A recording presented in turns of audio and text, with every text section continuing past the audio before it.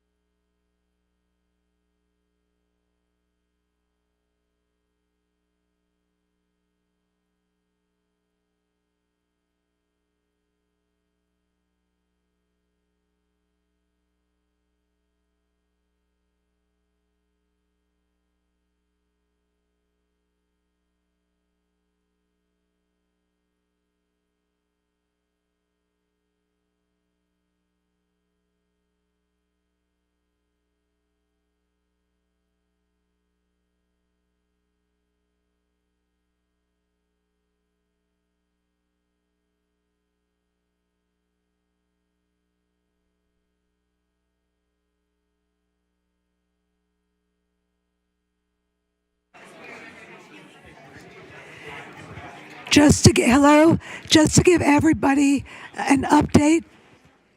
Oh, thank you all very much for coming. I really appreciate that. We've got a couple of technical difficulties. We're working on them. We'll get started just as soon as we possibly can. So thank you everybody for your patience. We welcome everyone here tonight, and we look forward to a very productive meeting. So we will get started just as soon as we possibly can. Thank you.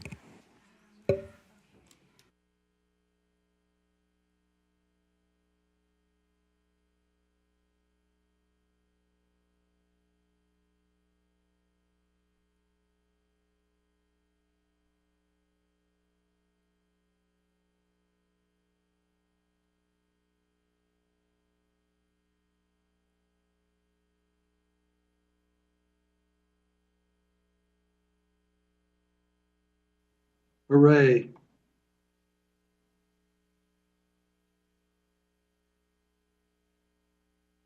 Can anyone hear me?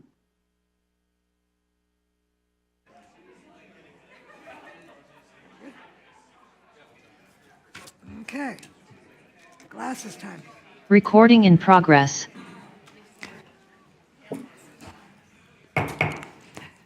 We are back. Welcome to the City Council regular meeting this Monday evening, March 18th. I now call this meeting to order. I invite everyone to join in the Pledge of Allegiance.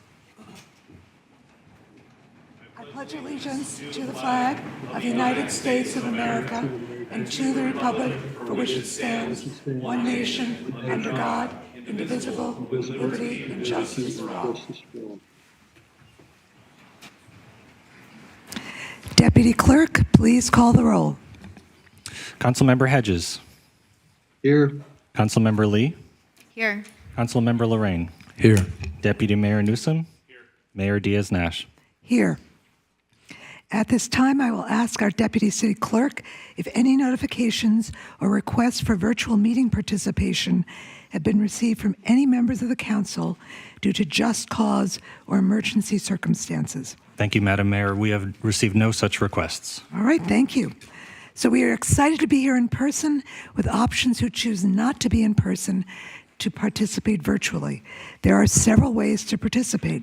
For those attending in person, please complete a yellow request to speak slip and hand it to the clerk.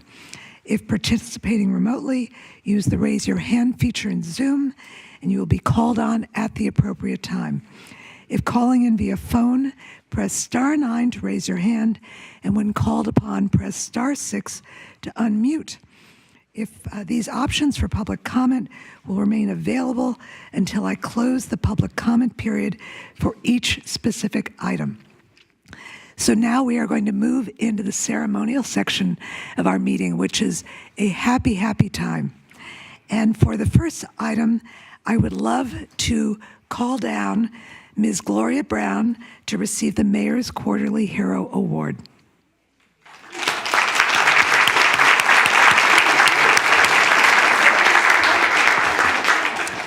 So you have to listen to me for just a couple minutes, okay?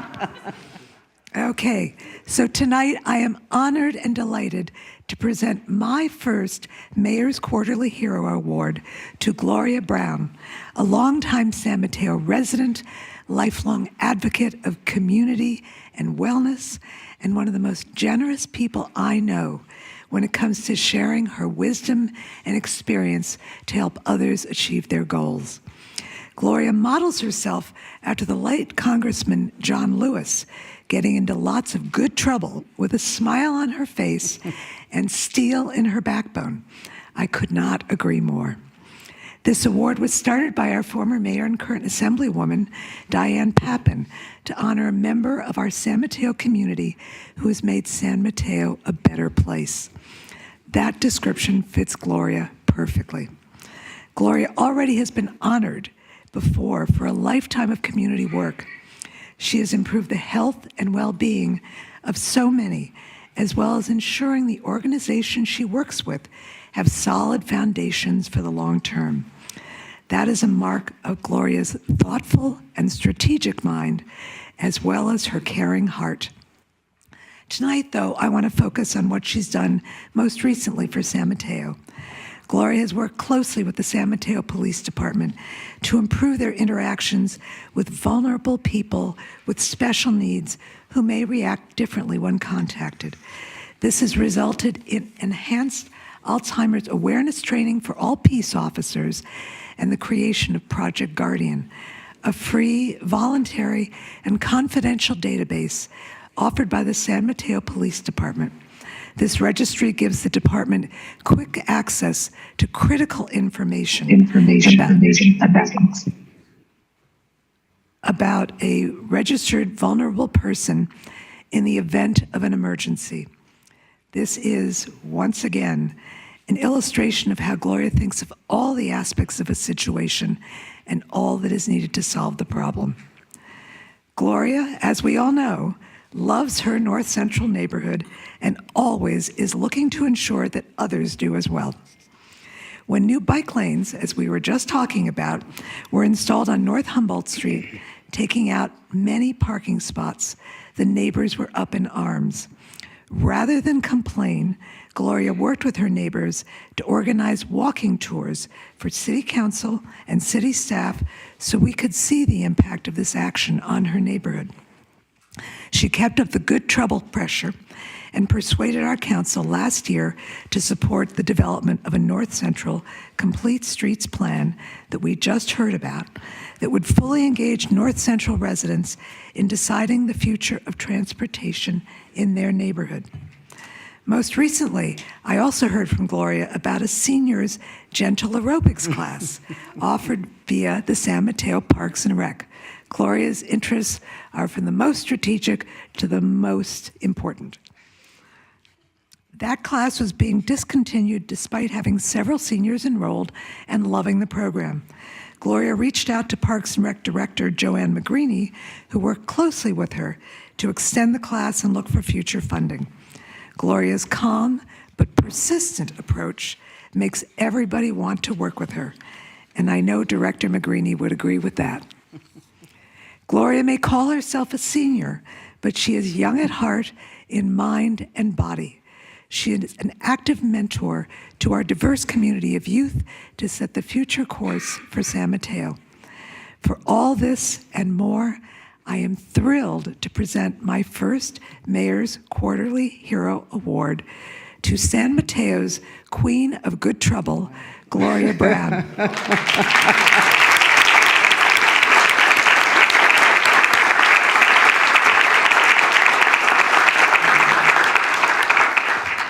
Would you care to say a few words? To Mayor Nash and the other members of the council, thank you so very much. I am just thrilled and honored. And you're right, being a longtime resident of the city of San Mateo, I've seen a lot, experienced a lot, and I will continue to promote the kinds of programs that will better not only the North Central residents, but residents throughout the city of San Mateo. It's kind of fun getting into good trouble at my age. Thank you so much again.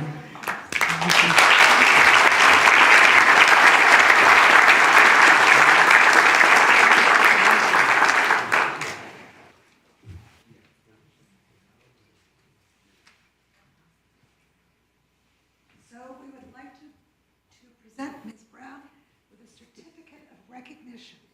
The City of San Mateo hereby recognizes Gloria Brown, 2024 Mayor's Quarterly Hero Award, March 18th, 2024.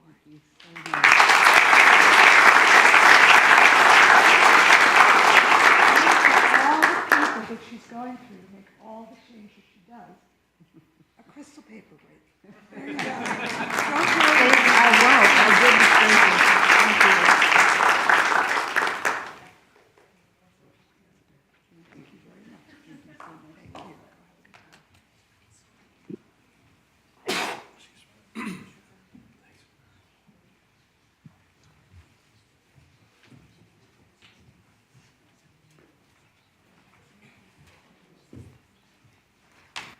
All right, let us move on to our second ceremonial item, which is a presentation about Hillsdale High School's Peace Pantry and Empowerment Through Action programs. And it will be given by Brett Stevenson, the Dean of Students at Hillsdale High School, and Rachel Lauderdale, the Empowerment Through Action Executive Director. Welcome. We are very much looking forward to hearing what you have to say.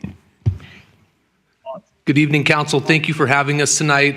Really like to thank Adam, Lorraine, Alex for coming out a month ago and inviting us to speak to you tonight. Want to thank the Chief, who's a partner in our work with the Police Activities League. So thank you for having us. My name is Brett Stevenson. I'm the Dean of Students and Co-Executive Director of a program called Empowerment Through Action, or ETA, at Hillsdale High School. I'm also a proud Hillsdale alum, as are several of my colleagues that are here tonight. Before I begin, we ask our students a lot of times to reflect on their journey, and I'm going to ask all of you to reflect on your journey for a moment and go back to when you were in high school and think about that critical adult who was a mentor or coach. Reflect on the support you had academically. Reflect on the opportunities you may have had to participate in athletics or visual and performing arts, perhaps visiting college campuses, museums, or other parts of the state. Lastly, think about the importance of having a job in high school or maybe a summer internship. Empowerment Through Action's sole mission is to ensure that every student has these types of opportunities and supports, which are critical in our development as young people prepare for life beyond high school. Similar to your role in City Council, high schools in San Mateo have to wrestle with the growing income inequality, which leads to an ever-widening opportunity gap for students and families. Let's be honest, access to a $115 an hour physics tutor, private music lessons, or joining a dance studio are cost prohibitive for so many students and families. Consider the opportunity to play club soccer or AAU basketball, which costs thousands of dollars and simply are out of reach for many families in San Mateo. How about just paying rent in San Mateo or paying for weekly groceries, school clothes, and essential items? Hillsdale wanted to have an actual response to the challenges so many of our students and families face on a daily basis.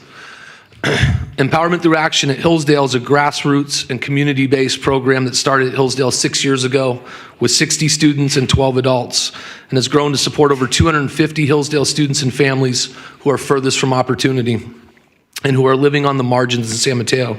ETA is attempting to close the opportunity gap to ensure that every student at Hillsdale has access to mentors trained in trauma literacy and restorative practice, who facilitates weekly affinity groups where we focus on social and emotional learning. ETA then attempts to connect students to a series of actions which leads to individual and collective empowerment.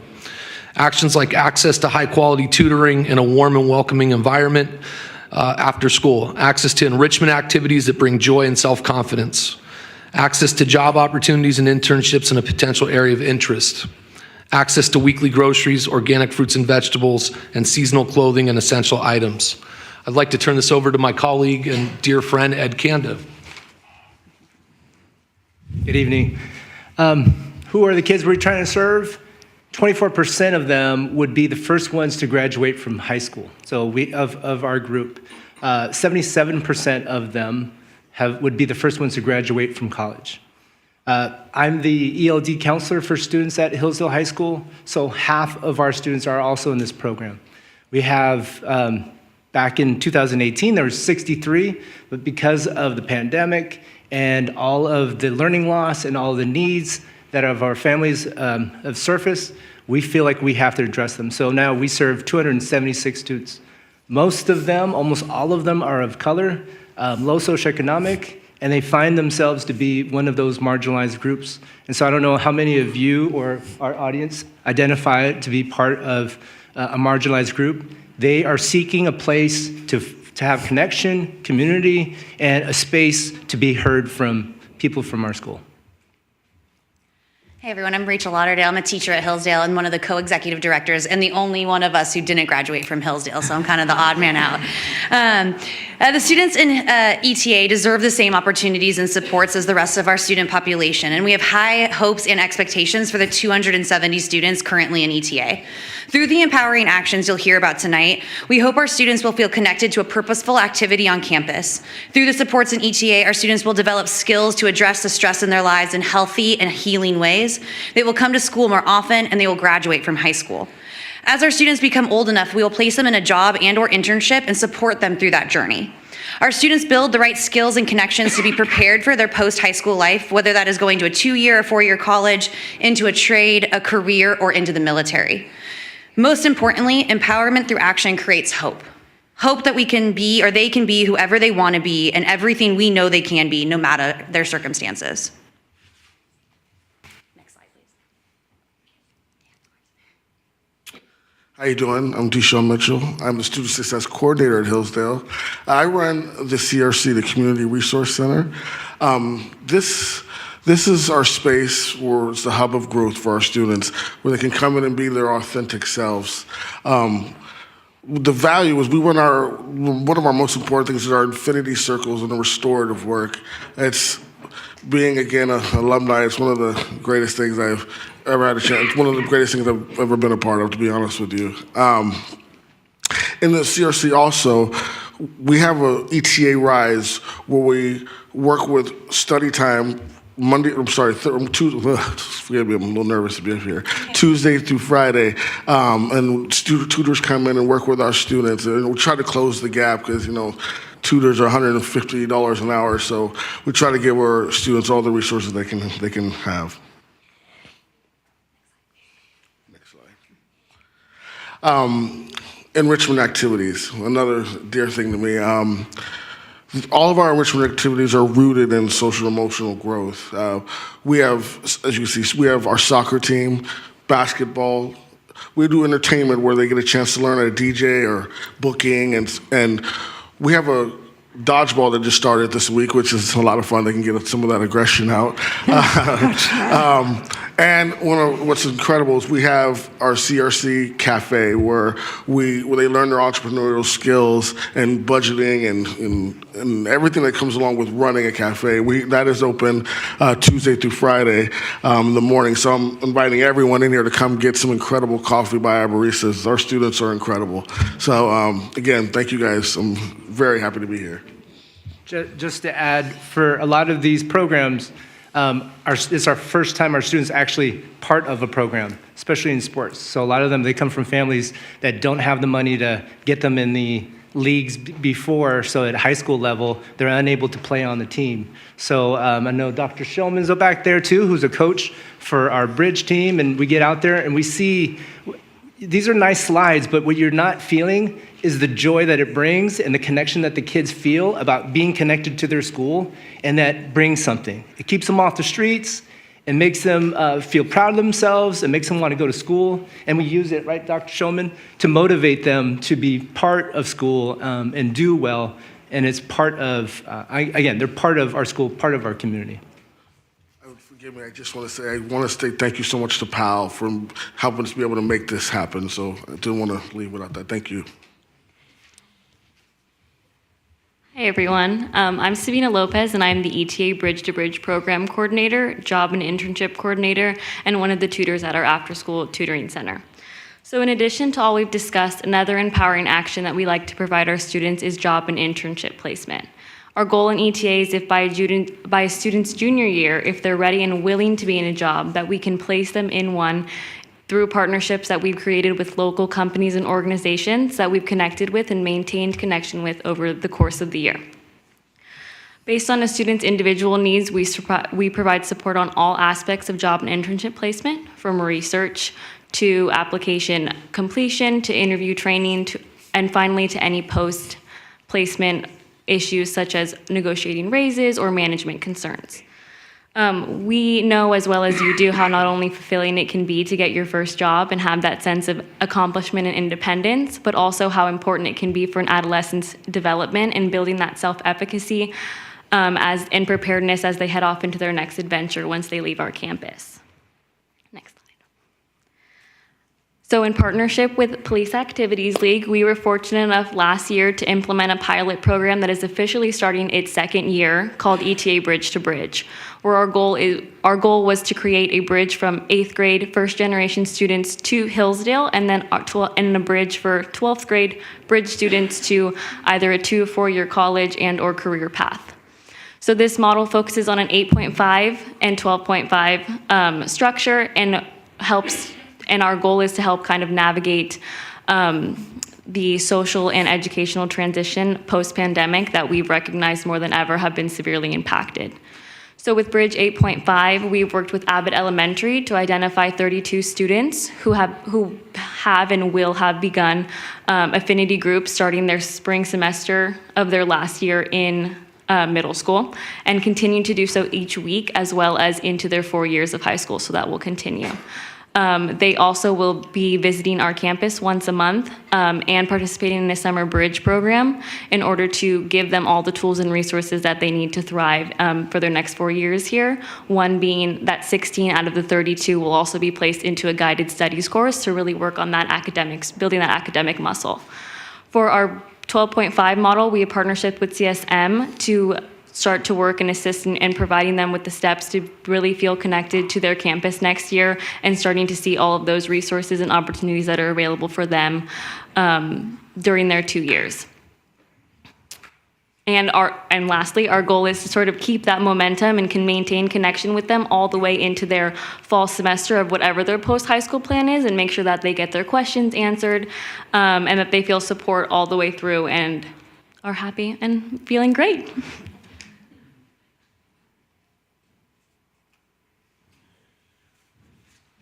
I think another component to Empowerment Through Action is the work that we're doing in our Peace Pantry. So every Friday, we support about 150 families, Hillsdale families that are food insecure, and we provide a week's worth of groceries, partnering with Second Harvest Food Bank. And then we purchase essential items, cultural food staples from Mi Rancho Market every other week. We've launched a community garden where we produced about 1,500 pounds of organic fruits and vegetables that we're able to distribute directly to our families every Friday morning. And this August, we launched a community closet to ensure that our students have almost brand new school clothes, winter coats, other essential items throughout the year. So through all of these amazing things, our students in Empowerment Through Action have had great success over the last few years. Since 2018, we've seen a 50% reduction in suspension rates for our students in the program compared to the rest of the school. Incredibly, 97% of our ETA students graduated from high school last year, compared to the 82% of socioeconomically similar students. We survey our students every spring to collect qualitative data as well, and 73% of our students reported that being part of ETA has helped them feel more confident. And 70% of students reported that they learned more positive ways to respond to their stress. We're so excited this year that 9 of our students were chosen to win the San Mateo Police Activities League scholarship and will be celebrated this Friday at their Lights and Sirens event. Through the support of our program, our students can achieve greatness. Next slide. All right, we're almost finished here. So I think one of the reasons we're here tonight is to really think about partnerships within the larger community. I think our partnership with IBEW and the Police Activity Leagues is an example of the type of partnerships we're looking to build. Hillsdale's geographical location, our boundaries for students and families, is essentially south of Highway 92 to the Belmont border, east and west of the 101 freeway, and then Foster City as well.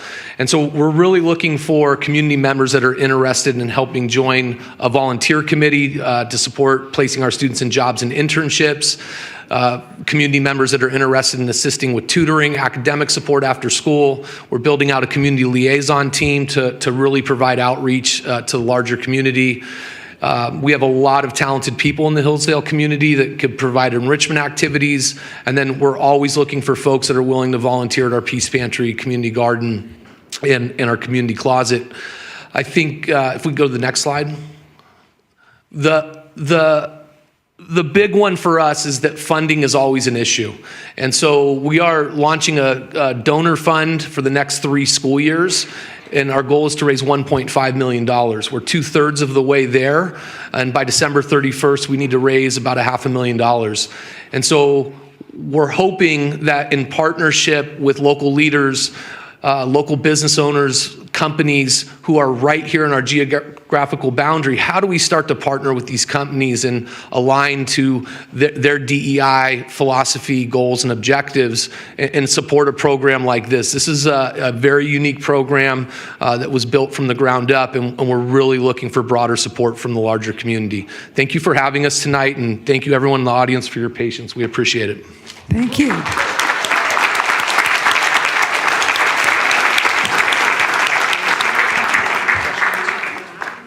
Any comments, questions? Congressman? No? Okay. It's so good to see you, Brett, in the flesh. Yeah, good to see you as well. And I'm so glad that Councilmember Lorraine had the wisdom to invite you here tonight to do this presentation. And I've been watching this program grow exponentially over the last 5 years, and have been sending many volunteers your way. And my pitch is always that this program is truly unique because it is transformation from the inside out. Right, and what I love about the program is it's not based around a deficit model. It's really focusing on core strengths, enriching what's already inside these wonderful kids, and so I really am excited about the ways that you're asking community to participate and plug in. One of the council priorities that I put forward just this year was to increase opportunity for workforce development for young people, specifically looking at how we can maximize and expand our paid internship and fellowship opportunities. And I would love to see that program extended to ETA students and graduates specifically. This is a pool of candidates that has so much to contribute to our city and municipal government services, and provide pathways into public service, right? And I guess I just want to call out one more thing, which is that we just got through the North Central, our North Central Complete Streets analysis update, and I would look to ETA to be a really incredible partner. A lot of their students are living in North Central, right? These are exactly the kind of partnerships that we want to cultivate when we're thinking about meeting community where they are and making sure that underrepresented community voices are part of conversations. So I want to name those two things as takeaways from this presentation specifically, and I look forward to a very successful update about your fundraising. Yeah. Thank you. Thank you. Councilmember Lorraine. Yeah. Go ahead. Thank you folks very much for being here tonight and giving a thorough presentation of all the amazing work you're doing in a format that can reach our community who's here today, but also more broadly. And I want to thank Councilmember Lee for introducing me to Brett and the Hillsdale team. She said, "Hey, you should really, go over there, talk to then I guess Assistant Principal Stevenson and see what's going on. There's a lot of amazing stuff." And I was blown away. I've had the privilege of attending a peace pantry and seeing work in the garden with Peninsula Multi-Faith Coalition for Martin Luther King Day, and seeing children in the Community Resource Center, and two big things stood out to me. One is that a lot of people, when they think about District 5 or the Hillsdale area, they think about how nice it is, and that a lot of folks may be doing well. And while that is true, there are also many folks who need help to have even some of the basics. And so it's not, we have equity priority communities in our city, but really, citywide, countywide, we're aware that there's more that we can do to bridge the gaps. And this program is doing that. It doesn't get more local than this program when it comes to helping people. You can help your neighbors and community members through this program. I just wanted to, appreciate Councilmember Lee's Blue Sky priority. I also happened to put forth a priority this year to look into creating a community grant program beyond the community development block grants that we currently have, to see what the city can do through general fund and really, of course, the community to help programs such as this in our communities. But as the team noted, it's going to take more. It really takes everybody to support a program like this and make it work so that we can reach as many students as possible, as many folks in the city and beyond. So I encourage others to participate how they can. The partnership idea is well taken. I will do what I can to think of other ways in which, through my other employer, through my neighborhood and community groups that I attend, ways in which we can connect the dots and partner with this group. Thank you very much for being here. Thank you. Councilmember Hedges. Yes, I want to also thank Councilmember Lorraine. This is such a wonderful program. I was aware of it sort of exponentially through my work with the building trades and the electricians union. I would love to see this program extended to other crafts. I think it's amazing. These construction jobs can give amazing life to people. I was a recipient for many years of a construction job, which made me live far above what I experienced as a child. And so the one thing I would really like to see, and it's been really failing all over the country, is taking trades education out of the high schools. We really want to retain children in high school from low-income families. Give them something to do with their hands during the day. When I walked onto a construction job, I could read blueprints and start laying out the material because of my trades education in high school before I was told by my journeyman fitters what to do. So I think it's so important and would help our dropout rate if we did that. And I know you're working toward that, and I think we should all work toward it. Often when I raise this in meetings, people tell me, well, we do it at the community college level. We really don't, but that's what they believe. But we really need to do it at the high school level. So thank you very much for what you're doing. Anything I can help, my information is easily to gain, and please contact me to work with you. Thank you. Deputy Mayor.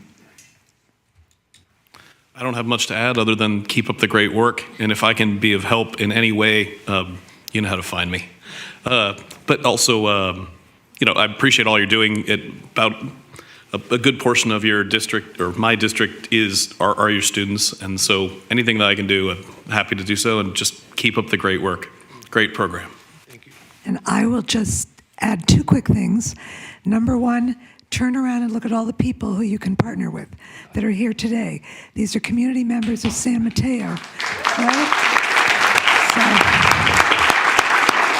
So I invite everybody here to think about all of your networks, all of your connections. How can you help? How can you introduce the ETA team to others? And if it's a crazy idea, don't worry about it. It might be the best idea ever. And then the other wish I have for you, because it's just so wonderful to hear all about this, is that in maybe 10 years, maybe none of us will be here, maybe none of you will be here, but maybe all the graduates of your program will be presenting to City Council. I give you that challenge, but thank you all for being here tonight. Thank you, everyone. Thank you. So we have a very different type of program now. We are going to have Crossing Guard Appreciation Month recognition. And Kasia Ravi, who is the Safe Routes to School coordinator within Public Works, is going to talk to us about this. And for everyone who was here before, who talked about how dangerous it is getting to school and preventing accidents, you want to hear about this. So thank you. Yeah. Thank you, Honorable Mayor and all the members of the council. Yeah, my name is Kasia Ravi. I'm the Safe Routes to School coordinator for the City of San Mateo. And firstly, I want to thank the council for taking time this evening to recognize this really crucial and important work that our crossing guards do throughout the City of San Mateo. This week is Crossing Guard Appreciation Week in San Mateo County, and April is Crossing Guard Appreciation Month throughout the country. And we are so delighted this evening to have a number of our crossing guards from across the city here. I'm going to just say a few words and then we'll have a chance to meet them. So firstly, I want to say that every day, every school day, of which there are 180, rain or shine, our crossing guards are out there on the streets protecting our children and family, helping them safely cross the street, get to and from school. And without that, our children would not necessarily even be able to arrive to learn. So it's a super crucial function that they are providing. They're often mentors, and so many in their communities look up to them. They're the first smiling face that many members of their communities see. And we are just so delighted as a city to be able to work with also the San Mateo Foster City School District to support the crossing guards here in our community. I want to say that the city of San Mateo, as a staff member of San Mateo, is really committed to supporting safe routes to school throughout this city, promoting increased use of active transportation. And it's our crossing guards that are making it possible, playing an integral role as helping people, pedestrians or people on any kind of wheels, bikes, scooters, skateboards, cross to get, across busy streets to their schools. And we're also committed as a city to making sure that children are able to arrive to school safely. So I'm excited to welcome up to the dais our crossing guards. We have, and I also want to invite up Susie Riley. She'll say a couple words. She's here from the San Mateo Foster City School District. But I want to maybe just quickly introduce. We have Joe here from Burrell Middle School. Crossing guard Joe. And Denise here from Baywood Elementary School, who I understand for any special day is out there dressed up in a really amazing costume, like recently for Pi Day was out in a pie costume, just energizing the community. And then in a really special model from North Shoreview Montessori, they've actually organized a number of parents and grandparents out there every day to serve their communities, volunteer crossing guards. So we have a number of them present, not all of them, but Darren and Hania and Georgina. Thank you all for being here this evening.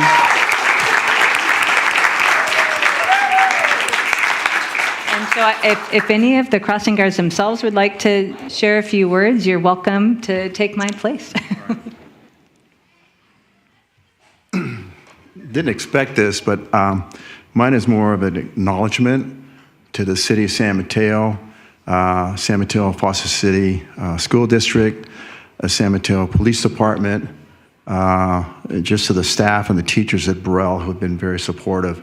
And I really appreciate it, but I get a lot of enjoyment in serving the community, especially the Burrell Middle School, in providing a safe avenue for the kids to cross, and also for the drivers and the parents and grandparents that come, and for exhibiting safe driving rules. So thank you so much, and really appreciate it. And thank you for the support to all the community. Thank you. Thank you.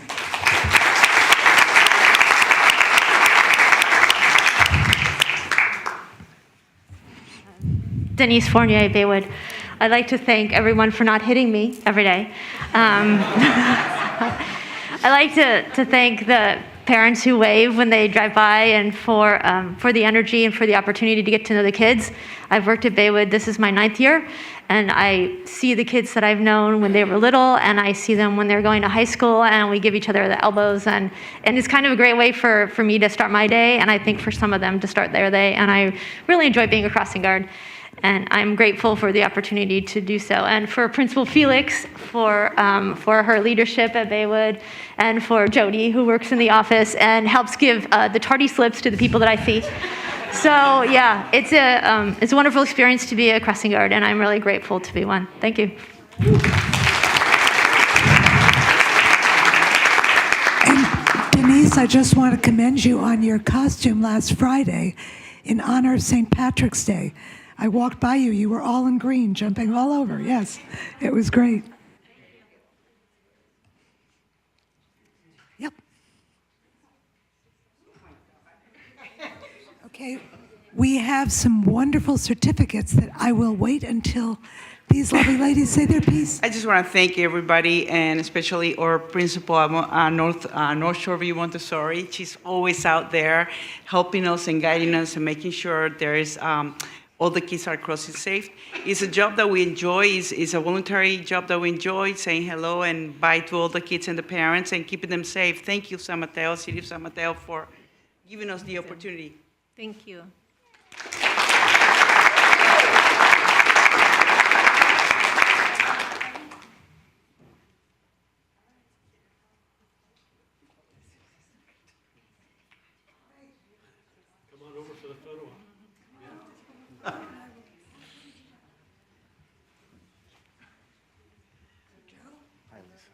Thank you very much. And Denise, good to see you out of costume. Yes. Thank you. And Darren, thank you very, very much. And Hania. Thank you. Georgina. Thank you very much. Do you want us to face out with our? Yes, you have to show your name. That's right.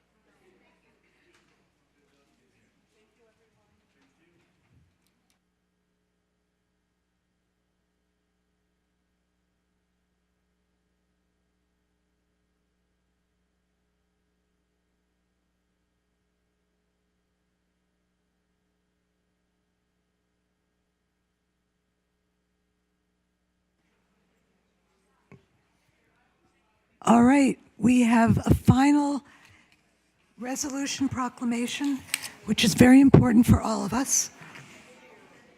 Maybe if we can close the doors.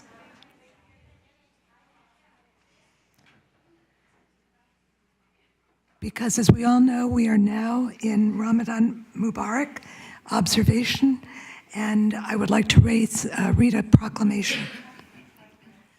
Whereas Ramadan commenced the evening of Sunday, March 10th, 2024, and lasts through Tuesday, April 9th, 2024, and whereas Ramadan is the holy month of fasting and spiritual renewal for Muslims worldwide and is observed with faithful intention, communal prayer, and reading of the Holy Quran, scripture.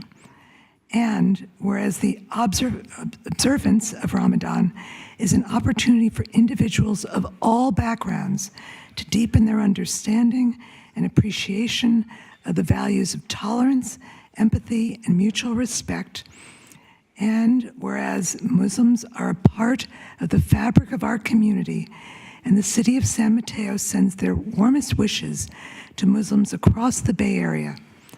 And now, therefore, I, Lisa Diaz-Nash, Mayor of the City of San Mateo, on behalf of myself and on behalf of the City Council, hereby recognize the commencement of Ramadan.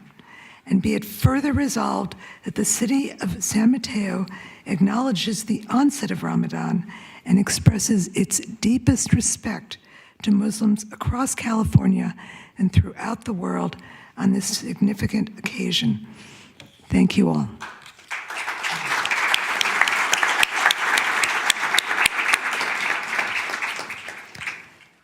So we are going to move on from the ceremonial part of our agenda to the consent calendar. So Deputy City Clerk, could you please read the consent calendar? With pleasure, Madam Mayor. All matters listed under the consent calendar are considered by the Council to be routine and will be enacted by one motion without discussion. If discussion is desired, that item may be removed and considered separately. Item number 5, Organized Retail Theft Prevention Grant Program, Memorandum of Understanding and Related Actions. Item number 6, Compost Broker Program Amendment. Item number 7, Wastewater Treatment Plant Upgrade and Expansion Project Agreement. Item number 8, Senior Get-Around Transportation Program Agreement Amendment. Item number 9, General Plan, Housing Element, and Housing Successor Agency 2023 Annual Progress Reports. Item number 10, Wastewater Treatment Plant Immediate Action Project Package 2 Appropriation and Amendment. And item number 11, has been withdrawn from the agenda at the request of staff, and that is the Peninsula Clean Energy Solar and Storage on Public Building Program Power Purchase Agreement. Item number 12, Fiscal Year 2022-23 Annual Comprehensive Financial Report Acceptance. And finally, item number 13, Boards and Commissions confirm reappointments and establish annual appointment subcommittee. Thank you, Deputy City Clerk. Is there any member of the council who would like to pull an item from the consent calendar? No? If any members of the public who wish to comment on any consent calendar item, now would be the time to make your comment. This is for the consent calendar items only. Are there any requests to speak? Madam Mayor, we have received no requests to speak on the consent calendar. Okay. Is there then a motion from council to approve the consent calendar? Move approval of the consent calendar. Rich Hedges. Thank you, and we need a second. Second. Thank you very much. So could you read the roll? Yes. Councilmember Hedges. Yes. Councilmember Lee. Yes. Deputy Mayor Newsom. Yes. Councilmember Lorraine. Yes. And Mayor Diaz-Nash. Yes. The consent calendar, all items on the consent calendar apart from item number 11 carry by 5-0 vote. Thank you very much. So we're moving on to public comment. Members of the public who wish to comment on any item not appearing on the agenda may address the City Council at this time.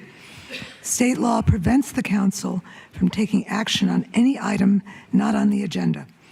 Your comments may be referred to staff for follow-up. This public comment section is generally limited to a total of 15 minutes. However, that is subject to council's discretion and can be extended if council wishes to do so. If needed, an opportunity for additional public comment may also be provided later in the agenda. And just as a reminder for folks in the room and attending via Zoom, if you wish to speak during general public comment, please be advised of the ground rules for meeting decorum. Our motto is give respect, get respect. We do not allow for clapping, jeering, cheering, or other public displays for or against speakers, as these can impede diverse viewpoints, and we want to create an environment where all viewpoints can be heard. We will now tally the total number of speakers for general public comment. If you are attending via the remote environment, please raise your hand at this time.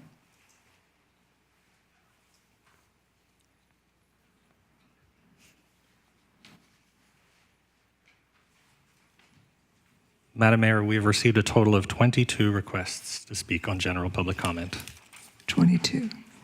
Okay, so then we will have a 1-minute public comment, and we will begin now.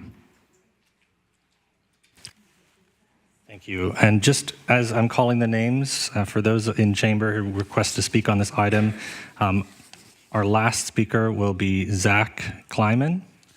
And if I call your name, please line up against the wall here to my right. And I'll begin with the first 3 speakers. Our first speaker will be Allison McQueen, followed by Catherine Hart and Alice Robinson.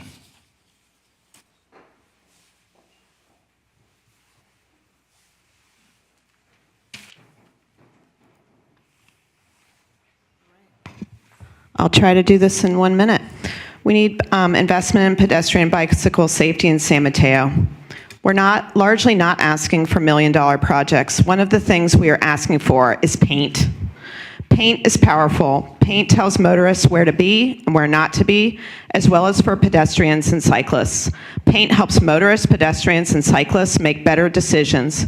In the absence of paint, it's a free-for-all, and we all know it's not working very well with the recent accidents we're seeing in our city.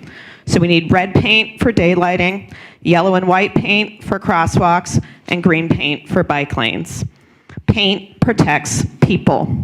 We're on a troubling path towards more accidents, and without more space for more road capacity, we need to make walking and biking around San Mateo an attractive option for transport by increasing safety. I will close with the definition of a progressive.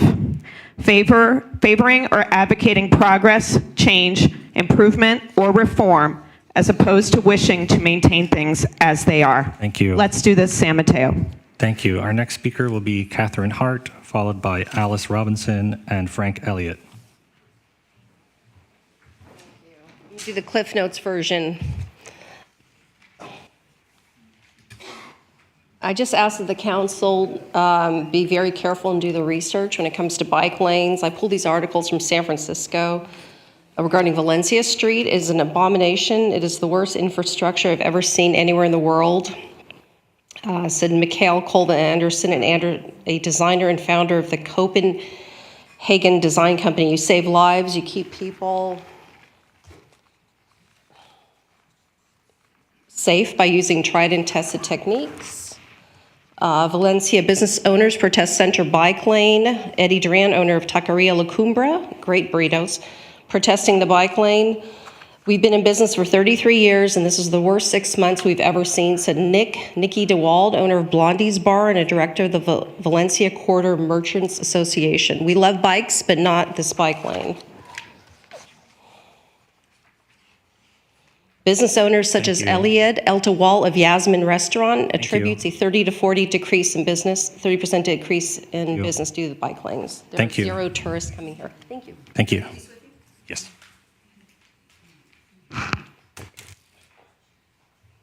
Thank you. Our next speaker will be Alice Robinson, followed by Frank Elliott and Samina.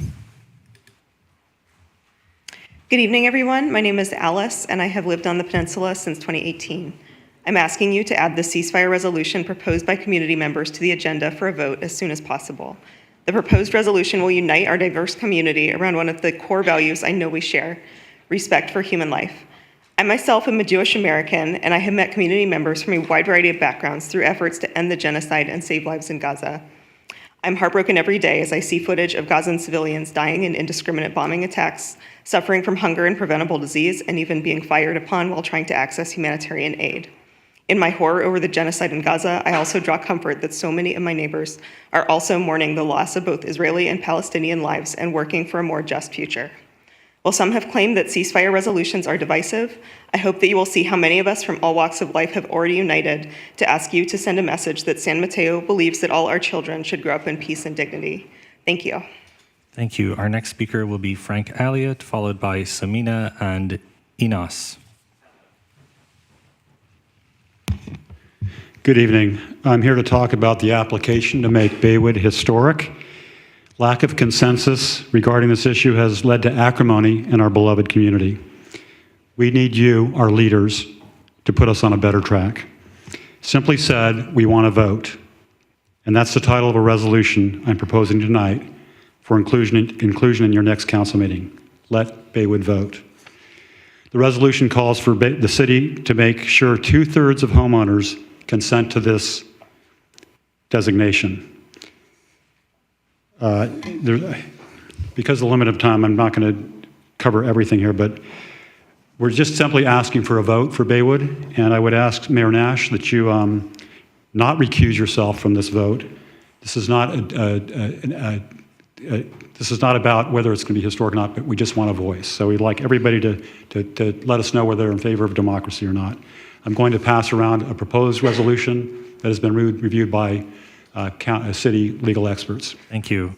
Our next speaker will be Samina, followed by Inas and Linda.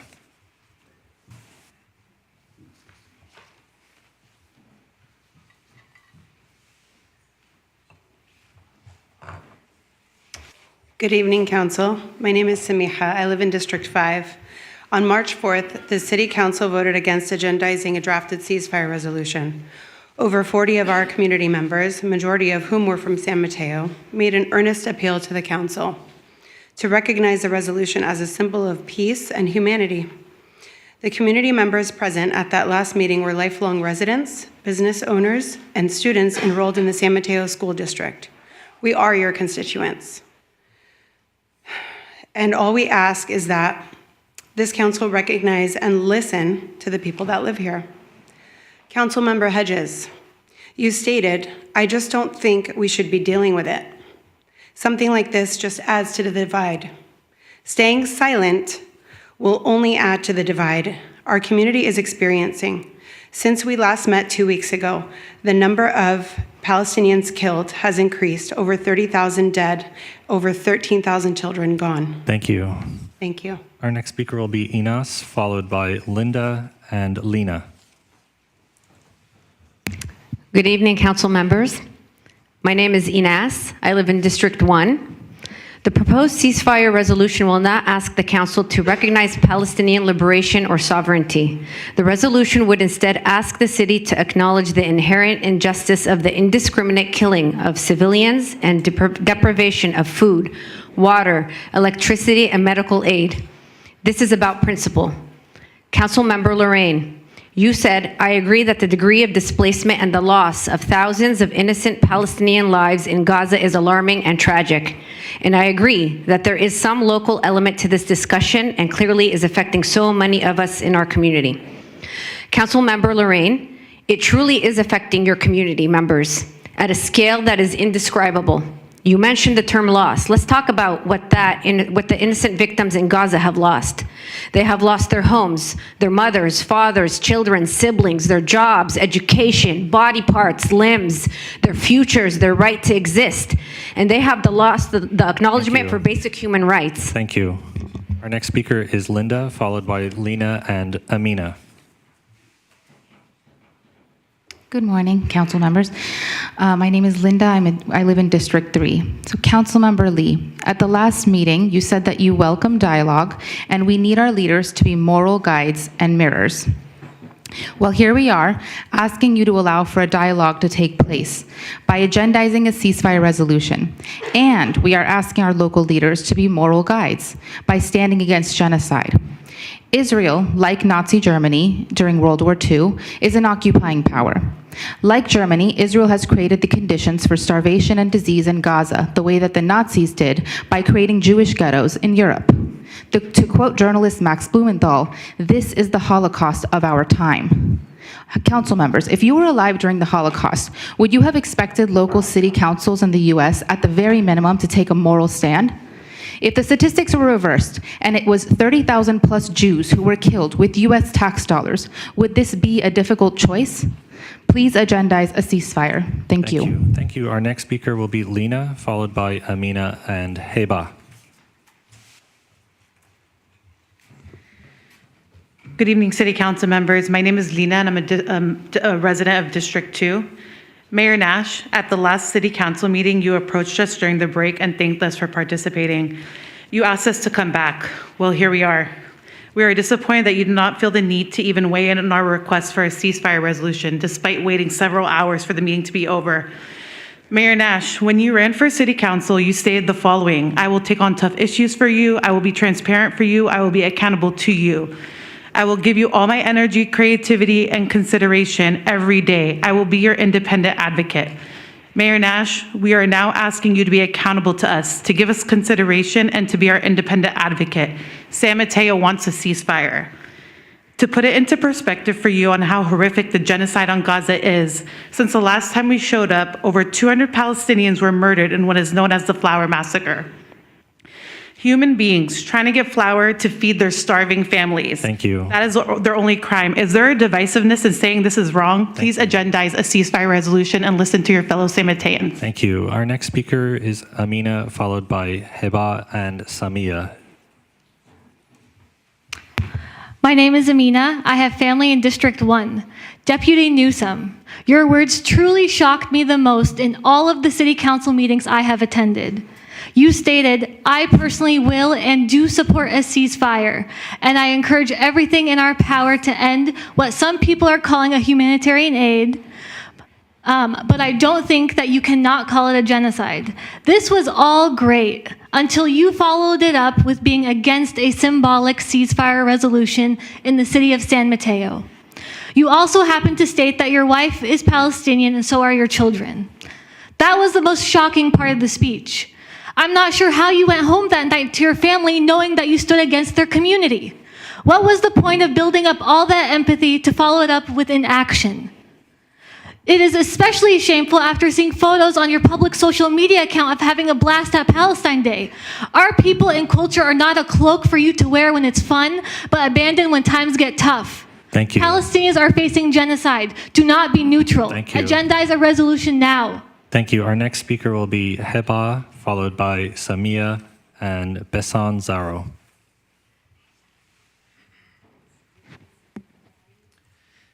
Hello. Last council meeting, many folks, including members of this council, mentioned that they think agendizing a ceasefire is beyond the jurisdiction of this council. Please remember the deadliest weapon on earth is silence, and by not agendizing a ceasefire, you are denouncing your responsibility to humanity and aiding the ongoing genocide. With close to 40,000 Palestinians dead, countless reports of human rights violations, forced famine, and sexual assaults, it is our moral obligation to speak out now. Councilman Newsom, last meeting you mentioned you're Irish and your daughters and wife are Palestinian. When voting, I hope you keep in mind the similarities in history between the Irish and Palestinians, such as forced starvation by colonial forces. I also hope no one disregards the Palestinians in your life the way Palestinians in Gaza are being disregarded. I will leave you with a quote spoken by a man who coincidentally declined to be president of Israel in 1952, Albert Einstein. The world will not be destroyed by those who do evil, but by those who watch them without doing anything. Thank you. Ceasefire now. Our next speaker will be Samia, followed by Besan Zaro and Batal Zaro. Good evening. My name is Samia Showman, and I live in District 3. Thank you for recognizing Ramadan, and know that tonight, those of us are speaking have not had our dinner yet. I keep wondering every day, all day long, what will it take for people to break their silence? I really do not understand. When will they understand that more than 30,000 people have been killed? Thousands more are under the rubble. Gaza in its entirety is on the brink of famine. Children are dying of starvation, dehydration, while food is a mere few miles away. Hospitals, medical aid are now non-existent. Women are laboring, babies are undergoing C-sections with no anesthesia. Journalists are being wholesale murdered. What will it take to convince you that calling for a ceasefire is to call for people to live, to say that we matter, our voices, stories, and our humanity matter? I keep wondering, what do I have to say for you to break your silence and convince you to agendize a ceasefire resolution? Thank you. Our next speaker will be Besan, followed by Batul and Zach.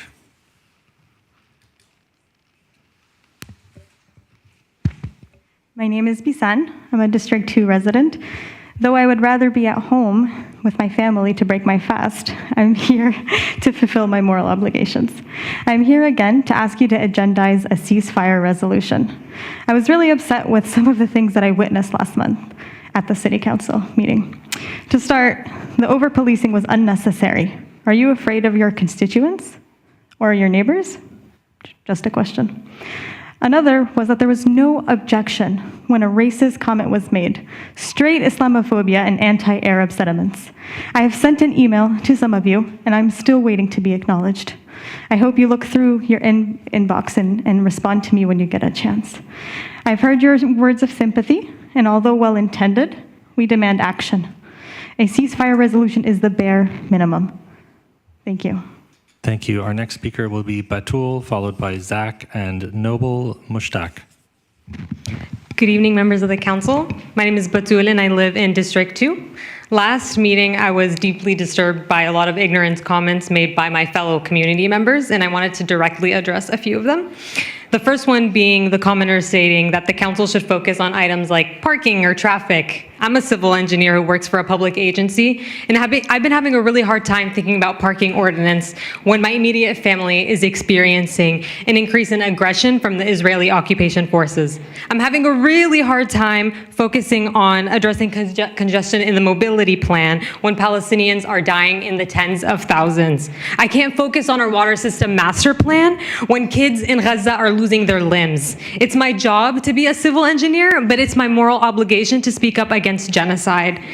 The second item I wanted to address was people stating that a resolution is divisive. This community has been divided for over 75 plus years. Believe it or not, communities have been divided on this land since its founding, since it was founded on the genocide of natives and the backs of Black people. Agendize a ceasefire resolution. Thank you. Our next speaker will be Zach, followed by Noble and Ronbergs. Hello, thank you all for the time today. My name is Zach. I'm a new San Mateo resident in District 5 and also a Jew. My grandmother fled the Holocaust or right before it in the late 1930s from Germany. She was born in Berlin in 1930. And for her, her exposure to Nazi ethno-nationalism made her a lifelong anti-Zionist. So this is where one of the main places I draw my investment in this issue from. I want to emphasize that a ceasefire and advocating for justice cannot be anti-Semitic because none of us are free until all of us are free. And this is a specifically important time for a ceasefire resolution from San Mateo, as Mullen has yet, to my latest knowledge, signed his name onto, I'm forgetting what it's called, but a petition for more money in the House. And he is going to be a key vote there. This is going to be a key issue internationally and locally to avoid the alienation of our community. Thank you so much. Thank you. Our next speaker will be Noble, followed by Rangit and Tammy Michael. My name is Noble Mushtak. I live in San Mateo District 3, and I'm here to urge the City Council to agendize and pass a ceasefire resolution. What is happening in Gaza is an unthinkable, unconscionable, undeniable genocide being funded by our federal tax dollars. In the face of this brutality and apathy to human life by our federal government and our own federal electeds in California, you as local electeds have the duty to give voice to the people and call for a ceasefire to end this brutal US-funded genocide. This is a local issue because as a Muslim, every week I meet more Palestinians, Arabs, Muslims, residents who live in San Mateo, who have friends, family members, and loved ones who they have lost, who they are grieving, and who they have completely lost contact to. I am deeply disappointed that City Council members has refused to take a stance due to divisiveness. Every issue can be painted as divisive, but it is cowardly to refuse to take a stance when our government is funding senseless killing of the loved ones of our own community. When our own community is in deep grief, you must do the bare minimum. Stand up to our federal electeds and call for a ceasefire now. Thank you. Our next speaker will be Rangit, followed by Tammy Michael and Rami Asaya. Good evening. My name is Ringit Runberg. I've been a District 3 San Mateo resident for 10 years. I'm here to respectfully request that you agendize a resolution calling for an enduring ceasefire in Gaza, free flow of humanitarian aid, and the release of hostages on both sides. Please, I urge you to stand on the side of peace. Thank you. Thank you. Our next speaker will be Tammy Michael, followed by Rami Asaya and Muhammad Bakir. Hello and good evening, everybody. I was here a couple of weeks ago and I wasn't sure. I put my name down. I'm like, am I going to talk? Am I not going to talk? It's honestly, I'm really disappointed and I'm losing faith in everybody here. And I'm usually a positive person, but like I emailed you, Rob Newsom. I never heard back. I'm a paying tax person. My family, my aunt is in Gaza. My uncle, I brought his picture. He was killed by Israel. This is him. He wasn't bombed. This is him. He's diabetic, and because Israel cut off all medicine, he didn't have medicine. His wife, my dad's sister, my aunt, is still living. She's sheltering in the church, and today is the Greek Orthodox first day of Lent for the Greek Orthodox. Thank you. This is my aunt. Thank you. Our next speaker will be Rami Asaya, followed by Muhammad Bakir and Mr. Makmour. Good evening. These last 5 months, a genocide has been unfolding in Palestine at the hands of the Israeli army. The fascist Israeli government cares not for Ramadan nor those observing it. Last week, I saw a video of an Israeli soldier boasting about what he's destroyed as he fed the remains of a Palestinian to his dog. Atrocities like this have been the norm, not the outlier. We have been forced to watch our children, parents, and loved ones killed off in the most horrific of ways. The ones alive are dying of starvation and attempt to skirt death by eating grass to break their fast in Ramadan. Going forward, to remain silent and ignore the famine and genocide is nothing short of cowardice. People's literal lives are at stake, and yet we put our heads in the sand out of fear that people will feel uncomfortable. We can be better than this. We must be better than this. Please stand for humanity and the preservation of life. Please agendize and pass a ceasefire resolution. Thank you. Thank you. Our next speaker will be Mohammed Bakir, followed by Mr. Makmour and Elaine Ruda. Assalamu alaikum. Peace with you. It's time for you for ceasefire. You have to have a lot of courage. You carry responsibility. What's going on in Gaza? A lot of people they die every day. We vote for you. Take action. I'm going to give you a nice song for Palestine, at least to wake up your conscience.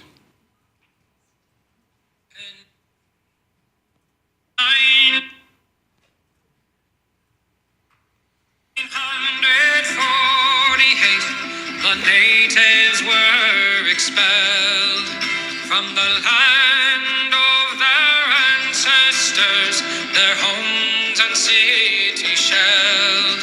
From the traitors in Transjordan to clandestine British demand by the settlers' Zionist army that rampaged across the land.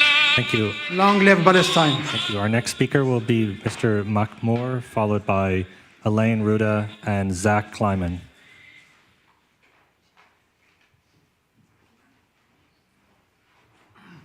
Ladies, gentlemen, good evening. I am so appreciated for your time. I am appreciated for dear mayor set up this meeting. And I have very especially, thank you from police department for our security for life. I was here, first people, I sit here. That time was 4 minutes, but almost 2 hours I waiting. Now is 1 minute. My feel very bad. I don't want to talk. Okay, thank you so much. Thank you. Because everybody I was 4 minutes, then 1 minute, I should say hi, bye, it's gone. I don't want to talk about my life. I want to talk about everybody's life. I am dentist. I know that the time is over. Thank you. Thank you. Our next speaker will be Elaine Ruda, followed by Zach Kleiman.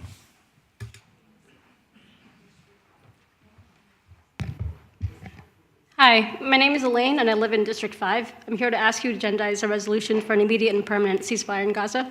Last night, Israel raided Al-Shifa, one of the largest medical centers in Gaza, detaining journalists and killing 20 people, including an individual who worked for the UNWRA to bring aid in northern Gaza. While Israel continues to have utter disregard for any international laws and commit genocide, our president continues to bypass Congress to send our tax dollars to fund the murder of 31,000 Palestinians in the last 5 months, about half of which are children. And beyond livid and disgraced that our money is siphoned to fund the murder of innocent lives, are you also not angry and disturbed on how we as Americans are contributing to these atrocities? Or do you think because this is a city council that you have no role to play in national and international politics? I am a resident here and I vote for you, and I'm pleading you to please call for a ceasefire.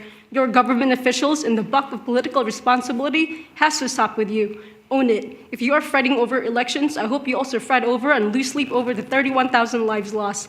If you wonder about logistics and processes and what city councils can and cannot do, I'll tell you that at least 50 other U.S. cities have called for a ceasefire. Thank you. Please call for a ceasefire. Thank you. And our final speaker will be Zach Kleiman. Oh, thank you. Madam Mayor, that concludes public comment. So there are no online comments? No. No request to speak through Zoom. All right.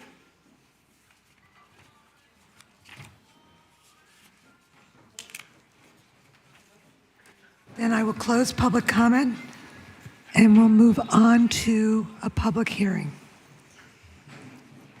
Public hearing will be the 2024 solid waste collection rates increase. Jack Johnson, the waste management supervisor, and Rick Simonson and Gabe Sasser of HFG Consultants will be presenting.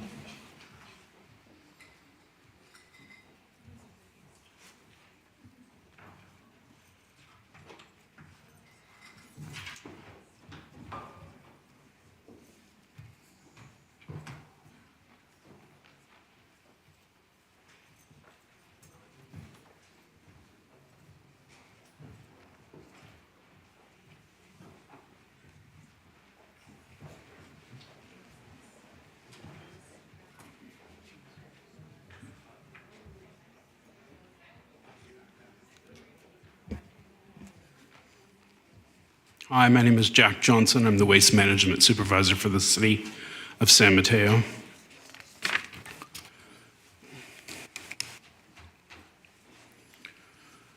Tonight, the request of council is to conduct this 218 protest hearing to determine if a majority protest exists, to approve the 2024 solid waste collection rates included in the 218 notice, and approve the appropriation of $1 million to Recology to reduce the city's balancing account. A little bit about the annual rate review process. Rates are reviewed by the council every year, and once adopted are effective for the next year. The city follows the California Constitution when setting solid waste rates.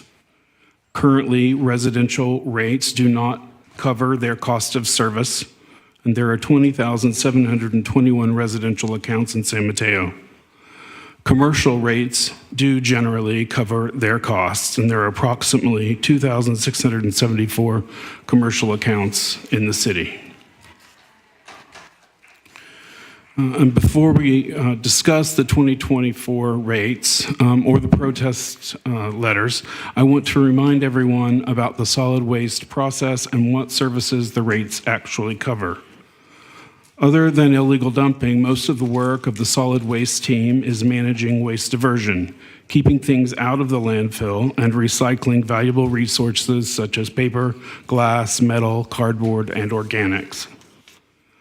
And let's consider for a moment what actually happens on garbage pickup day after the typical resident has put their bins out to be taken away.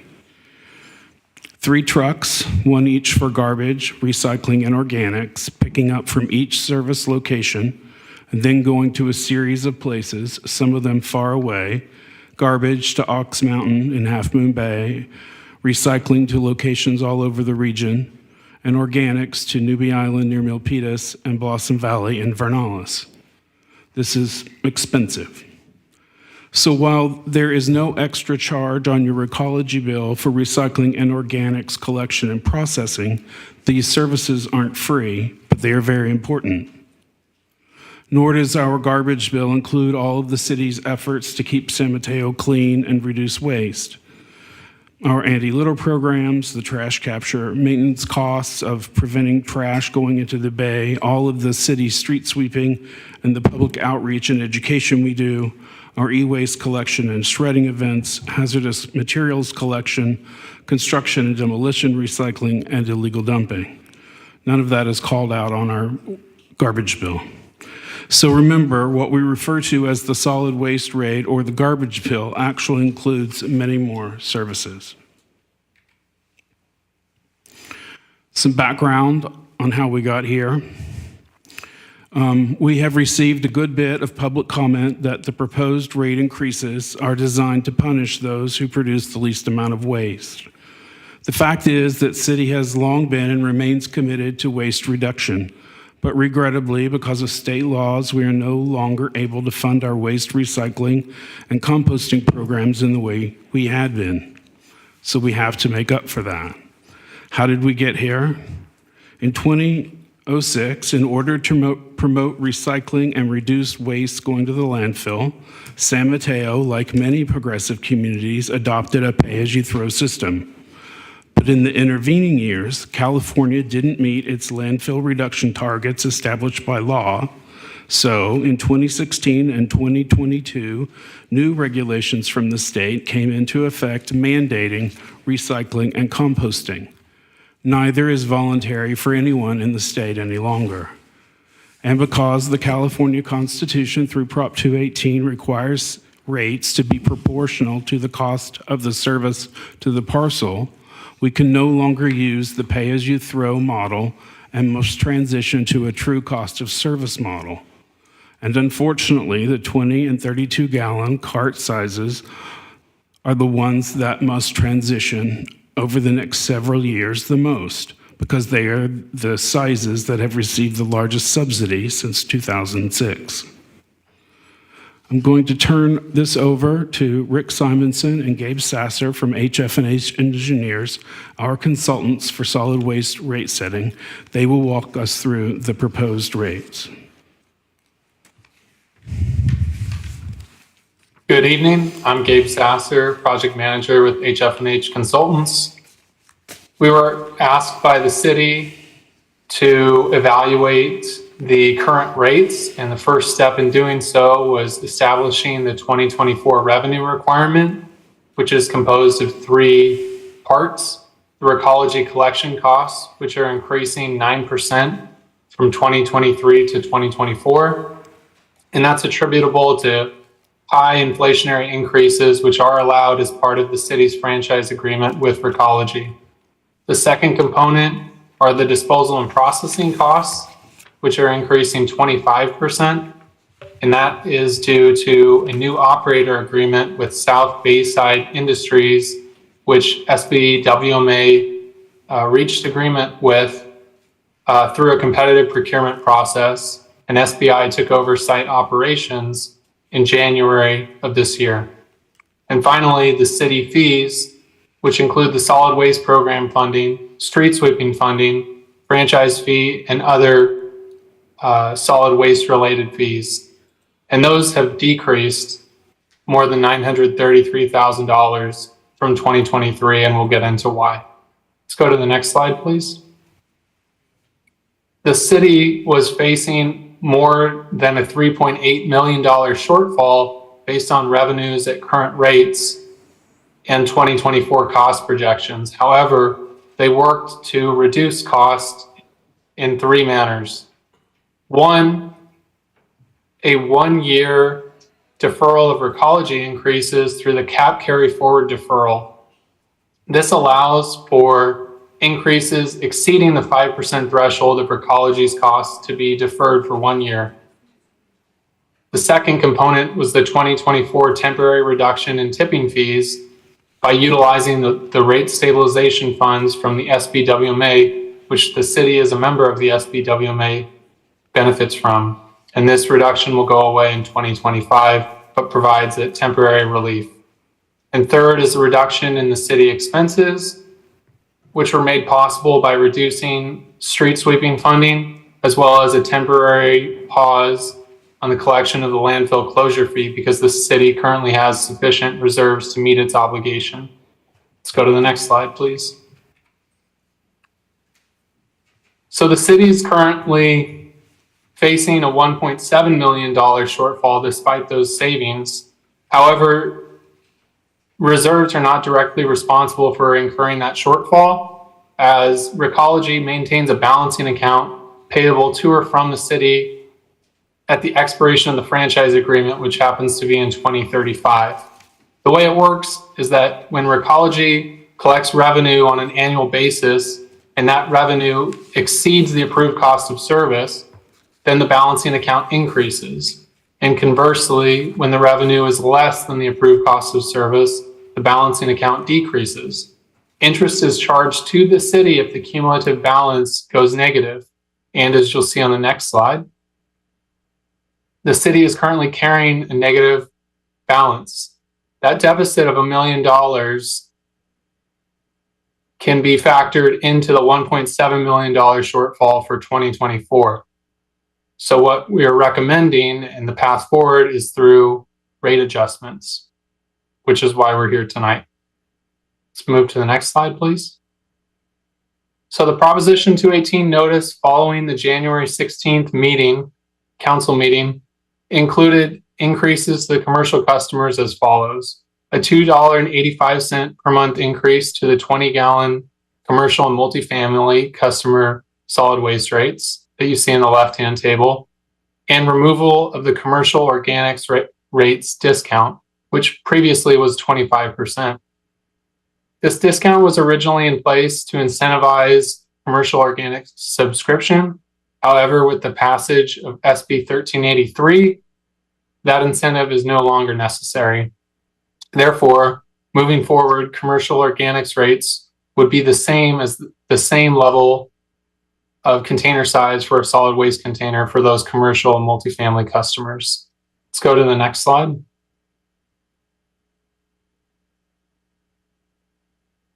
The other component is adjusting the single-family residential rates, which was also included in the notice. This table for comparison shows how the city has been working over time to realign its rates to the cost of service. However, a difference at all levels of service still exists. And let's move on to the next slide. The proposed solution, which was included in the Proposition 218 notice, includes a $5 a month increase to all current residential subscribers, regardless of size. The proposed plan adjusts rates in 2024, but really seeks a long-term solution so that by 2028, projected revenues would meet projected expenses. And the path to doing so involves the use of solid waste funds during that time frame. Let's move to the next slide.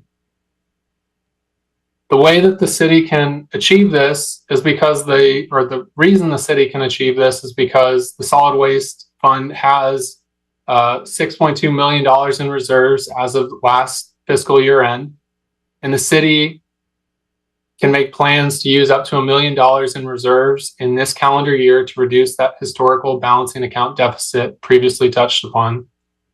And in addition, the city could use up to $3 million in future years to reduce future rate increases, as well as to pay down the balancing account deficit.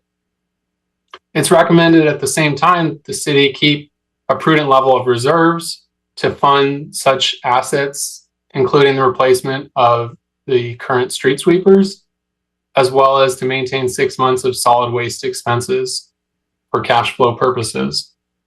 Let's move to the next slide.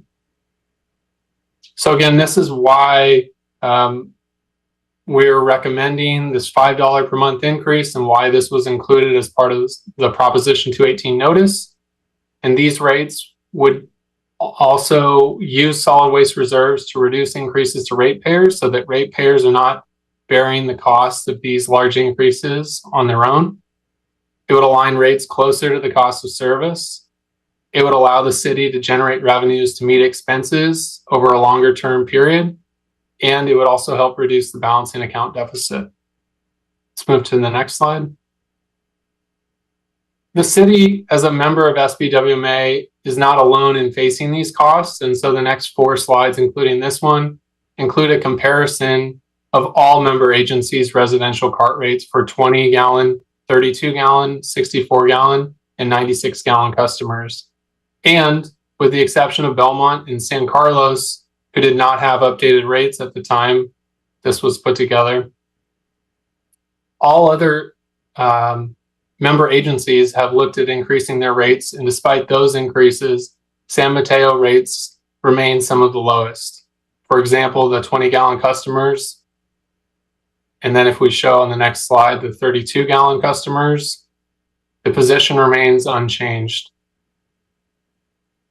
And then if we move to the 64-gallon customers, again in the lower quartile of all other agencies. And finally, for the 96-gallon customers. So this increase also shows that San Mateo customers still pay less than half of all other SBWMA member agencies for the same level of service. And with that said, I'll pass it back over to Jack.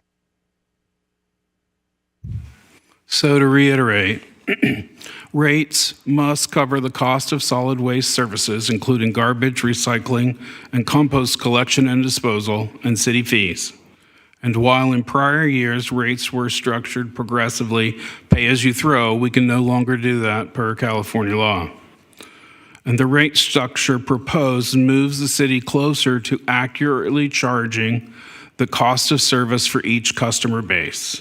Additional increases will be needed in the future. San Mateo rates are below average of comparable jurisdictions in our JPA. The summary of the 2024 rate proposal. The rate increases as proposed in the Proposition 218 notice were to increase commercial solid waste 20-gallon cart rate by $2.85 a month and to remove the 25% commercial organics discount for all commercial containers for organics, and to increase all residential rates by $5 a month, and also for council to remit $1 million from reserves to Recology to reduce the balancing account deficit. Our rate adoption timeline, we met in January the 16th to get council approval to mail the public notice. We met on February the 2nd on February 2nd, the 45-day public notice mailing deadline began. That has concluded, and today we are having the City Council public hearing to hear protests. And on April the 1st, if rates would become affected if adopted tonight. The request of council again is to conduct the protest hearing to determine if a majority protest exists and to approve the appropriation of $1 million to Recology. Thank you for your time. Thank you very much. Are there any questions from council? Councilmember Lorraine? No. Councilmember Hedges has his hand up. Councilmember Hedges. Yeah, we've actually looked at this for some time. I don't really have a lot of questions. One thing that concerned me, I didn't realize, we're cutting back on street sweeping. I need some information on that. So we can follow up on that concern that you have. I'm not aware of cutting back on street sweeping at this time, but I'll go ahead and follow up with staff after this meeting. It was in the report. And obviously, being in one of the areas of the city that everything runs downhill to, it's concerning to me that we might not be cleaning the streets as much as we were. Thank you. Councilmember Lee, do you have any comments, questions? Councilmember Lee? No? Okay, Deputy Mayor Newsom? And neither do I, so I guess we call for public comment. Yes, if you wish to speak on this item and have not done so, please deliver a yellow speaker slip to me. If you are attending via the virtual environment, please raise your hand now. We'll give you a few moments to do that.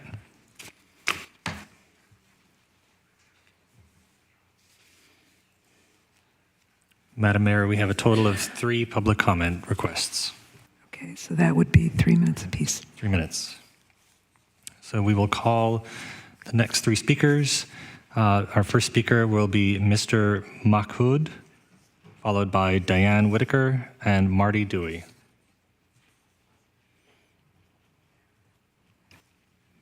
Mr. Mahkood may have left the room.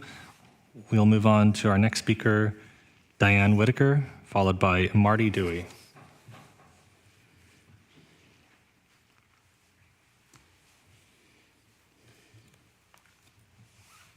One moment. Good evening, council members. Diane Whitaker. As has been mentioned, everyone received their large postcard earlier this year. And having read the notice and analyzed the proposed rate increases, I ask the following question. How are the proposed rate increases fair and equitable? Per my calculation, if this is approved, it would represent a monthly rate increase for residential garbage collection, and as we've heard, that includes the recycling and the compost bins, would be a 21% increase for a 20-gallon cart, a 15% increase for a 32-gallon cart, a 9% increase for the 64-gallon cart, and a 6% increase for the largest, the 96-gallon cart. Why not increase rates with one uniform percentage increase across the board? Would that not be a more fair and equitable method to increase rates? As proposed, the new rates place a disproportionate burden on households that are already doing their part to reduce garbage by selecting the 20 or the 32-gallon carts. Thank you. Thank you. And our final speaker will be Marty Dewey.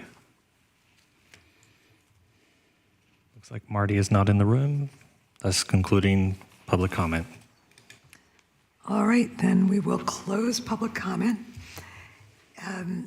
Deputy Clerk, were there any additional public protests received? Madam Mayor, we did not receive any additional public protests. Okay.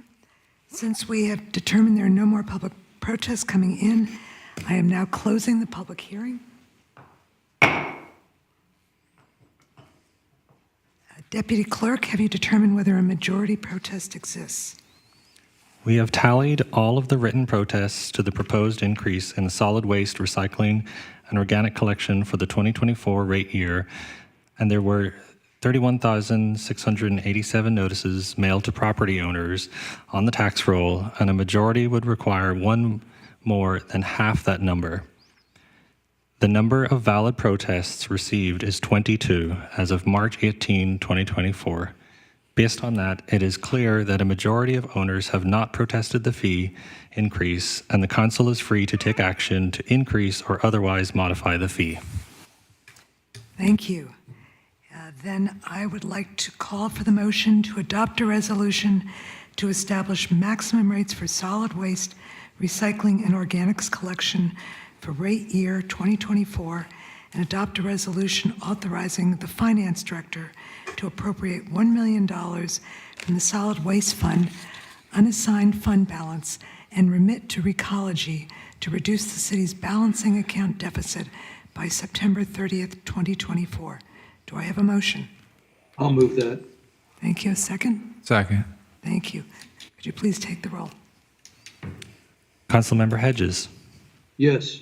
Councilmember Lee. I'll say a little bit before I vote.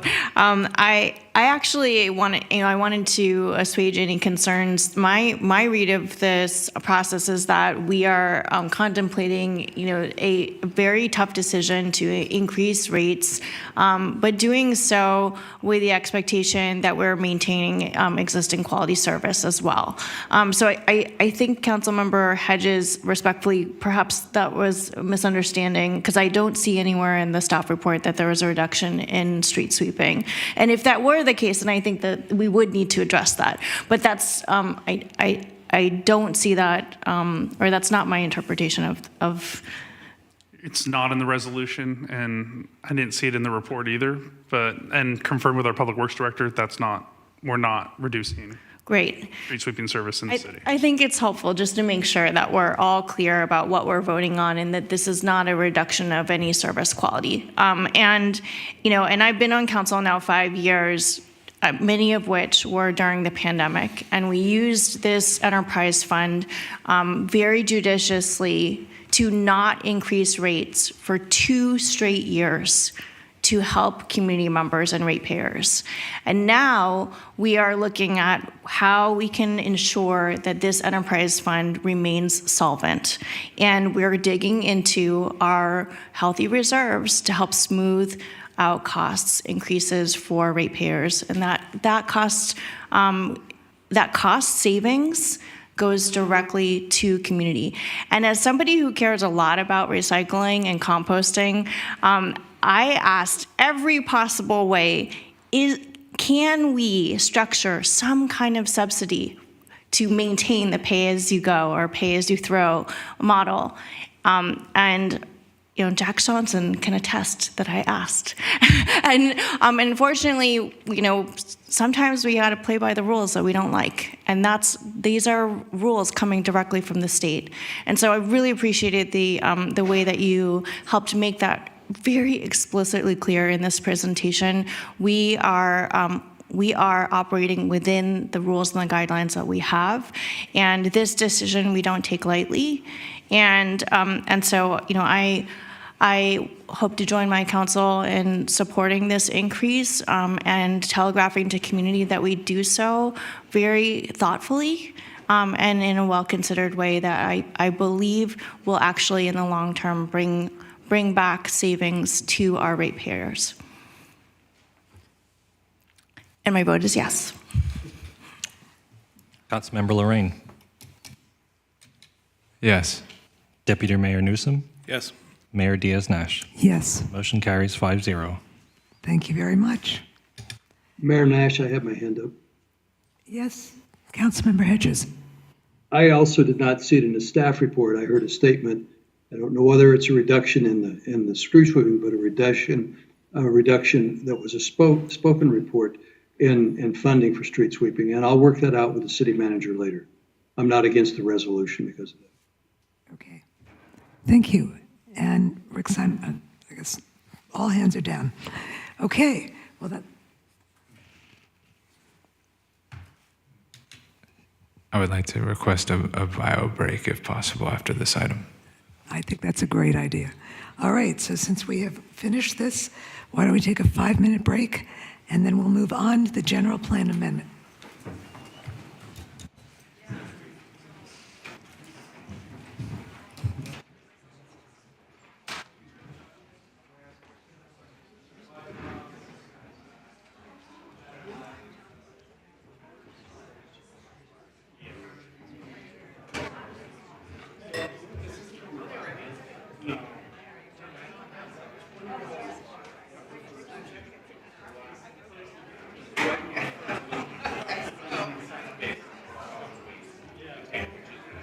Just download it real quick, Marty.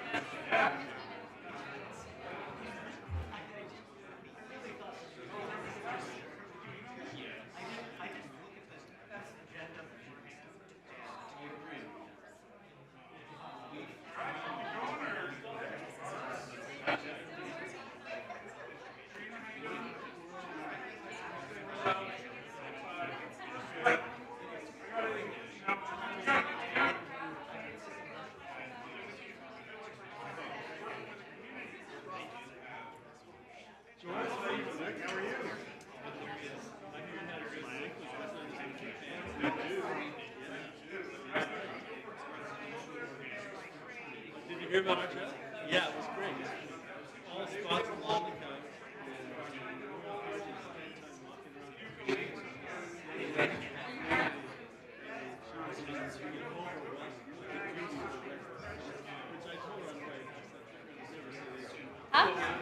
Oh, awesome. It was super fascinating.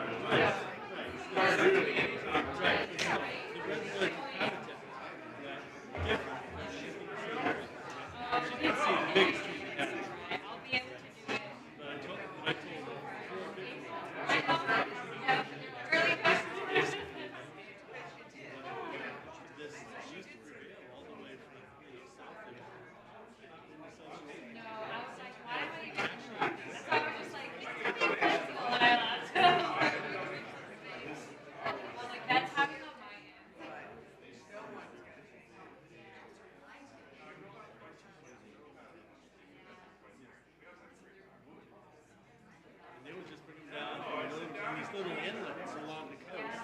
They built chutes.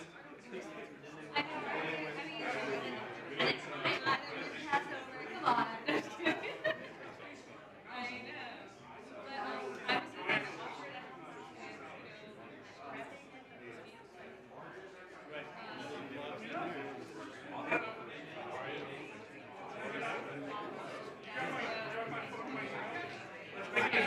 know.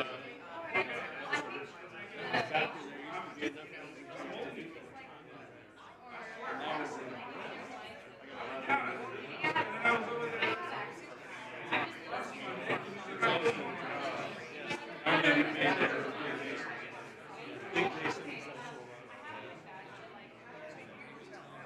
Well, those places on the general plan. The general.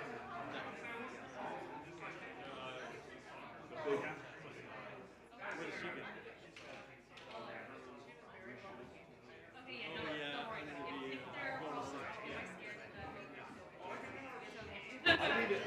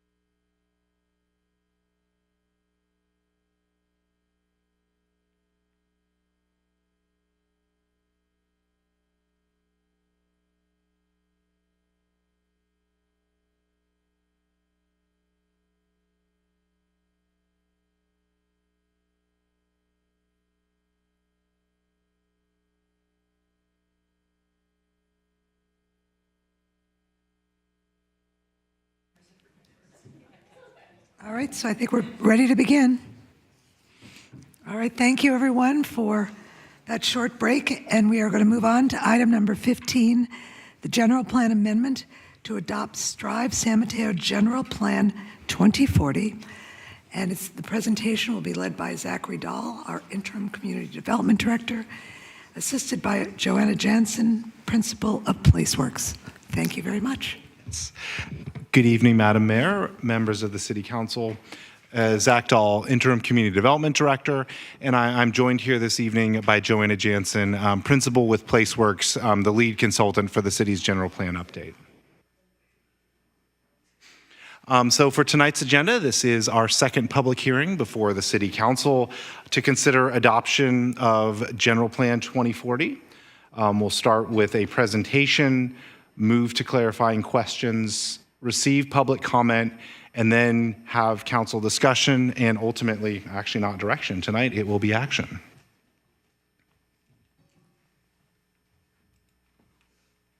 As always, we want to acknowledge the team behind the general plan update effort, which includes city staff, both within community development and public works, as well as throughout the entire city, and then our consultant team, which is led by PlaceWorks. So for tonight's objectives, we'll receive an overview of the final environmental impact report, as well as the Climate Action Plan technical update and General Plan 2040. Following discussion, we do have resolutions to certify the final environmental impact report with a statement of overriding considerations and a resolution to adopt the Climate Action Plan technical update and Strive San Mateo General Plan 2040. So to provide a project overview, I'm going to go ahead and turn it over to Joanna. Great. Thank you very much, Zach. As has been said, I'm Joanna Jansen, a principal with PlaceWorks. Very pleased to be with you tonight. I want to give you a quick overview of how we got where we are today. This slide gives everybody just a brief reminder of some of our major general plan milestones, starting back in 2018 with the establishment of a citywide vision, taking us through the selection of a preferred land use and circulation scenario, draft general plan, and third row from the bottom, the general plan adoption, which is where we are tonight. All of these milestones were accomplished based on significant engagement with the San Mateo community at every step in the process, at over 80 events, including in-person workshops, staff presentations at community organizations, pop-up events, as well as online activities, newsletters, and of course meetings of our very hardworking General Plan Subcommittee, Planning Commission, and City Council. So with that, let me say a little bit about what's in General Plan 2040, the culmination of all of that input and engagement. The general plan includes the elements that you see here on this screen, guiding the physical development and conservation of the city and its environment. Throughout the entire general plan, we paid special attention to three key themes of sustainability, environmental justice, and community engagement that we heard were of critical importance to the City Council as well as to the San Mateo community. One important piece of the general plan I want to make sure everyone is aware of is the General Plan 2040 land use map. The designations on this map identify where different land uses are allowed and what is allowed in what parts of the city and on individual properties. So this is the map that sets the density, intensity, and height maximums of the city. Very important for regulating how San Mateo will look, feel, and change over the next 20 years. That land use map is based on the building blocks of the 10 study areas that you see shown on this map. These were established based on council community input and council direction earlier in the process, and are really the areas that we feel are both most likely to change and best able to accommodate change, particularly because they're located close to transit, jobs, and services. The general plan update process also included a technical update to the climate action plan to make sure that these two important documents remain in alignment. The climate action plan is the city's comprehensive strategy to reduce greenhouse gas or GHG emissions. It was most recently comprehensively updated in 2020, and so that it may continue to serve as a CEQA qualified GHG reduction strategy, we took the opportunity to ensure that the numbers and projections and assumptions that underlie the general plan update are carried forward into the climate action plan. That enables it to remain relevant for city actions as well as to be applied to private development projects and ensure that they are consistent with the climate action plan after the general plan is adopted. As required by state law, we also prepared an environmental impact report, or EIR, on the general plan and the technical update of the climate action plan. We evaluated all of the different environmental topics that you see here on this screen.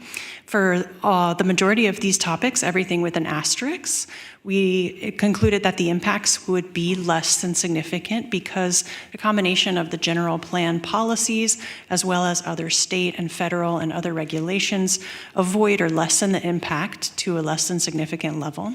For the topics of air quality, noise, wildfire, and the cumulative impacts for each one of those three categories, we did find significant and unavoidable impacts that could not be mitigated to a less than significant level.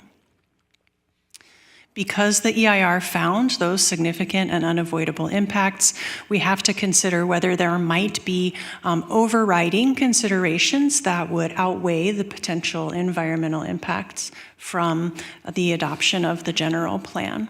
So tonight you're also asked to make this statement of overriding considerations that identifies how the project's benefits outweigh its potential impacts. So some of the very important things that the updated general plan will do include supporting local businesses and services, providing the city with a legally adequate general plan that meets all of the requirements of state law, supporting multimodal transportation, emphasizing safety and access, directing city investments to equity priority communities, protecting open spaces and natural habitats, prioritizing the developments of a climate change adaptation plan, and establishing clear actions to protect the community from flooding, wildfires, and other disasters. Given that, the general plan EIR also lays the groundwork for individual projects to mitigate potential impacts to a less than significant level. So we do believe that both the benefits of the general plan as well as additional protections and analysis that can happen as individual projects come forward will significantly reduce or avoid environmental impacts from the general plan in the future. With that, I want to hand it off to Zach to say a little bit more about a related effort of the housing element. Thank you, Joanna. So we also wanted to touch on our housing element, which is part of the general plan, but is on a parallel but separate path for adoption because of state law requirements and the fact that it functions on an 8-year cycle as opposed to the general plan, which is a 20-year plan.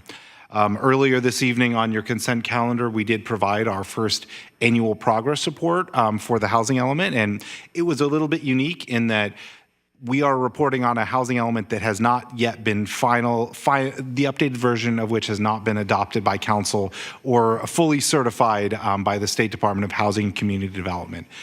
So we will be coming forward in April to Planning Commission and May to City Council to present our updated housing element and present it for adoption. And then we'll be submitting it to the state for formal certification. But this past January, we did receive a finding from the state that our housing element in its most recent form is substantially compliant with state law. I did want to highlight a couple of pieces from our first year of implementing our housing element. Even though we have been focusing our efforts on gaining certification, we have also been moving forward with implementation. And I think two notable achievements there are adoption of objective design standards for multifamily and mixed-use housing projects, and then a code amendment to increase the administrative threshold from 5 to 25 units. And per council direction, we'll be coming back at some point later this year to maybe explore even raising that threshold even further. We did also want to acknowledge some of the housing projects that were approved and finished. And in particular, we wanted to highlight our strong ADU production, which is exceeded our targets in the housing element for year one. We were shooting to have a production target of at least 55 permits issued, and ultimately we ended up issuing 83 permits, which is aligned with prior year trends that show strong ADU demand and strong production. So we are optimistic that we'll continue to see strong numbers into the future. So moving back to the general plan, which is before you this evening, wanted to touch on the discussion direction provided at our first public hearing on March 4th. As part of that recommendation, Council did support the 4 recommendations that were provided by the Planning Commission related to removal of the story definition, clarifying that the density range in the land use element sets a ceiling but not a floor. And then there were 2 specific land use map changes, one over at Bayshore Corporate Commons site off of Amplet, and then the other one was a grouping of office projects or properties recognizing an existing use over on Burrell Avenue. There was also council support for some recommended land use map cleanups. We do want to acknowledge that before council can take formal action on those, we will bring those back to Planning Commission for a recommendation, as any amendment to the general plan or its land use map does require a Planning Commission recommendation before council can take action. And so that would also apply to the San Mateo Marriott site, which council did provide direction to prepare additional information and bring that back for further discussion this evening. So with that site, we did have attachment 10 in your agenda packet, which provided additional information on kind of the background and context for this site. It is designated or currently shown on the map as regional commercial. This is aligned with the 2030 general plan because up until recently, this was a site that was seen as a relatively stable and anticipated use that was anticipated to continue. But with the closure, that has opened up opportunities on the site and appears likely that there will be some degree of change moving forward. So as part of your consideration for this evening, we wanted to highlight some potential alternative land use designations if council's interested in changing the designation, which is currently sitting at regional commercial. You could look at a mixed use medium 1, which would allow for a similar intensity as regional commercial and align with the designation on the Bayshore Corporate Commons site to the north. You could also look at a designation that increases the density up to 99 units an acre, which would functionally double the potential housing capacity on the site if you went with a mixed-use medium 2. Or you could look at a mixed-use high, which would allow for up to 1,300 units potentially. And keep in mind, this is a base density, so state density bonus could allow for additional units to be produced on top of this base density. And if there is a change recommended by council, we would need to take that back to Planning Commission. And then we would imagine if you do want to see a change to the land use map, we could pair this with the housing element, which goes to Planning Commission in April. And then you could consider a formal change to the land use map when you're looking at the housing element in May. We also did want to highlight a specific characteristic under the current general plan and Measure Y, which this grouping of sites, it's the office buildings on the corner at Concar, and then this site are identified as having the ability to have an increased base density. Citywide, Measure Y sets a 50 unit an acre density limit. On this particular site, it can achieve a base density of up to 75 units per acre if it provides for additional amenities beyond those required by city standards, as well as includes a high quality design of the building, and then creates a balanced design that respects its surroundings with regard to height and ensuring that there is adequate infrastructure to serve the site. And so really highlighting that we wanted to bring attention to the fact that even if there is a development that moves forward before a final designation is selected, or if Measure Y is still in effect, there is still an opportunity for a project to start with a higher base density, which in practical terms means that a housing project would be providing more affordable units as part of any proposal because there is that higher base density potential. And so there's also two recommended changes to hotel lodging related policies. And what we did was recognizing that the loss of the Marriott hotel use at this site does impact the city's budget, as our transient occupancy or TOT tax revenue, there was a major piece of that came from this site. And so we saw this as an opportunity to specifically recognize this revenue source, both within kind of the use case for hotels. So we wanted to recognize that's a key component of when we approve a hotel use. It provides a revenue source in addition to serving the community and providing that diverse economy. And then also in our land use element under revenue generators, recognizing the role that the TOT plays in ensuring that we have a strong and robust fiscal outlook for the city. We also want to recognize all of the written public comments that have come in. This is since final general plan publication. We have received 29 written public comments, and I think this was from earlier this afternoon, and I believe we got another 4 or 5 later, so this number is higher. And we have been forwarding those and posting those to Strive as quickly as they come in to ensure that everyone is able to see those and that is able to factor into the decision that you make tonight. And so you can see they cover a range of topics. We've gotten multiple comments on the amount and intensity of new development allowed, concerns, particularly in the more recent letters, about the historic preservation policies and the lack of a specific reference to contributors in the definition. We've also received some concerns about the amount historic preservation in the other way, that it could actually hinder development of additional housing.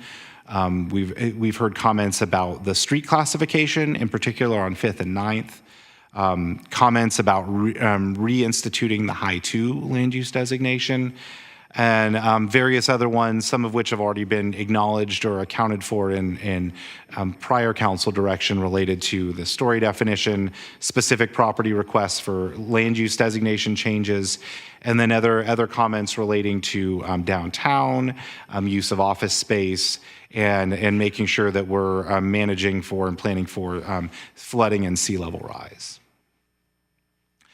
So in terms of where we are right now, what we're looking at is adoption or certification of the environmental impact report and adoption of the climate action plan technical update and the city's general plan 2040. Following this action this evening, we would be looking at bringing the housing element back to the council in May and any additional land use map cleanups that come out of tonight's meeting. And then we will also be moving forward with exploring a Measure Y ballot initiative and looking at that language to stay on track to potentially place it on the November 2024 ballot. And then that would bring us to the fall, where then if that ballot initiative is placed, voters would have an opportunity to weigh in. And then following that effort, we would be starting our comprehensive zoning code update to implement the general plan beginning of 25.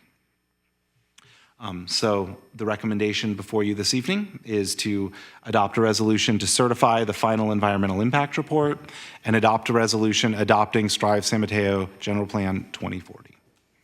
And that does conclude staff's presentation, and we are available for any questions that you may have. Thank you very much to both of you and everybody who is virtually behind you who put this together. This has been quite the journey, and we just happen to be the people here at this moment. So let me open it up to questions. Let me start with Councilmember Hedges. Do you have any questions at this time? I'm going to reserve questions for now. I may have some. We've been doing this for so long. I just want to say thank you to Zach and everyone that's been working on this. It's been quite a journey, and it's been very long. Thank you. Okay, then Councilmember Lorraine. No questions? No questions at this time. Thank you. Okay. Councilmember Lee. I have some questions. Okay, so I wanted to return to the Marriott site, and if you don't mind bringing up that slide, we can all look at it together. So, I raised this at the last council meeting, and I really appreciate the deeper dive that staff did to show some of the potential alternatives, and then also contextualize the current designation under Measure Y, and so I wanted to just make sure that we're all clear about with working with the same information, that currently there is potential for the site to go up to 75 units per acre with community benefits, right? Correct? That is correct, yes. Okay. And so I think that that's important, an important consideration when we're thinking about potentially rezoning. State law prohibits us downzoning, right? So if the current potential capacity is 75 units per acre, then it is we are required then to consider upzone. We're required to at least match that level of zoning, and I think the furthermore, I just wanted to. I wanted to further explore the the current designation under Y. We've talked a lot about community benefits and the potential of community benefits coming to San Mateo with increased height and density. And so under the current and existing Measure Y policy, which has been in place for 30 years now, has the city of San Mateo ever seen a residential project that actually triggered this, pierce the 75 units per acre with community benefits? In our 30 years, has that ever happened?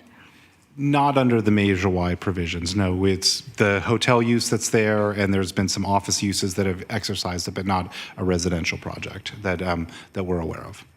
Okay, so I think when we are policymakers, right? We are tasked with the job of setting policy. And so when we set a community benefit policy that has literally never been used in 30 years, that to me is a clear indication that we have not been doing our job. That this policy has failed. It has failed to deliver on essential community benefits that could actually bring tremendous resources and assets to our community.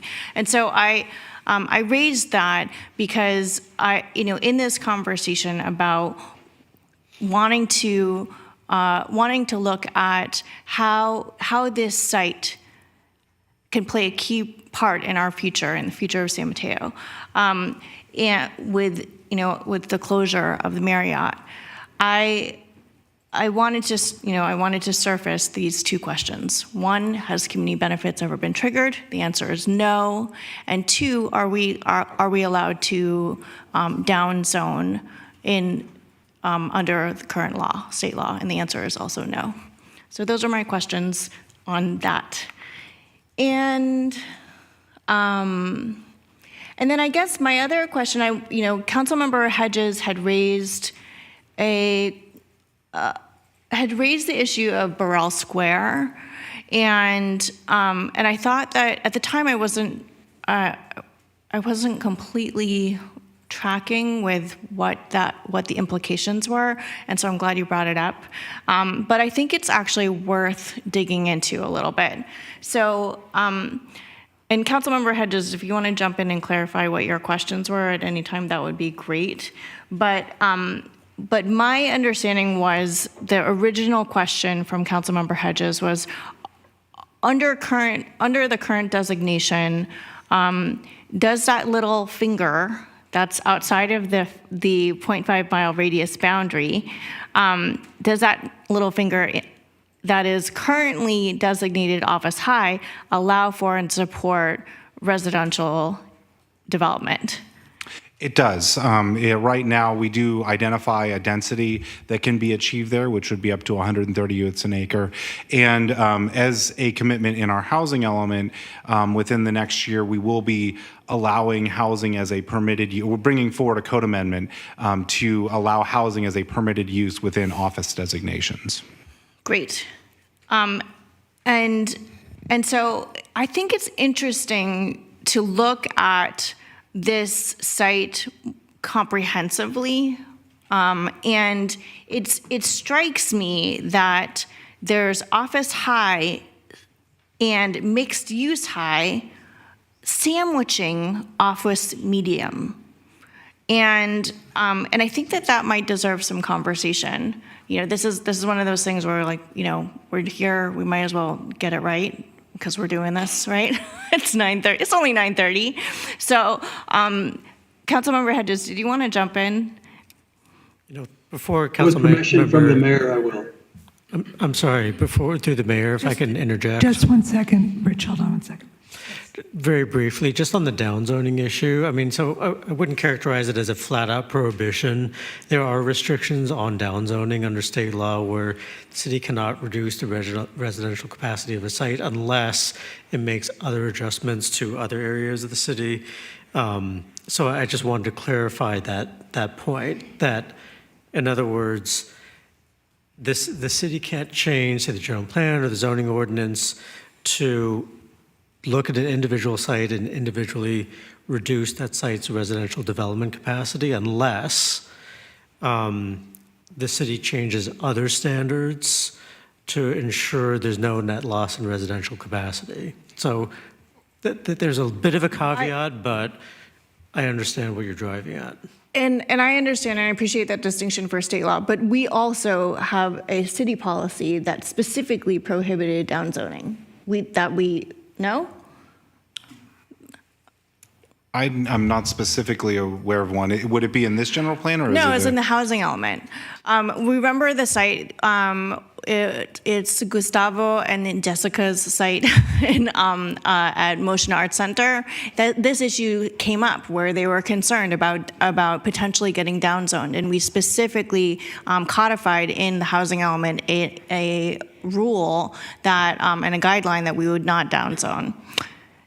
That's what I got in the bank. So anyways, but thank you for the clarification. We'll put it out there. Councilmember Hedges, did you want to weigh in on this? Yeah, I'm a little ashamed myself that I didn't pick up on Burrell earlier. It's an amazing location for transit. Actually, I think you could, because of the frequency of the Samtrans bus in El Camino, actually move beyond the half mile from Caltrain because it stops right there at that location on 15-minute headways, at least at peak time. So, but there's so many businesses there that actually aren't shared in other parts of the city. There's even a cutlery store there. There's hair care, there's banks, there's credit unions, there's grocery, there's just on and on, all of the things that you need for a transit-oriented development. So it makes perfect sense. And one of the failings that I see with the state mandates on housing is that we have a 50 unit per acre in most parts of the city that allow for higher development. And that's all we can get when we're figuring our below market rate. If we had 130 units per acre on all of these sites right now, let's take the fish market site, we'd get another 11 units of below market rate housing at the fish market. So we're hand-strapped at these locations for 50 units per acre when we're getting far more units. So I think raising this for housing as well as the higher densities would serve us well to get more units for our people that work so hard here but can't afford to live here. Thank you. So I guess I'll just follow up with a question. I'm curious to hear from staff what your recommendation would be in terms of treating this Burrell Square as one large cohesive opportunity, right? And from a planning perspective, does it really make sense to have have office medium smushed in between mixed use high and office high? And what would be sort of the from your professional standpoint, what would you say would be the most cohesive recommendation? Looking at this site and looking at the designations as they currently exist, moving the office medium to an office high would make sense. It would be consistent with recognizing the existing office buildings that are there, and then provide that opportunity for housing either as an additional add-on, because there are significant surface lots on both of those, or if there was a redevelopment and a transition of the site, it would support a housing production as well. And then you do have a mixed-use potential environment over at the shopping center. And so I think you do get that synergy of proximity to transit, but also jobs and services as well. But I think ultimately there's different mixed-use designations that could go there, but staff's recommendation would be for an office high there to recognize how it's currently developed. Thank you. That's very helpful. Through the mayor, would you like Councilmember Hedges to weigh in on this specific item? Because it sounds like he has a question related. Sure. Councilmember Hedges. I agree with Councilmember Lee that there's no reason to leave that as office medium, especially we made it the ability to be office high or mixed use high. Actually, I'd prefer mixed use high.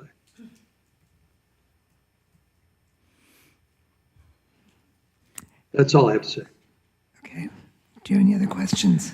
Yes, I just had one minor question. For land use policy number 3.5, it was, and I'm sorry I didn't screenshot it, but basically the idea was to encourage businesses serving neighborhoods, and I guess it struck me that I wanted to specify: do we consider nonprofits also businesses? And if not, then is that something that should be explicitly added? Because I do consider many nonprofits to be, to be essential in delivering, community assets and community resources, community services that can benefit neighborhoods. Which was the policy reference? Was it a land use element 3.5? Yes. I'll have to look at that one for just a second, because I do know that we have different policies that speak to nonprofits, and there's different functions, but it depending on how its intent. Okay. And this is supporting service uses, encourage businesses that provide a variety of services, such as restaurants, childcare facilities, medical clinics, gyms, pharmacies, hardware stores, and grocery stores in locations that serve residential neighborhoods and commercial office uses, prioritize the development of these services and equity priority communities in the city. Right. And so, specifically thinking about equity priority community areas, an area that I live in, right, in North Central, if we are not already specifically defining nonprofits to be a business, then I would ask that the council consider, or I would ask, well, first of all, let me ask, do we consider nonprofits businesses? I guess it depends. Some might have a business function, but I mean, generally, no, they kind of fall into a different category.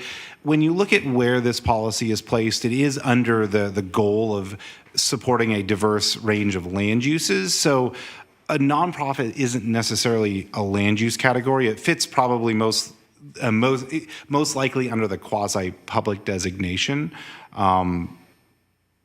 But if you wanted to include a reference to those that have a business operation, I don't know that would necessarily conflict with the overarching intent of the policy. But it's really, I think, supporting the notion that we have a wide range of land uses that support kind of that full and diverse economy.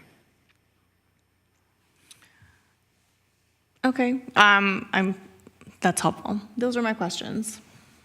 Okay, thank you. Deputy Mayor. Thank you to your whole team for a great presentation. A few questions. Are we assuming that the loss of the Marriott makes it a foregone conclusion that we will not have another hotel in that space?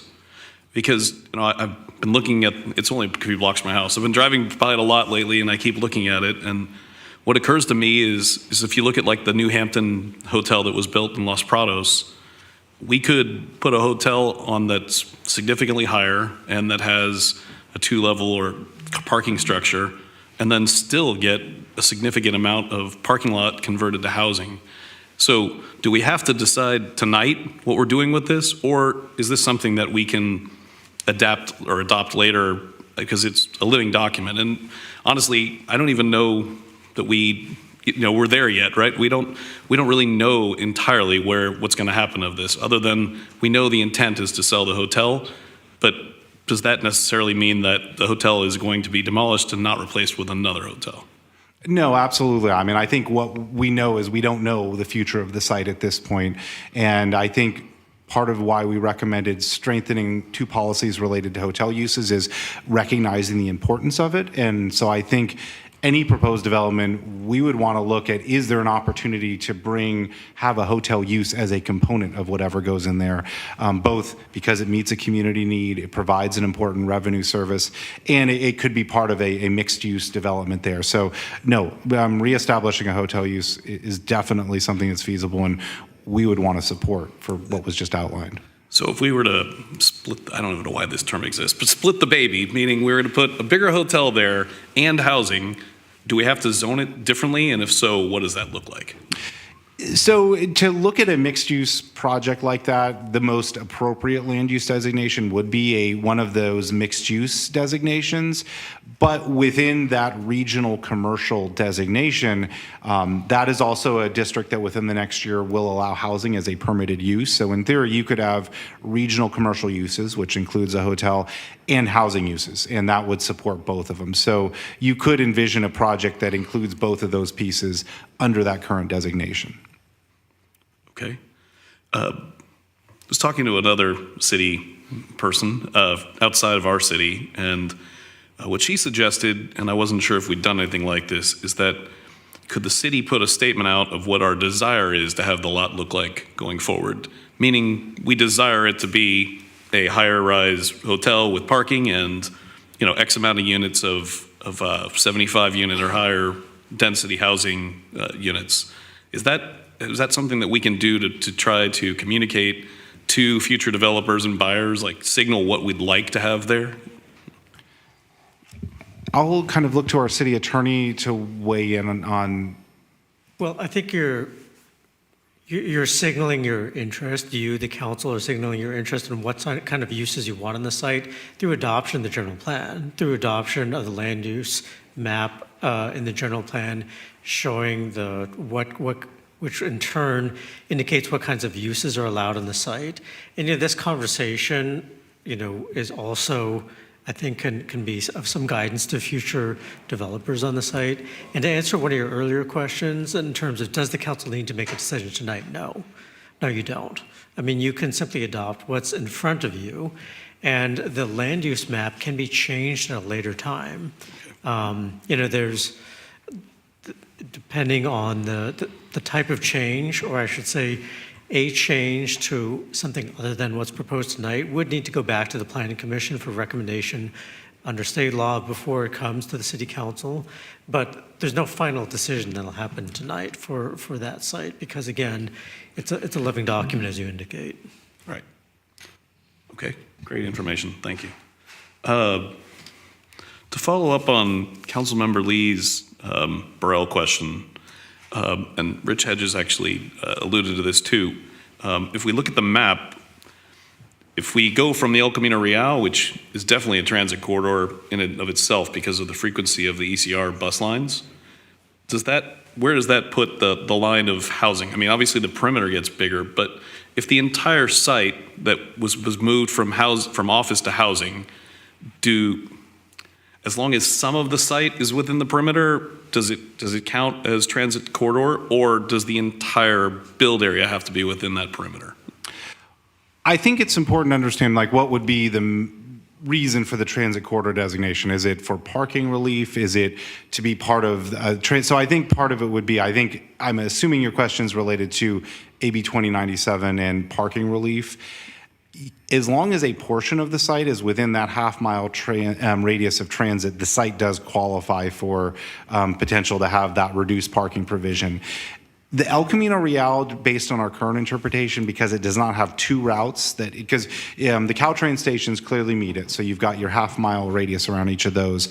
Along El Camino Real, you do have one route that provides those 15-minute headways, but you need that second route, and wherever you have two routes that intersect at a stop, then you get a new radius. We have a couple of those stops over down by the Hillsdale station, but we don't have any stops in this area. So for just that purpose, it would the radius wouldn't get bigger. But that's not to say that it's clearly our one of our richer transit corridors, and so this whole area is definitely within the half-mile radius of that El Camino Real corridor. So does that mean that we would basically need an east-west intersect? Or we'd need a second line running on the El Camino Real? Like, we're only saying we have only one route that runs the El Camino Real as opposed to two? Yeah, that per the AB 2097 definition, you do need that second route. So maybe it's running a different direction where it shares El Camino, and so there's a few stops where they both, if you have any stops where two lines that have those 15-minute headways both utilize, then that creates a stop that you create a half-mile radius around. Got it. And the Samtrans school bus lines would not qualify because they do run right adjacent to that. I would have to look into it. Based on what we were looking at and in consultation with our transportation team in Public Works, we didn't flag that as meeting the criteria, and I know we were engaging with Samtrans staff as part of our determination. Got it. Okay. Thank you for all the clarification. I'm going to go back to something, and I just don't want to beat a dead horse, but I am going to ask a little bit more about contributors. So I've had a couple of emails this past week concerned about the historic district of downtown San Mateo. I've got answers that suffice from the city manager already, but I did just want to, ask up questions and get on record. So currently, the 2030 general plan has the word contributors in it. The 2040 does not. If you look at downtown, there's 57 historic buildings, 28 of which are only contributors. If by removing the word contributors, we are not losing the protection of the 28 contributors, right? That is correct, yes. The definition includes historic districts, and historic districts are made up of contributors. That's a key component of what makes a district a historic resource. And so by referencing the term district, we are including a district and its contributors. If there's historic resources, that all makes up that district, which is the historic resource. And so we've talked to two different historic consultants who have looked at the definition and have not identified any reduction in protection for contributors downtown based on the definition that's in the General Plan 2040. I do also want to highlight that our historic preservation ordinance very explicitly protects the contributors within the downtown district, and so that obviously is going to remain. And so what's proposed does not change how we would look at the downtown district and the contributors that make it up as well. Yeah, I mean, there's a lot of beautiful old buildings in downtown San Mateo, and what I don't want to see is all of a sudden, these 27 are now fair game to be taken down. And I'm assuming that would carry over to Glazenwood as well, as far as contributor status? Yes, for the purposes of this definition, which identifies designated historic districts, that would include the downtown district, Glazenwood, or any subsequent designated historic district, because a district, unlike an individual resource, which is a property and a structure or a set of structures, a district has a lot of pieces, and a big part of what makes it historic is the contributor component. And so when you reference a district as being a historic resource, it includes its associated contributors. Okay. Thank you for all your answers. Appreciate it. Yes, Councilmember Lorraine. Thank you very much. Through the mayor. The discussion to date has prompted me to just try and ask a clarifying question along the lines of what Deputy Mayor Newsom was asking earlier related to the Marriott site. I just want to ask, Zach,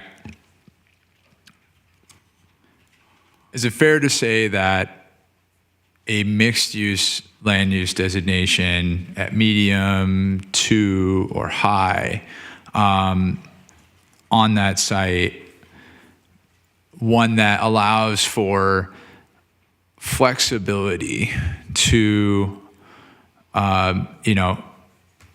include something like what I feel the deputy mayor was mentioning, i.e., like a hotel with some housing, but not necessarily preclude it from being something very much like what we have there today. Maybe I'll start there. So I think it's important to note the mixed use designation really is the most open in terms of allowing for flexibility of use. It doesn't require a mixed use project. You could have a hotel, you could have an office building, you could have multifamily, you could have a project that has some or all three of those or other uses. It's open-ended. It says we want to envision flexibility, and then you can get more focused with the zoning when that time comes. If that's your question, yes, the mixed use designation provides the most flexibility and would allow for housing and or a hotel use depending on how they were proposed. Thank you. Okay. Can you put back the slide with the Marriott, please, the line map?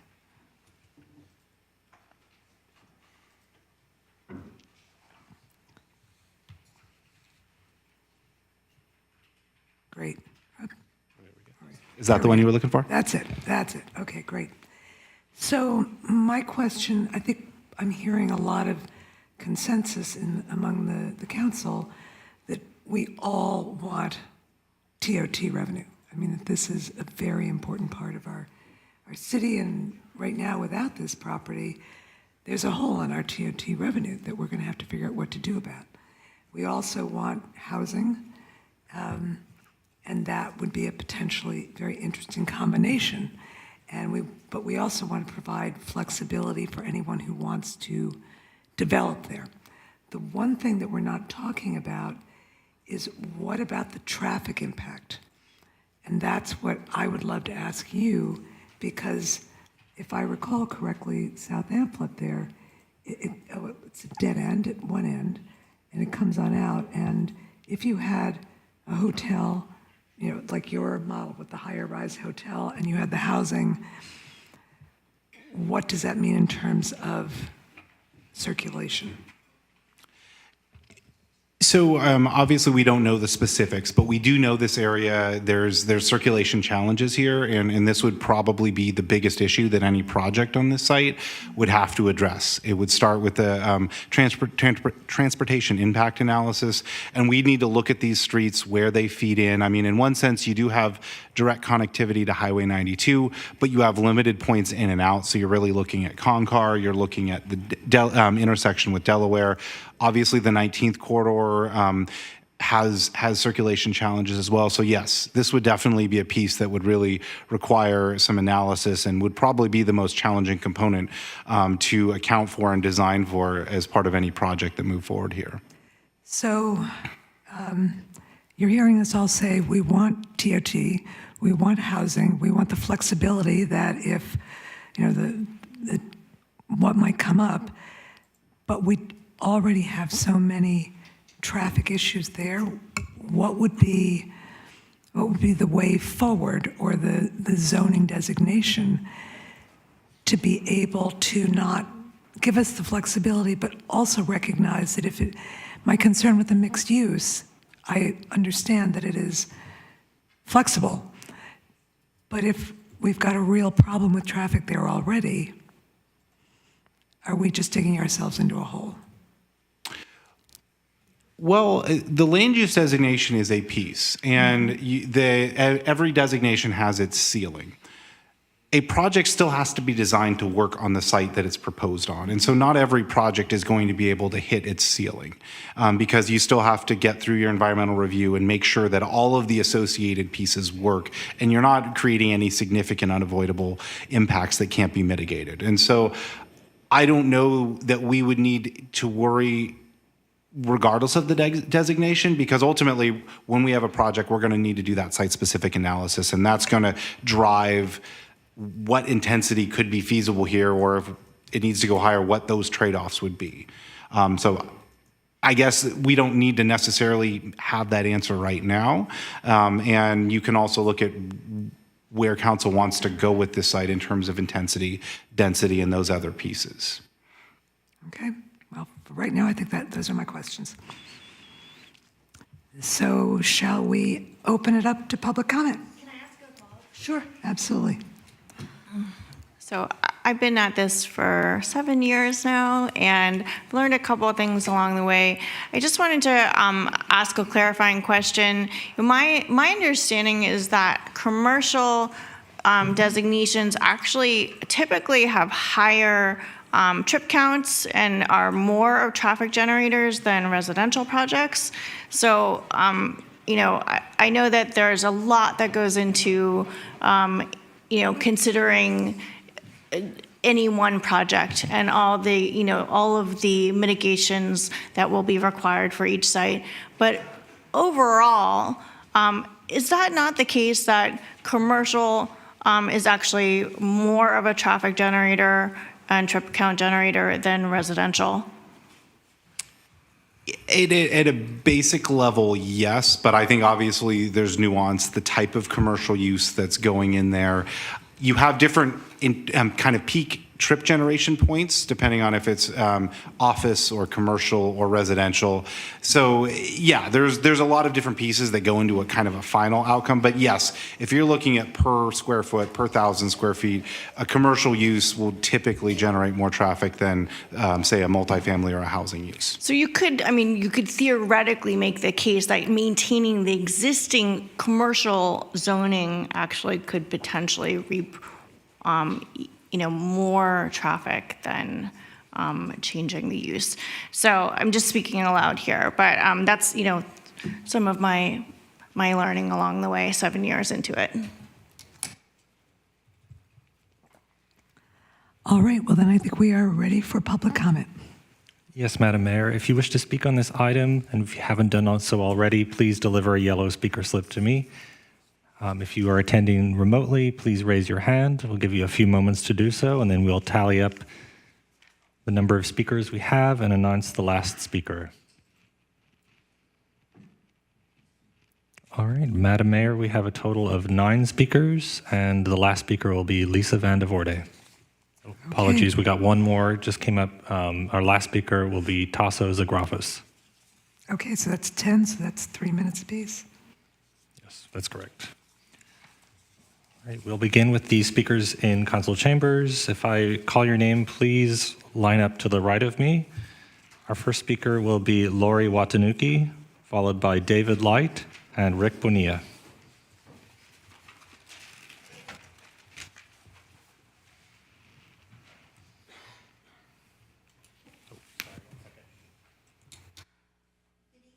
Mayor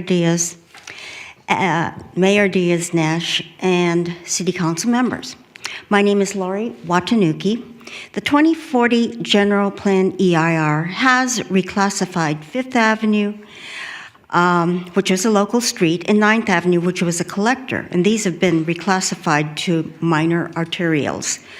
This new classification will bring 3,000 to 14,000 ADTs to 3 streets surrounding the Yoshiko Yamanouchi House, which are 4th Avenue, 5th Avenue, and South Humboldt.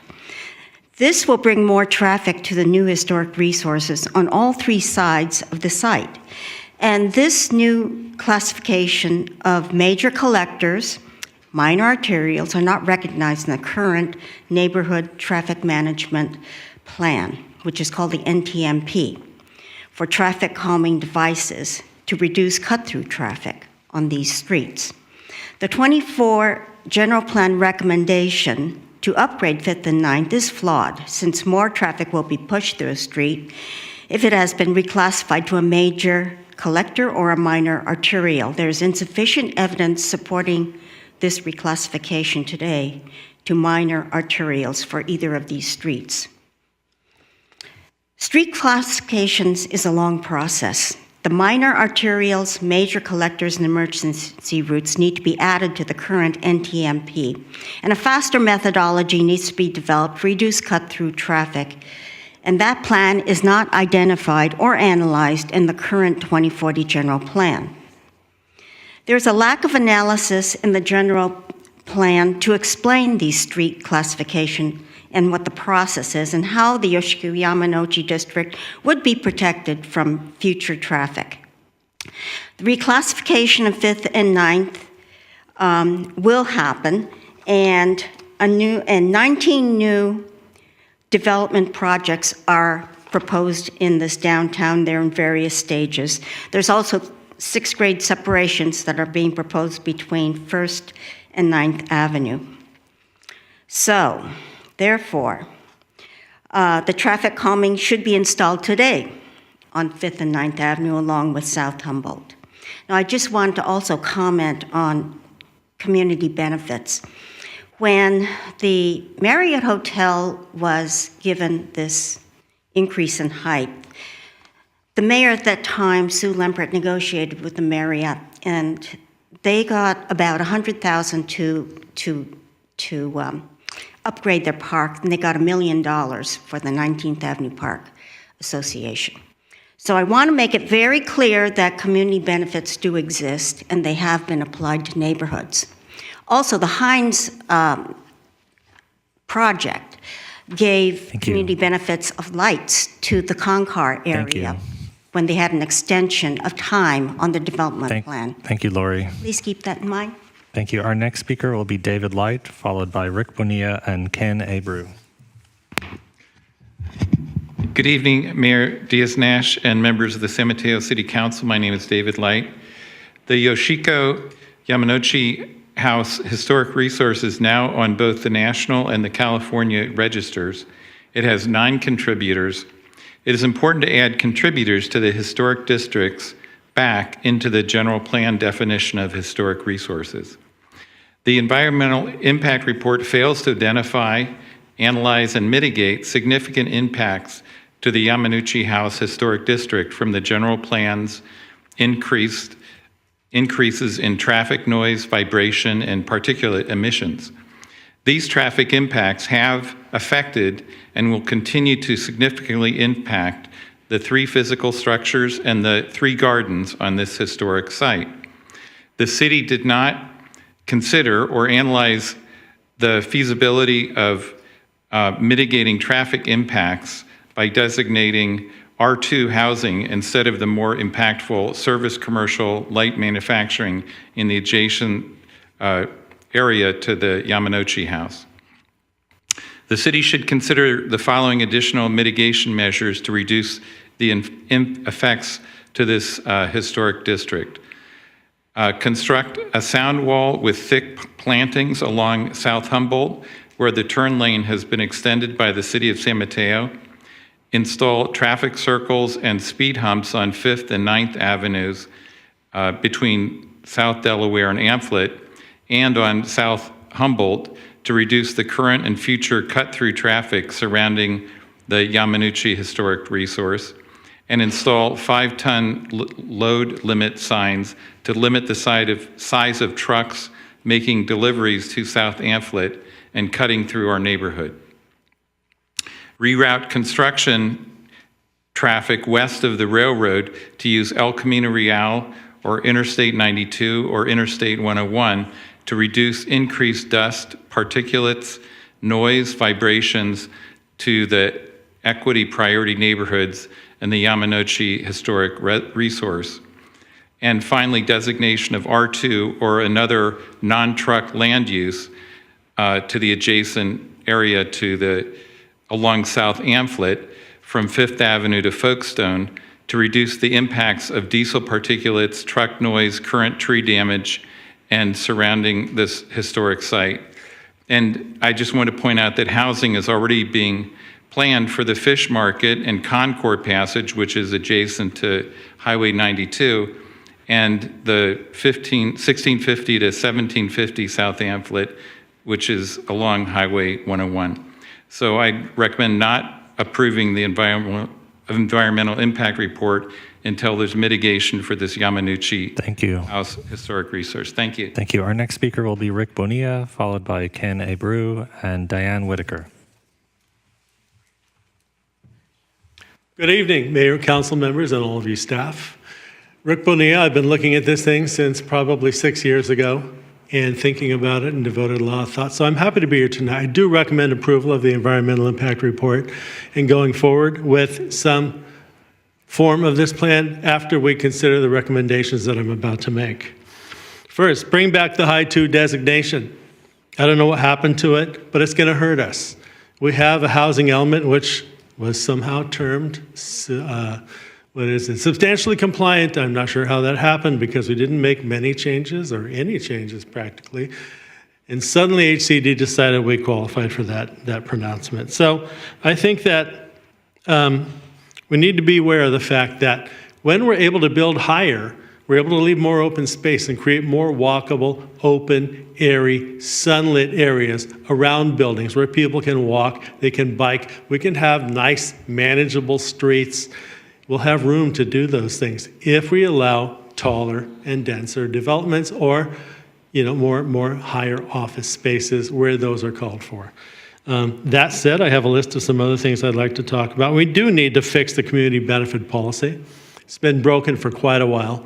It should be something that actually incentivizes and attracts developers rather than shooing them away, which is what happened to Essex at Fifth Avenue and San Mateo Drive some time back. They did not like that policy, and that would be required for them to get an extra couple of floors. Didn't work for them. We haven't seen anything since. We haven't seen anything there on 4th Avenue in that area that allows up to 75 feet. Nothing. It's been talk for years, but nothing. All along Beauvais Road, the section marked as office medium should be marked as mixed use high. And the area, and I'll tell you why, okay? The area along Borel Road should all be shown as mixed use high. Both Beauvais and Borel are between 2 to 5 blocks from McCall train stop and the El Camino Real bus stops. Let's make that station viable and provide better mixed uses so that we have more people using the train there. And including the possibility that much needed housing and open spaces for all could be there. Finally, Bayshore Commons and Marriott sites should be mixed use high with a hotel if possible, because I recognize we do need the TOT. But when you say something is mixed use, that doesn't mean it's got to be either this or that, as Zach just explained. We can mix those uses as we see fit, depending on our needs at the time and depending on what applications we receive. That's the big wild card variable here. You must remember, just because we designate something doesn't mean that's what we get in terms of applications. And land uses can be changed, as the city attorney referred to. So let's keep all that in mind. This might be a general plan. Thank you, Rick. Thank you. My time is up. Thank you. Thank you. Our next speaker will be Ken Abreu, followed by Diane Whitaker and Robert Whitehair.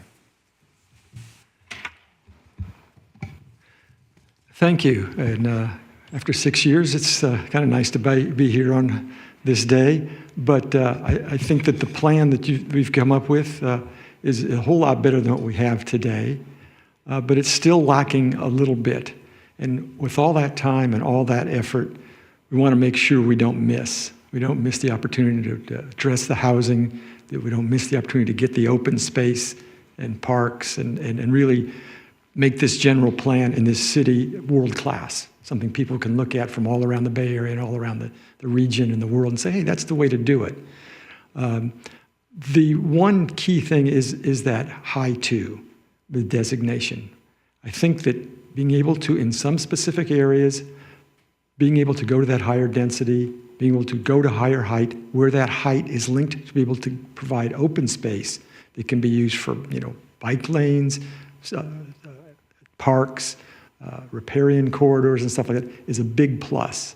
And again, the example in the Sierra Club letters we've sent all the time has been to that example in the Reimagine Hillsdale, which it's just an example, but it gives you a very good example of if you're stuck with the current plan, the Measure Y limits, and then something in between, and then a high 2, here's all the things you can do. And it's a plan that shows that the residential people on Edison have a much better compatible residential area across from them.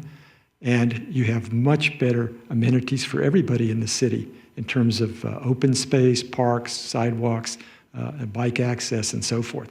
So it'd be the one thing I think, and we've pounded on pretty hard in our Sierra Club letters, that we would see as an improvement. And so as you go forward with this, I think you've got to keep that open. When the opportunity comes up for some project, let's look at maximizing the benefits and making it world-class. Let's not settle for some, okay, but not everything we can do. And the last thing I have to say is, you all have worked really hard. Other city councils have worked really hard. The staff, I know, has worked really hard and done a real good job on making this come together. So let's make it a top-notch plan. Thank you. Thank you. Our next speaker will be Diane Whitaker, followed by Robert Whitehair and Lori Heater.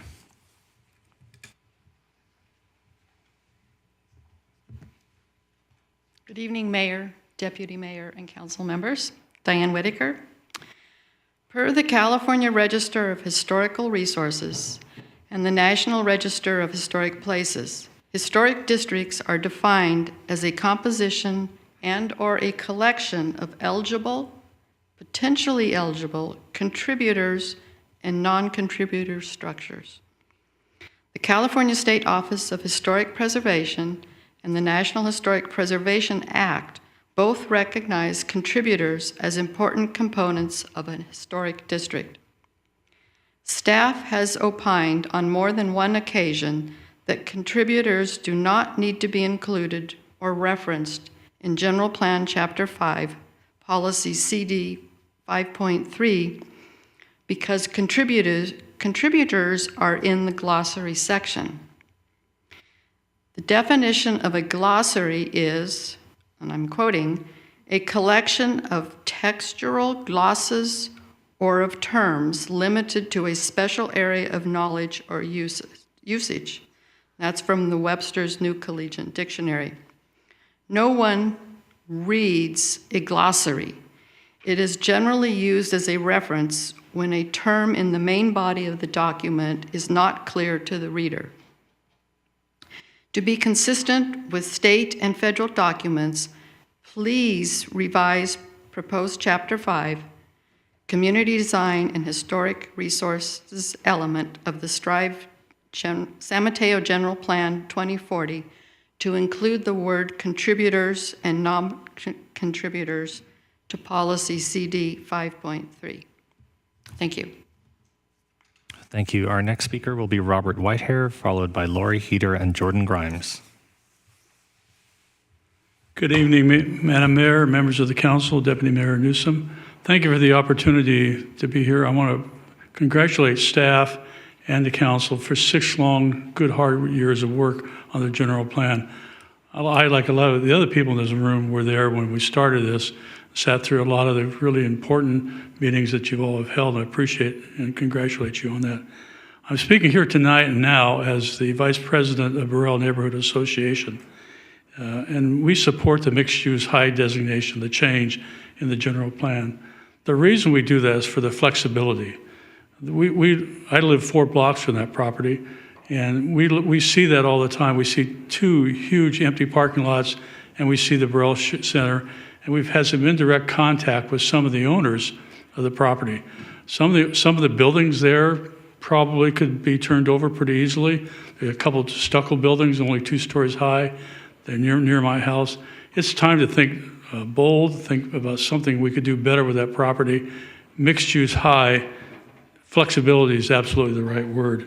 It's an opportunity. It's an opportunity for the owners as they turn over the properties and pass it on down to their next generation.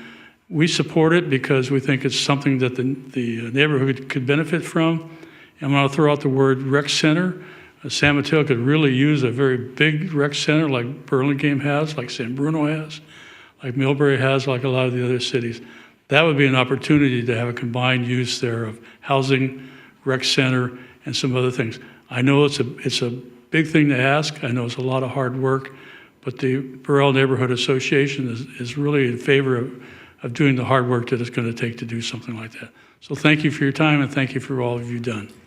Thank you. Our next speaker will be Lori Heater, followed by Jordan Grimes and Connie Weiss.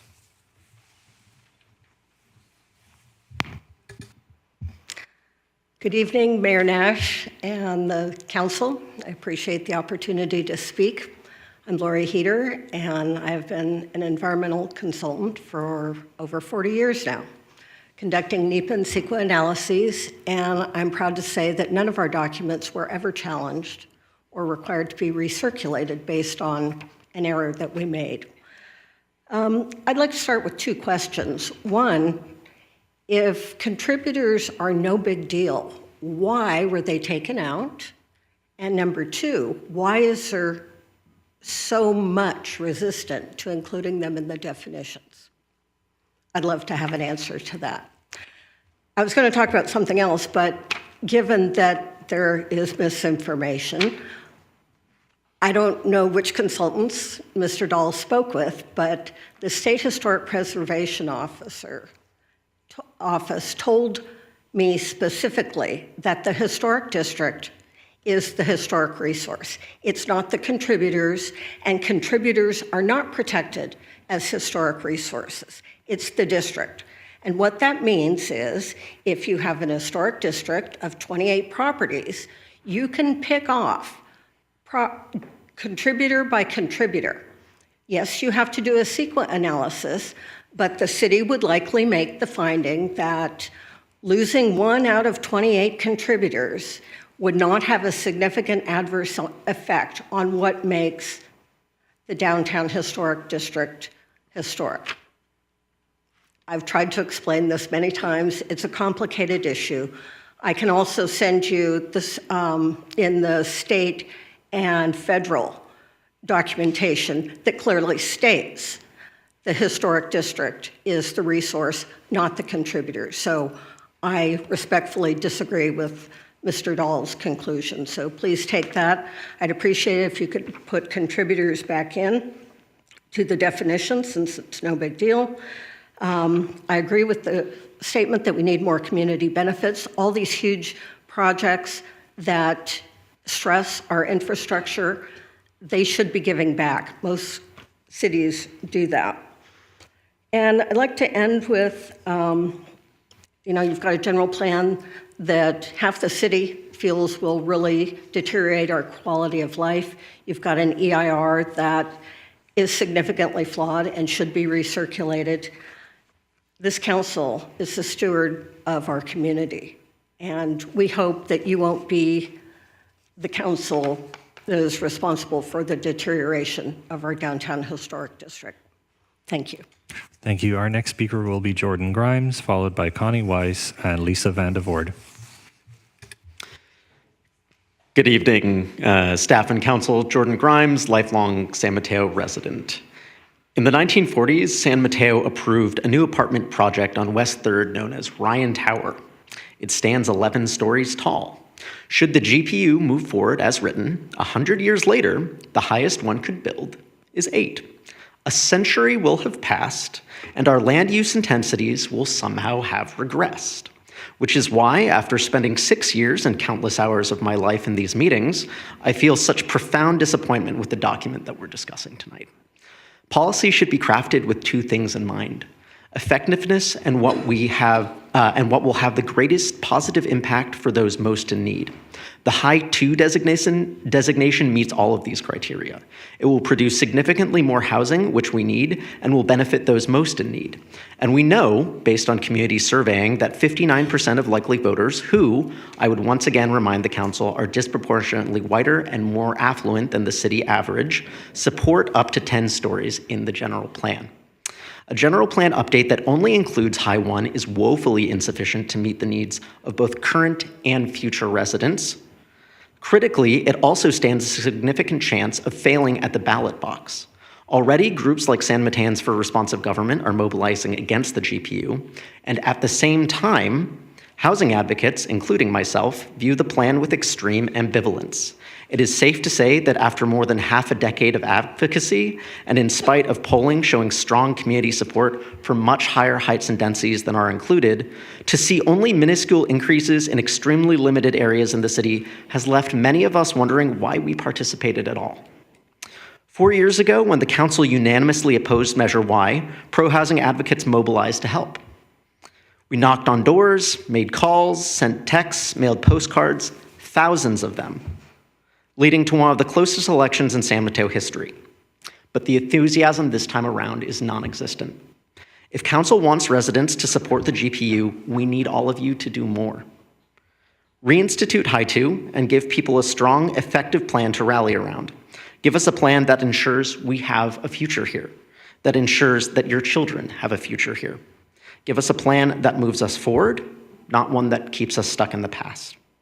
We'll go to bat for, we will fight with you for, a plan that truly addresses community need. If it doesn't, and that is currently the case, we won't. And some of us might even oppose it along the way. Thank you. Thank you. Our next speaker will be Connie Weiss, followed by Lisa Van de Voorde. Good evening, Mayor Diaz-Nash, Deputy Mayor Newsom, and City Council. As discussed this evening, the General Plan 2030, our current governing policy document, does include the word contributors in reference to historic districts. Contributors is not just a dispensable word like an adjective or conjunction. It has meaning in the context of historic resources and historic districts. Why not put it back into the General Plan 2040 so that there is no ambiguity in interpretation or application? Staff said previously this is a local policy choice, and they are looking for council direction on how this historic resource definition is crafted. This is the time to give staff the direction they need prior to approving the general plan. Thank you very much. Thank you. And our last speaker in chambers will be Lisa Van de Voorde. Good evening, City Council. Thank you for the opportunity to speak. My name is Lisa Van de Voorde. I am here tonight to ask you to not approve the adoption of General Plan 2040 until the word contributors is inserted back into the historic resources definition. Without contributors, our entire downtown historic district is at risk. Imagine downtown as a quilt made up of listed properties, eligible to be listed properties on the National Register, and contributors. Contributors in the downtown historic district represent over half, that would be 28, of the 57 properties in the district. Contributors are the fabric that make the historic district. Without them, you have no quilt and no historic district. This is because state and federal regulations define the district as the historic resource. As a prior speaker stated, you can then pick off the contributors one by one and still have an historic resource. So with all due respect to staff, that is why it is so important to include the word contributors in the historic resources definition of the general plan. Furthermore, removing the word contributors reduces the protection of historical resources, and this impact has not been adequately analyzed in the EIR. This makes it deficient under CEQA because it does not analyze the change in historic resource protection. This omission violates CEQA and opens the city to litigation. Critical questions include, why was that word contributors important then in General Plan 2030? Why is it not important now? What has changed? Why not put it back into General Plan 2040 so that there is zero ambiguity? Including contributors in the general plan mitigates all these concerns, and I respectfully ask that you do so tonight. Thank you. Thank you. And as was announced earlier, our last speaker in this item will be Tasso Zagrafos. Tasso, please unmute your mic. Good evening, Tasso Zagrafos. As others have already asked and stated, the term contributor should be put back in to the housing element for the historic districts. There's really been no good reason for removing it, as others have said, which only leads to increasing a level of distrust as to why it might have been removed and what were the motives for doing so. And so I ask that the term contributor be placed back into the document. And then my other point here is about the housing element itself. I feel, just as a resident and others that I have spoken to, that the creation of the housing element has lost its way. It's become a vehicle to try to undo Measure Y, which the voters put in place. I might add, Measure R was resoundingly defeated, which was a confusing and contributing factor to why Measure Y was such a close race.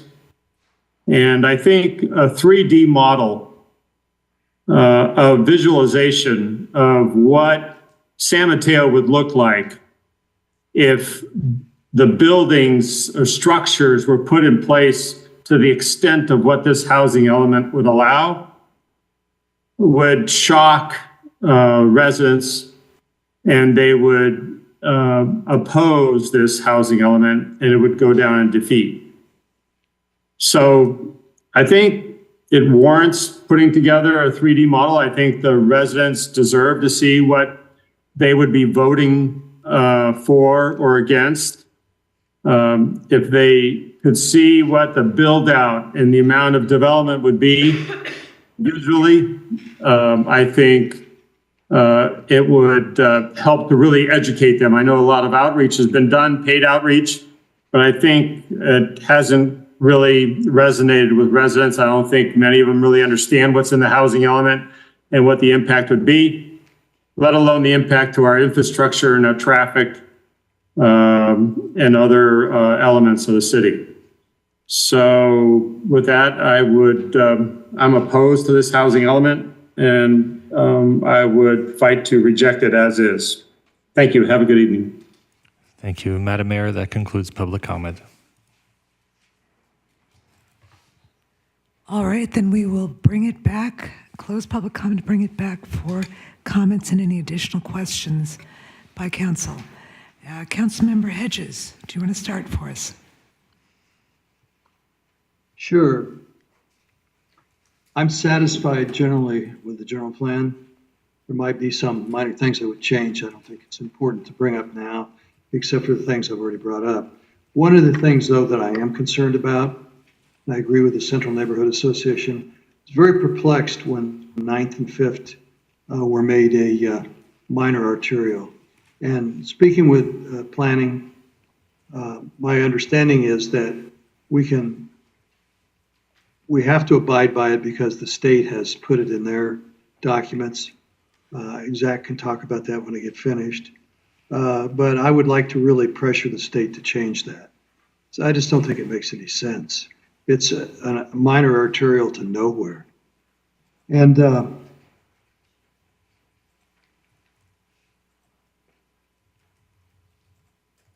as far as adding contributors, I'm not interested in doing that. And so I will leave it to that now. So I may have something later. Okay, thank you. Councilmember Lorraine. Sure, thank you, through the mayor. I appreciate the members of the public who are still with us tonight, and for those who gave public comment. I do think, though, that most of the comments we heard tonight were on topics that I feel the council has deliberated over with staff already, and over multiple meetings. And I feel that the conclusion council has come to date on those topics with staff recommendation as evidenced in the final general plan as we have it now are satisfactory to me. So I don't think I'll dwell too much on those. But we do have at least one question, I feel, before the council tonight that's new, and I think each council member should try to weigh in on the best land use designation for the Marriott site. And I would propose that we opt for mixed use high at that site because of many of the reasons that came up during the discussion tonight. For me, the key is flexibility. As the mayor actually said, we need transient occupancy tax as a revenue source, and we need housing. And so a mixed-use high designation offers the flexibility for either of these things. It might even offer the potential for both. I think to the mayor's point about traffic congestion and issues there, and Councilmember Lee brought this up as well. I would defer to what Zach mentioned in the discussion, which is that any project will have to go through the environmental impact report process, the CEQA process, and that would include needing to meet various standards with traffic analyses. Whether it's at mixed use high or mixed use medium. So in that case, why not offer the flexibility of a higher ceiling without necessarily requiring any developer to meet that ceiling? And as Zach also noted, if we were to have something that, the developer needs to bring forth a project that ends up working from a traffic analysis basis. But I would say let's give the developers the flexibility to pursue the best possible project in that space. Again, without requiring that maximum, right? So if someone were to come out and say, we'd like a project that's very much like the current San Mateo Marriott, that would be a welcome addition to our city. And that wouldn't necessarily reach those maximums, and that would be okay. A developer could come and say, I would like something very much like what is currently being proposed by the developer at the Bayshore Commons, which is more closer to mixed-use medium 1. That would also be a good addition to our city. And that would be possible with a mixed-use high designation. So I think it just leaves all options on the table. And I think especially given that we are making a compromise more broadly with the general plan land use designations by agreeing to try and meet in the middle with a high 1 designation as opposed to a high 2 designation. One of the trade-offs for that was we left some housing potential off the table. This is a new development, as it were, and I think this can maybe even help bridge some of that gap without transforming the compromise vision that this plan offers.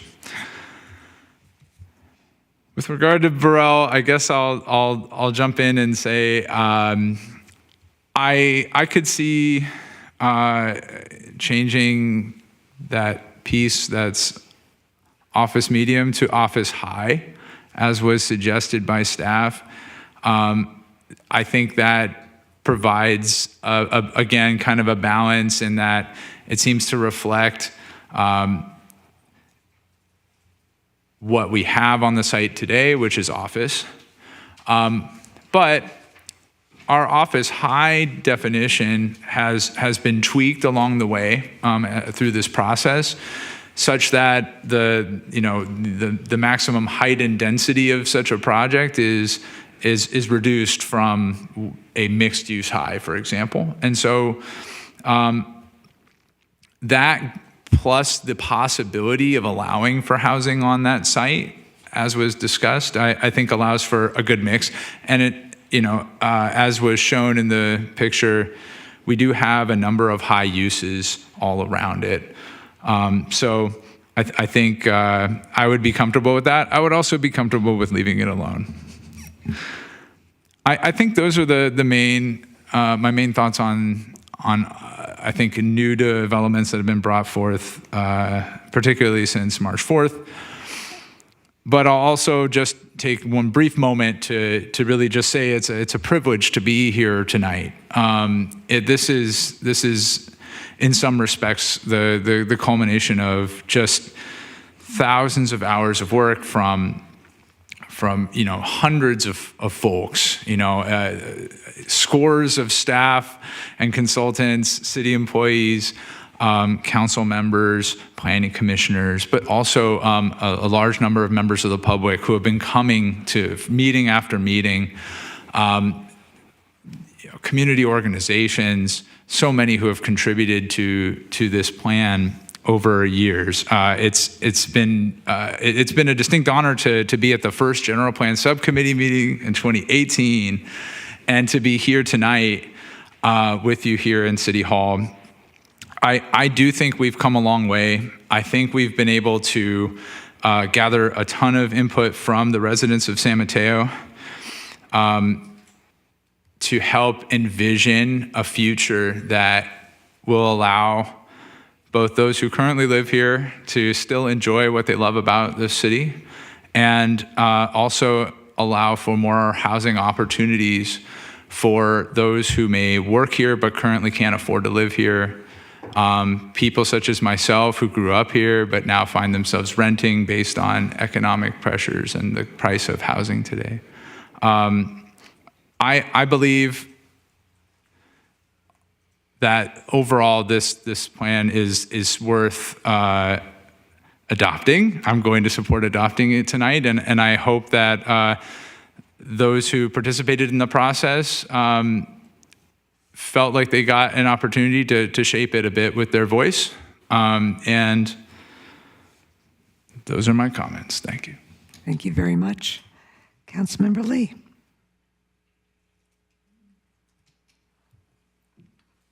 I actually do want to start with a question. One of the policies that that we've been talking about for some time now has been creating a minimum density requirement for mixed use designations, and I guess I want to make sure that if this is the opportunity to further refine or clarify that policy, that we do so, or better understand what is the process that we're going to undertake to flesh it out.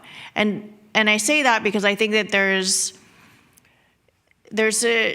I think some understandable confusion in terms of what the different designations mean and what their housing opportunity actually entails. So for commercial designations, we actually are, we are allowing housing, right? But we're not requiring it.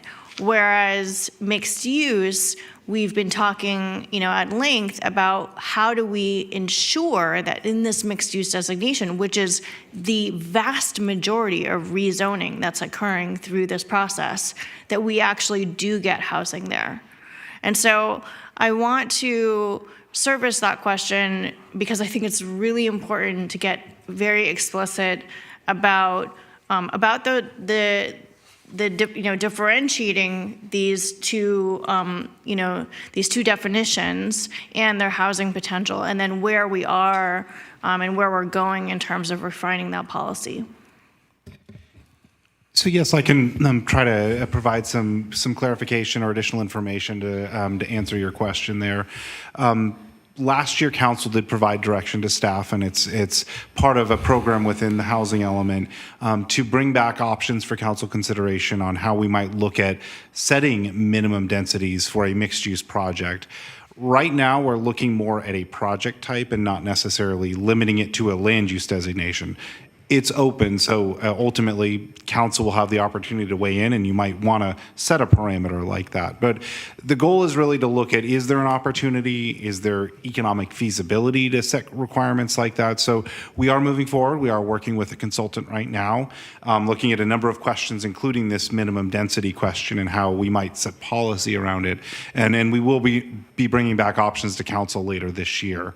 But I do want to highlight at this point, we're not looking at just mixed-use designations. We're looking at if a mixed-use project is proposed, and I think primarily if that mixed-use project is utilizing state density bonus law, do we want to set, say, minimum density or a minimum percentage of the project or different options like that, but also not making sure we're not going to economically preclude or make it infeasible for a project to meet that requirement. So that's kind of what we're looking at right now, and those are options we'll be bringing back to council later this year for your input on how to proceed. And I'm sorry, one other thing. We do have a policy within the general plan that speaks to sites within close proximity to Caltrain stations as requiring minimum densities there. And so we'll include that policy as part of the discussion we bring back to council. But that's the only policy within the general plan that speaks to setting a minimum density. And that would be a minimum density per project also with the same distinction that you're describing? You could look at it different ways. You could say it has to be a minimum percentage of whatever building type is proposed. You could say maybe if you need to be 80% of whatever your base density is. So you could set that requirement in different ways depending on, and we'd also want to look at the economic or fiscal implications of such a policy. Right, sure. Okay, so I mean, I think that I'm comfortable. I think I'm pretty comfortable with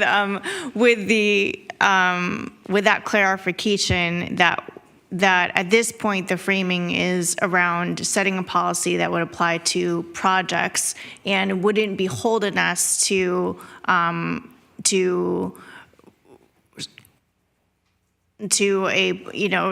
sort of framework that would be only applied unilaterally or uniformly across every single designation, right? So I appreciate that approach, and I would like to hear from council. Are we in agreement that that's the expectation? Because we've all been weighing in on this as a priority, wanting to actually get housing in our mixed use. I'm comfortable with how Director Dahl has described it. Thank you. Yes, nodding heads. Okay, noted. Okay, I'm happy that it's getting late and I was up at. Can you see my head nodding? Yes, I see your head nodding. Okay, I see your hand up this is as what well. happens when you've been up since 4 a.m. Okay, so I will say this. Just run down the line for Burrell. I'm open to either mixed use high or commercial high. I feel a little bit agnostic. I mean, my inclination is to heed the is to listen to the community members in the surrounding area who are supporting mixed use high, but I could be convinced to go with commercial high. I absolutely support the Marriott to be redesignated as mixed use high. And we solve for the minimum density. Councilmember Lee, office high for Burrell? You were saying commercial high. Oh, yes, sorry. I meant office high. Okay. Yes, not commercial. Office high or mixed use high. I'm flexible. Okay. Let's see, what else? Okay. I feel like I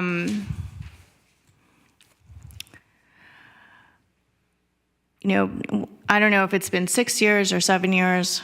I'm losing track. I thought it was 7 years that we've been in this. I look across to Joanna and I'm like, we have been in the trenches together very early on, and I do think that that we've come a long way here, and there's a lot of very positive community engagement. We've sharpened our skills and reached out to many underrepresented community members through a very concerted effort by the staff. I think that we've had a lot of hard and courageous conversations. We've surfaced a lot of new information that I don't think was really explicit in terms of our understanding our own community and who we are and what our needs are. I think that effort to define ourselves and our needs is really a really important and challenging process to go through.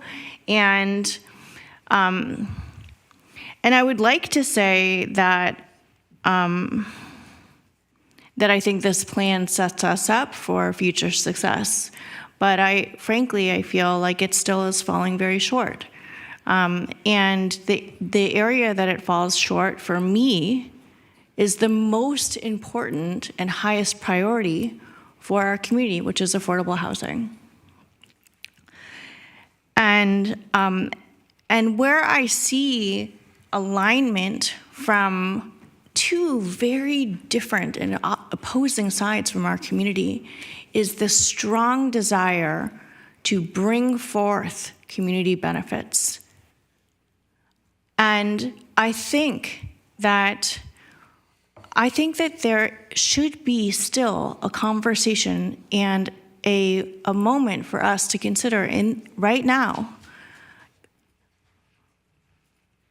coupling community benefits strategically with High 2.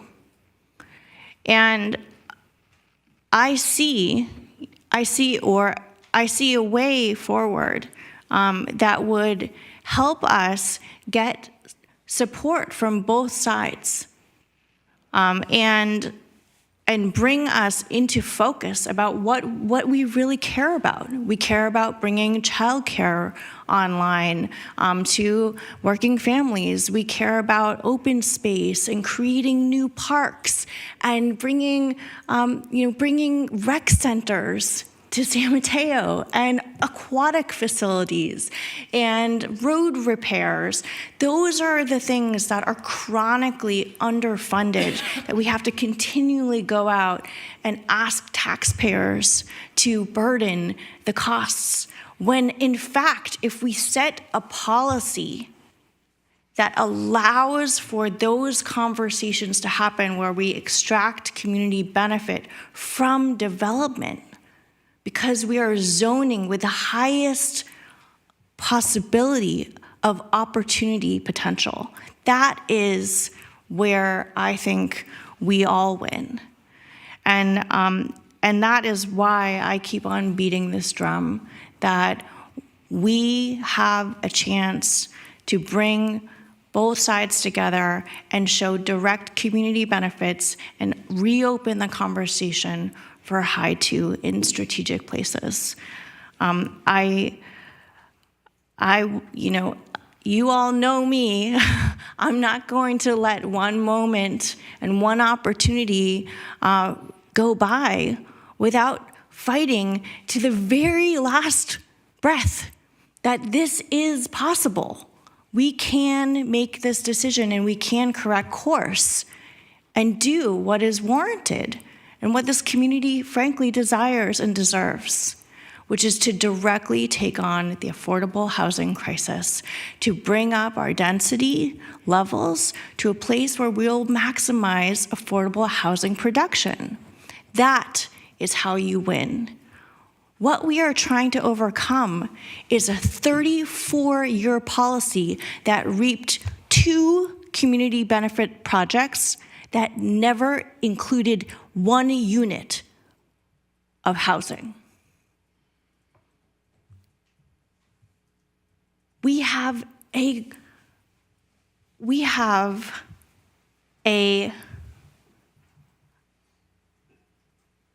pivotal opportunity right now. Each of us elected to office to set a 20-year policy that will benefit our kids, hopefully your future kids, and create a future for our community where we can grow old and our children have a place here. That's what this is about. That's what policy making is about. And I really do believe that that's a conversation worth having yesterday and worth having today. So those are my thoughts. Thank you. Deputy Mayor Newsom. Rich did. Yeah, he did. Initially, he might have some more comments, but yeah. Oh, he's going to go again. Okay. Okay, Rich, Councilmember Hedges, please. Yeah, I'll be brief, I think, I hope. I just wanted to clarify again on the Burrell. I had actually originally asked for High 1 office is fine, but I want to have an option for mixed use spelled out in the general plan.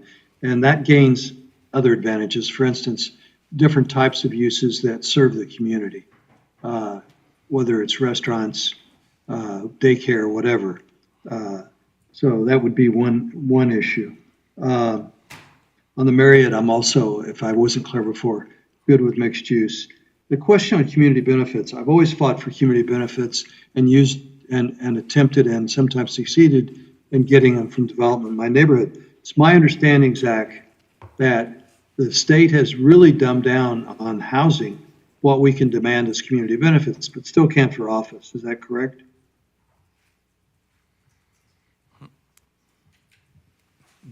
What was the question exactly?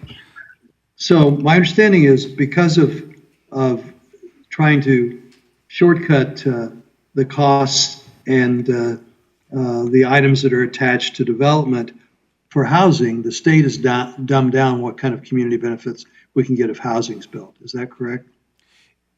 Yes, with the options available through state density bonus law, it does reduce the ability for localities to have a community benefits program that would be enticing for housing projects. And so, but we can still do it with office. Can we do it with mixed use if it includes housing? We are working on that initiative, and we'll be coming back to council in the near future or relatively near future to further discuss that and how we could do that. But yeah, we are working with a firm that's looking at the economics of and where potential avenues still exist. But overall, community benefits are challenging, especially in this environment and when you have options under housing proposals. So yeah, where we can get it, I'm in favor of community benefits. But I just wanted to clarify that so no one is disappointed. Thank you. I think that's all for me now. Thank you. Put your hand down, yeah.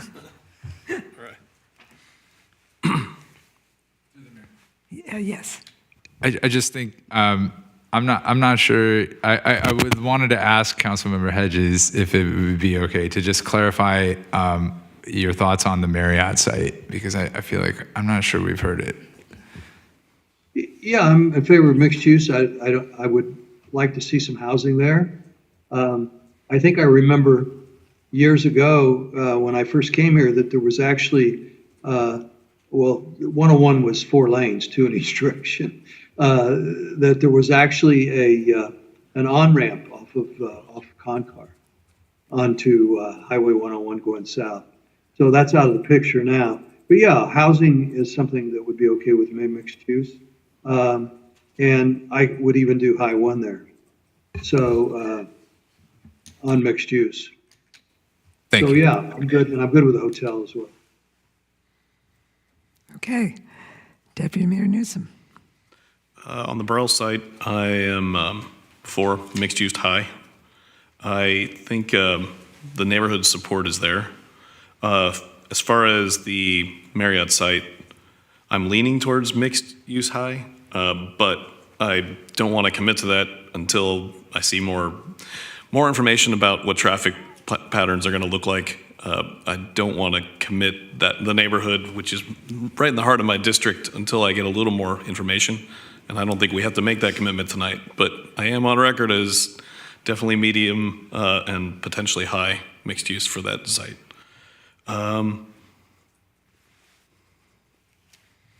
That's it.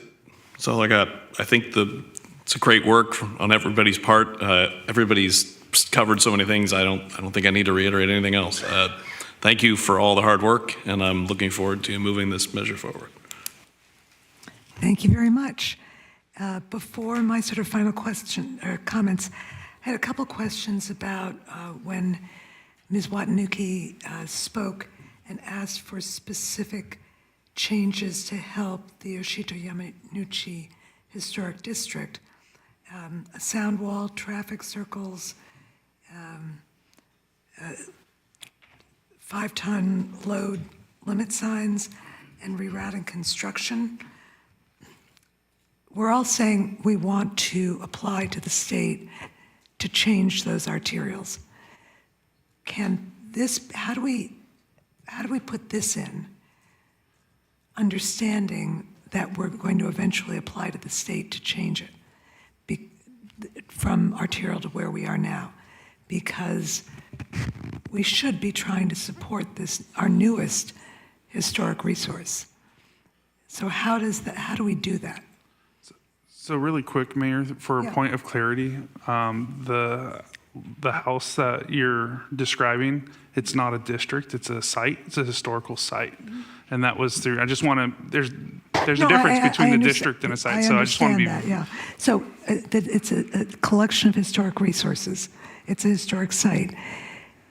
Right now, what we're saying is because the two streets on either side are going to be reclassified, we can't do things to protect that historic site, even though we're going to apply to the state to try and change those street types. We do have an action in the general plan that we will be working to collect the data and then submit a request to the state. I think the key is the data needs to play out to support a classification change. So we need real volume data to show, is this street performing at a lower classification? And if we have the data, then we can submit that to the state and request a classification change.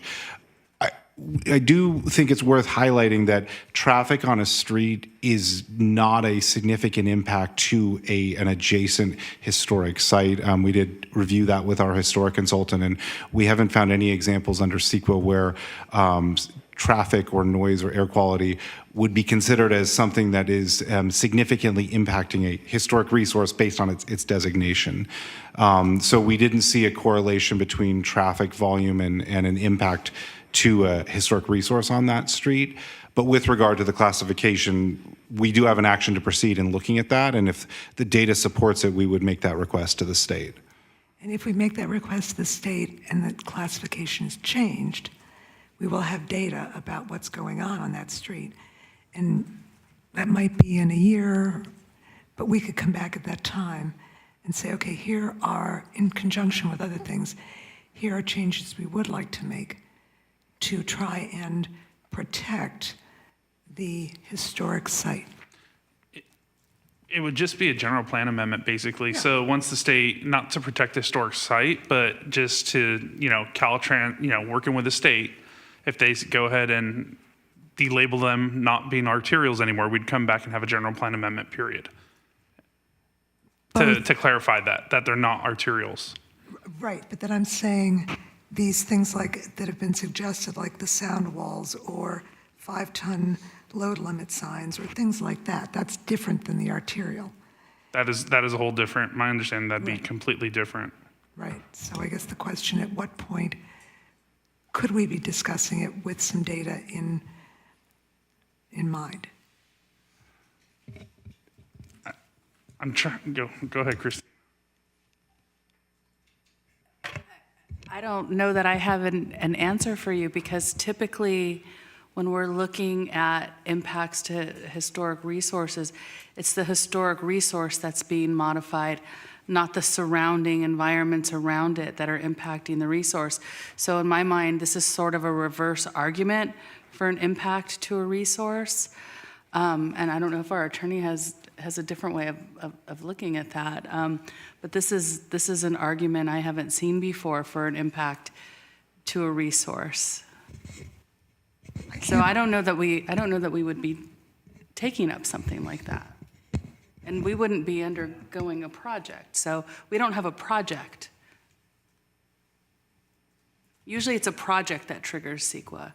And so here, I'm not seeing where there's a project that's creating an impact. Yeah, I guess that just general is if there is environmental damage to this historic site, what could we do as a city to help mitigate it? So I guess that's the city is not undertaking a project. So if the city were undertaking a project like building something, constructing, modifying something, where there was a project that triggered an environmental review such that we had to do a CEQA analysis, then we would be looking at all of the impacts of that project. But I think what I'm hearing here is that we're just hearing that this ambient street noise is the impact, but we're not undertaking any modification. Correct, there's not absolutely. Right, so that would have to be some kind of council direction that for some other reason, because council felt that it was important to protect this resource from noise or from disturbance, that they wanted to direct this to happen. I mean, that's my understanding of it.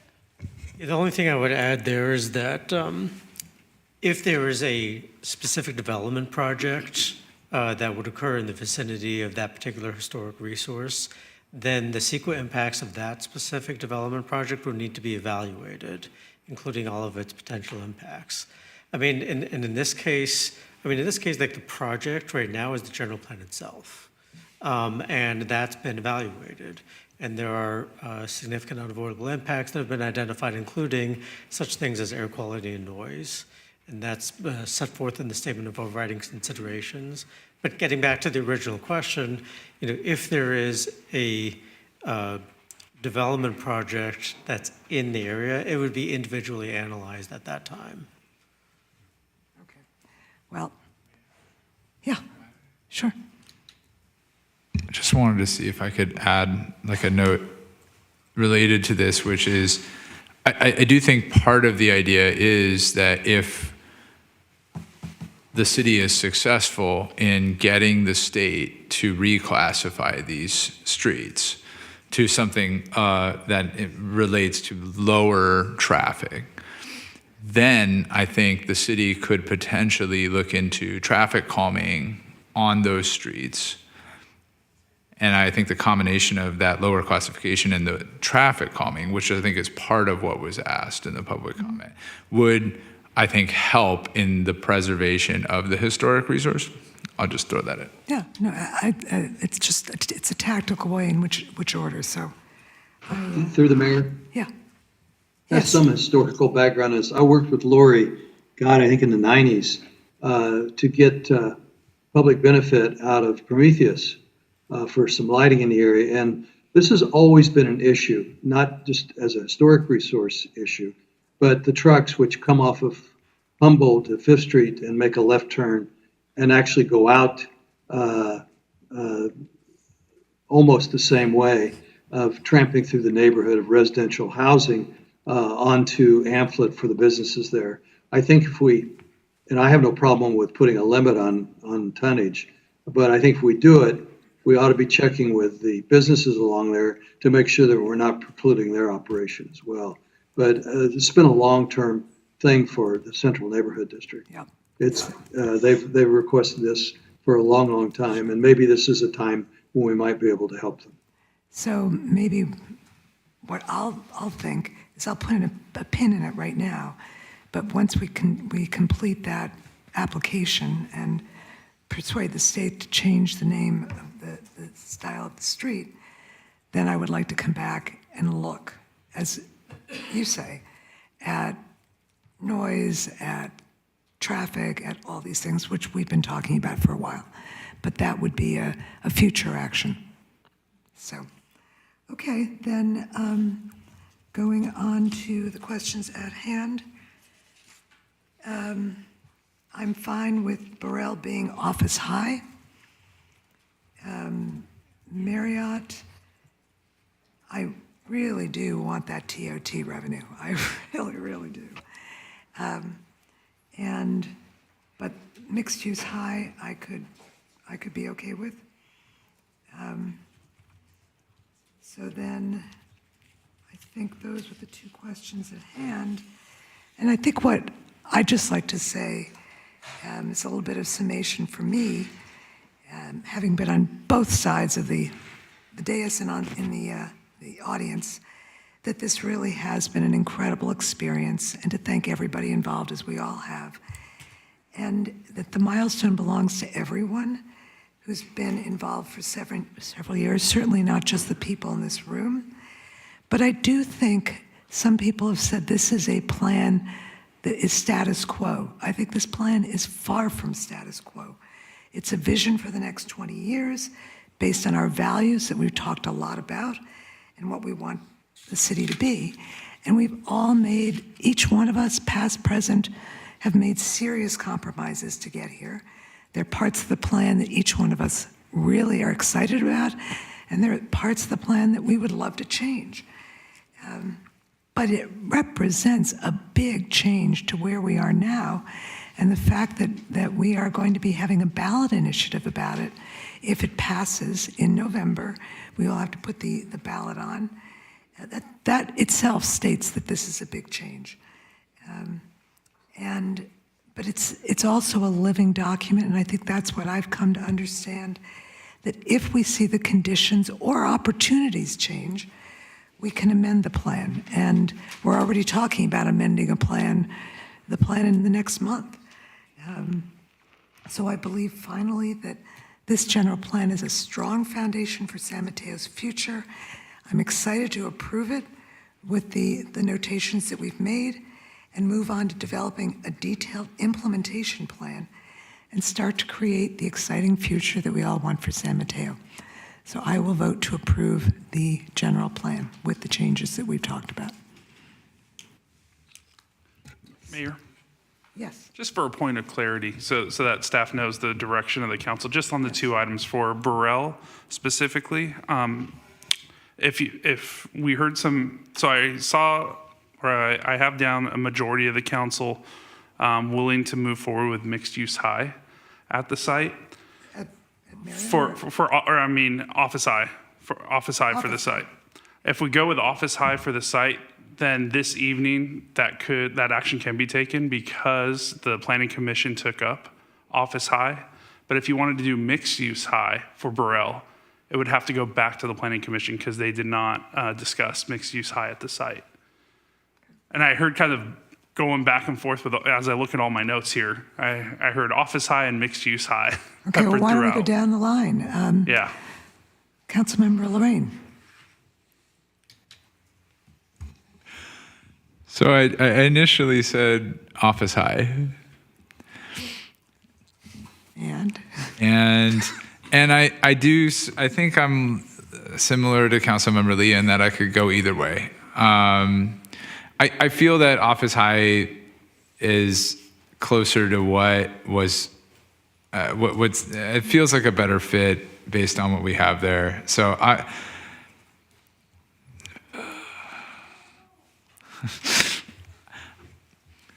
yeah, I mean that was my initial thing. I'll stick with it at this moment. With office high.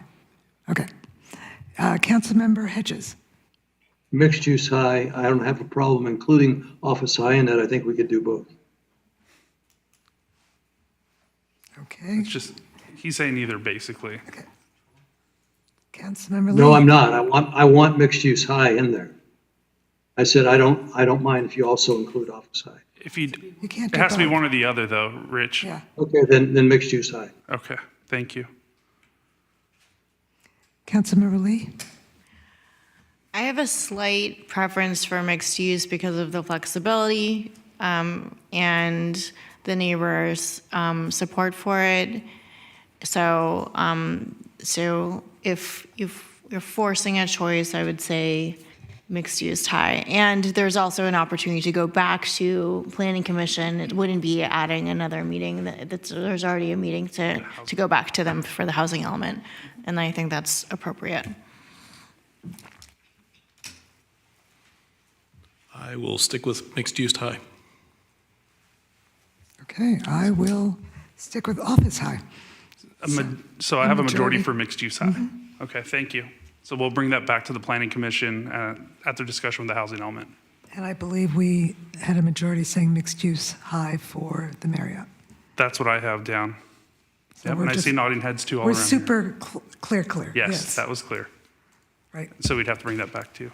And then through the mayor, also, there were two edits to hotel-related policies to support TOT. Is there consensus on council to include that? And that is something that you could add to the general plan tonight as part of your action if there's support. But we were recommending that, so we wanted to make sure council weighed in on if there's support for that. I support TOT. Well, do you support the amendments that they're proposing? Yes, I think. Yes, okay. Councilmember Lorraine? Yes, I support those as well. Okay. Councilmember Lee? Yes. Deputy Mayor Newsom? Yes. Keep our hotel, please. Mayor? Yes. Yes. So we have yes. Many yeses. We have the direction we need. Okay. Do you need a vote? We need a, Yes, you do need. I'll make a motion. Is that what we need? I'll make a motion to adopt a resolution to certify the general plan's final EIR and adopt a resolution adopting Strive San Mateo General Plan 2040 and the Climate Action Plan technical update based on the listed findings. Second. Second. Give it to Councilmember Okay. Lee. Deputy Clerk, could you call the roll, please? Deputy Mayor Newsom. Yes. Councilmember Lee. Yes. Councilmember Hedges. Yes. Councilmember Lorraine. Yes. And Mayor Diaz-Nash. Yes. The motion carries 5-0. Congratulations. Here we go. Yay! Okay, everybody go stand up. Yay! Now we have to just go do it, right? The hard work is about to begin. 30 seconds of cheering. Does anybody need a bio break before? Yes, okay, we'll take a quick bio break and come back quickly so that we can talk about our priorities, and thank you for smiling still. Like that?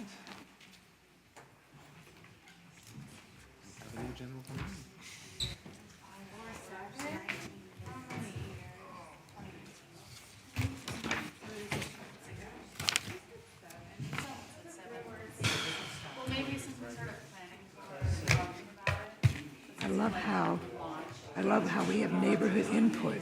One tiny little neighborhood association, I shouldn't say that. It only took till 11:20. You ready? I'm ready to go. I'm an early bird, so I'm like, I go to sleep at like 10. Like, I'm turning into a pumpkin right now.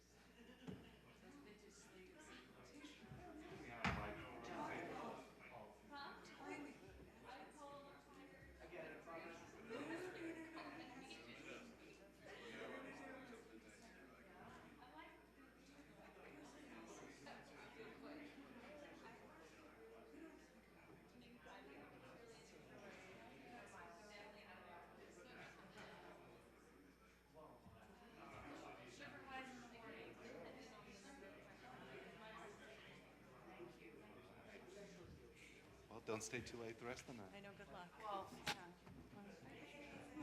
Tell Denise not to keep us here for one.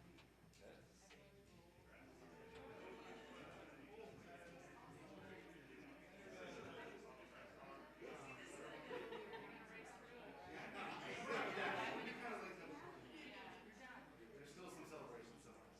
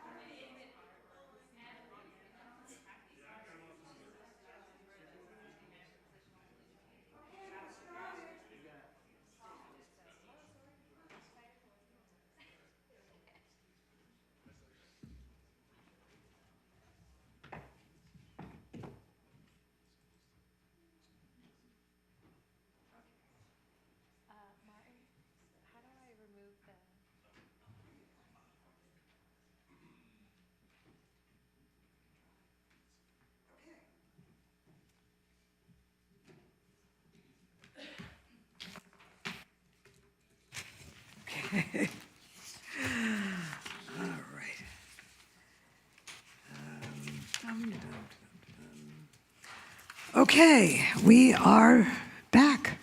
Thank you very much for hanging in there with us. We are now on to old business, the City Council priority list, review draft priorities, and overall updates. And Ms. Denise Garcia is going to take us through this. Thank you. Sorry, I just need a little support here. I set you up so well here.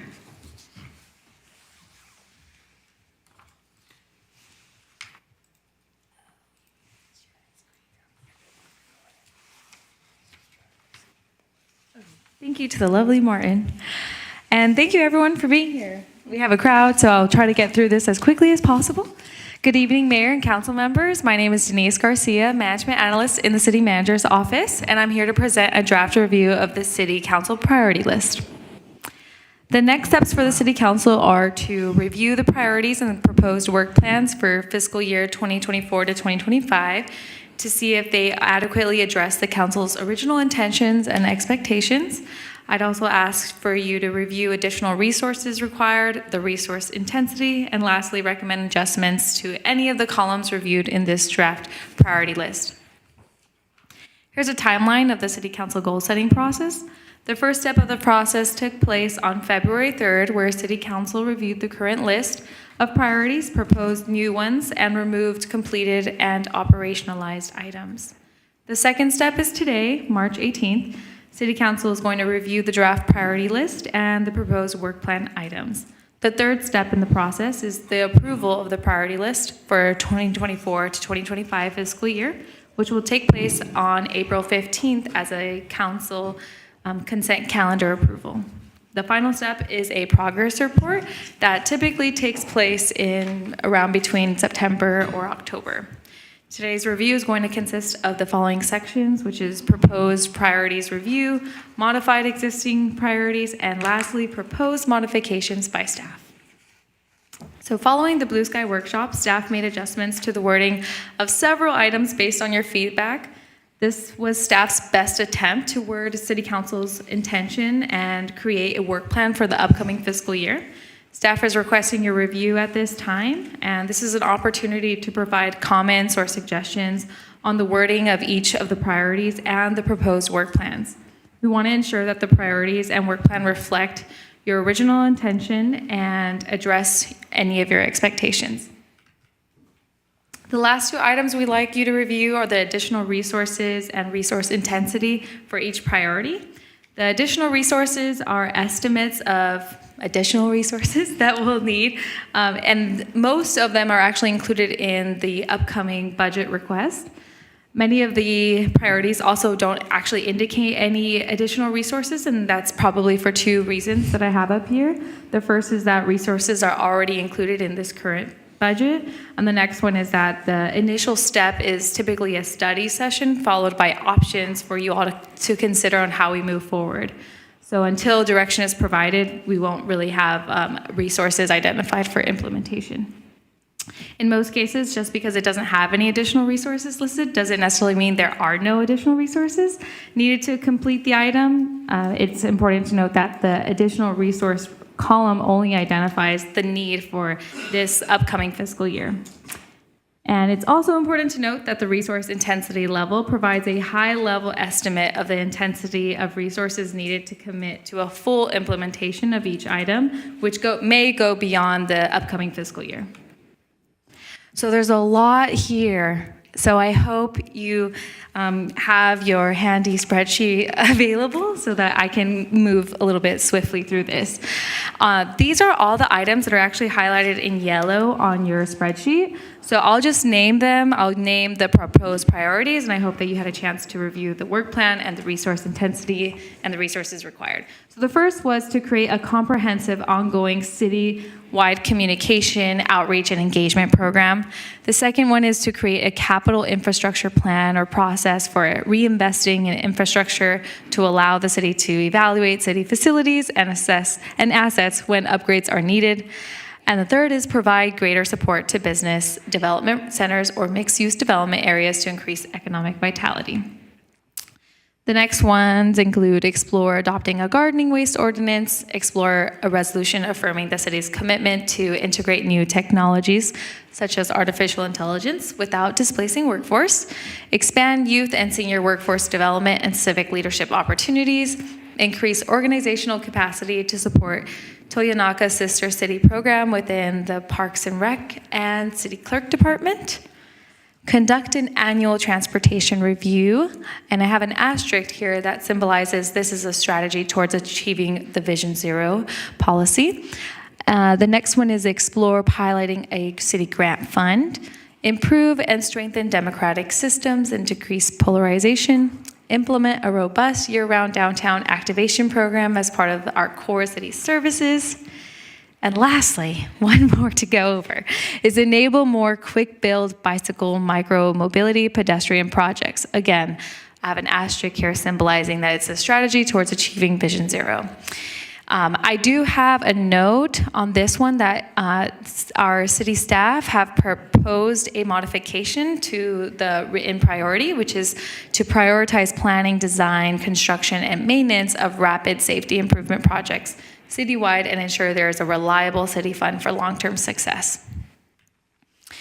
The next items are modified existing priorities. So these are identified in green or highlighted in green. The first one is study resource feasibility for the downtown grade separations and long-term train corridor improvements. The next one is enhance citywide disaster response and emergency preparedness.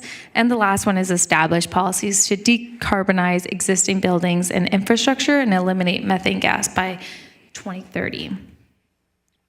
This last slide are all the proposed modifications that staff have shared with us. So rather, on the left-hand column are the priorities that currently exist, and on the right side of the table are the proposed modifications by our city staff. And again, there's an asterisk here on update general plan that just says that there's a Vision Zero policy already included in the general plan.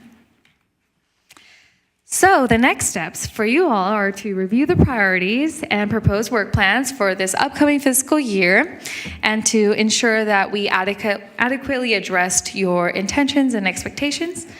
We would like you to review the additional resources required and the resource intensity. And lastly, recommend adjustments to any of the columns reviewed in the draft priority list. And I also welcome our department heads who are here or listening in to provide any responses to some of your more specific questions. Thank you. Thank you very much. You did that in record time. I almost could follow along. Councilmember Hedges, what comment or questions do you have? Actually, I think that was pretty much a review of what we did have. The green waste was one of my issues, which actually Public Works said much of it can end up in the lagoon. And I know a lot of our flooding in D4 was from clogged drains from leaves and other things. So I actually had a conversation with the police chief, and we're going to go more in depth on the 21st.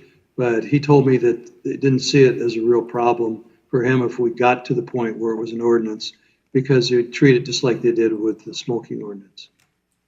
So I've tried to do already a little outreach on it. So I think it's an issue as time has come. I know that where I live, we collect all of that and it goes into the compost pile. Great, so you don't have a question about that? No. Okay. So that's just, I think all of those things were pretty judicious. I really think they were all straightforward. I'm good with everything on that list. Great. Councilmember Lorraine. Yes, thank you, through the mayor. Thank you, Denise, for your presentation. I wanted to ask about priority 37, which is complete all. The existing language might say complete all high and medium high priority projects in the 2020 bike master plan and the pedestrian master plan, but staff proposed different language. It proposed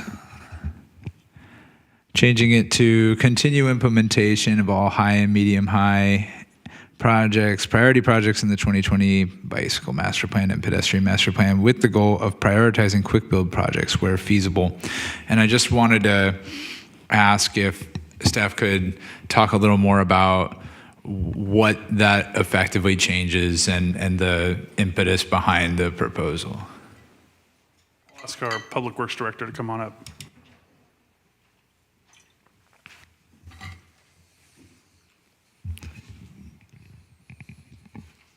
Good evening. Thank you for the question. I don't think practically it changes a whole lot other than we tried to recognize with the additional language of prioritizing quick build projects where feasible that there's been a lot of community interest in that. I think it ties into one of the other priorities that you provided in the Blue Sky session. I think the challenge we have with timing on this is that we just currently don't have the resources to set a timeline on how long it's going to take us to implement all the high and medium priority projects in the bike master plan. So I think we can leave it the way it is. This is currently in the category of items to be completed in 5 or more years, so it's ambiguous as to how long it's going to be. I think that's the biggest issue we have, and so that's why we thought changing it to just continue implementing it makes more sense to us in terms of we're going to continue doing it as long as it takes, as opposed to having something in there that says that we're going to complete it, even though it is ambiguous in terms of 5 or more years. So I think, if the preference is to keep the language the way it is, I don't see a big issue with that. We would potentially recommend adding the last clause there about prioritizing the quick build projects where feasible as part of it. Okay, thank you. Let's see.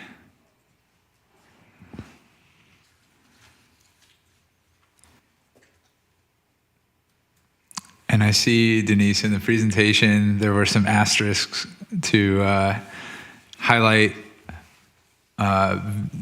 relevancy to Vision Zero on some of the priorities.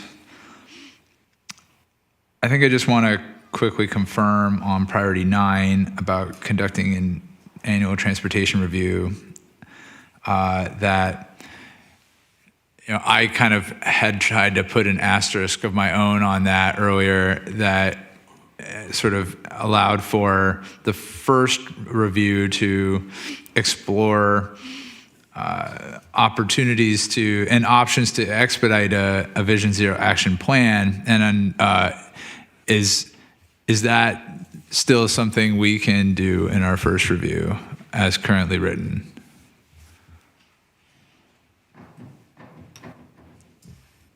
I'll be the one to take that one as well. So, as you know, adopting the general plan, as was done a few minutes ago, included adoption of a Vision Zero policy.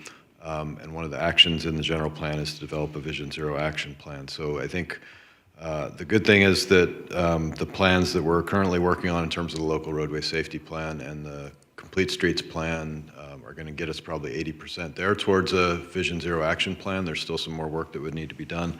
But so that's why, from a staffing perspective, we thought that we can potentially create the Vision Zero action plan next fiscal year with the existing resources that we have. Some of it is connected to a position request that will be as part of the budget package that would free up some of our staff time. So that would be sort of conditional that if the council approved that position, then I think we can do that with the existing resources. If we don't get that position, then we might need a little bit of resources for consultant support.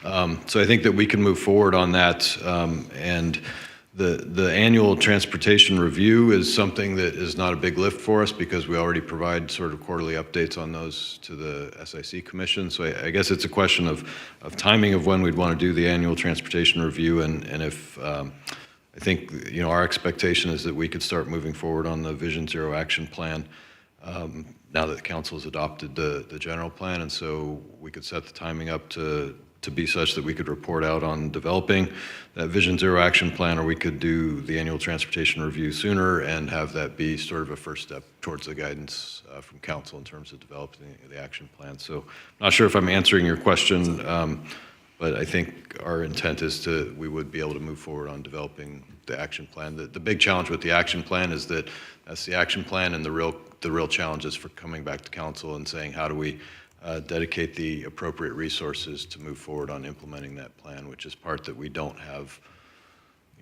the current resources allocated towards implementation of the long-term plan, because it will incorporate all the things like the Complete Streets Plan, the local roadway safety plan that's going to require probably potentially decades and tens of millions of dollars for some of the infrastructure type projects that we'd need to do. And I can build on from our Public Works Director. So now that the council has adopted the general plan formally, what we'll do is we'll come back in probably the June, July timeframe to really lay out what's that implementation strategy now? What policies are we going to take on first? And so that's the opportunity for the council to weigh in and let us know exactly what the priorities are and what we're going to take on in that upcoming year. What are we going to tackle first? Because there's a lot of policies within this new general plan that was just adopted. And so we're going to need council direction. As the Public Works Director stated, we're 80% of the way there. So now we got to really think about, do you want to move that action forward in that first year? And that'll be the opportunity to weigh in on that. Okay, I appreciate that. Thank you.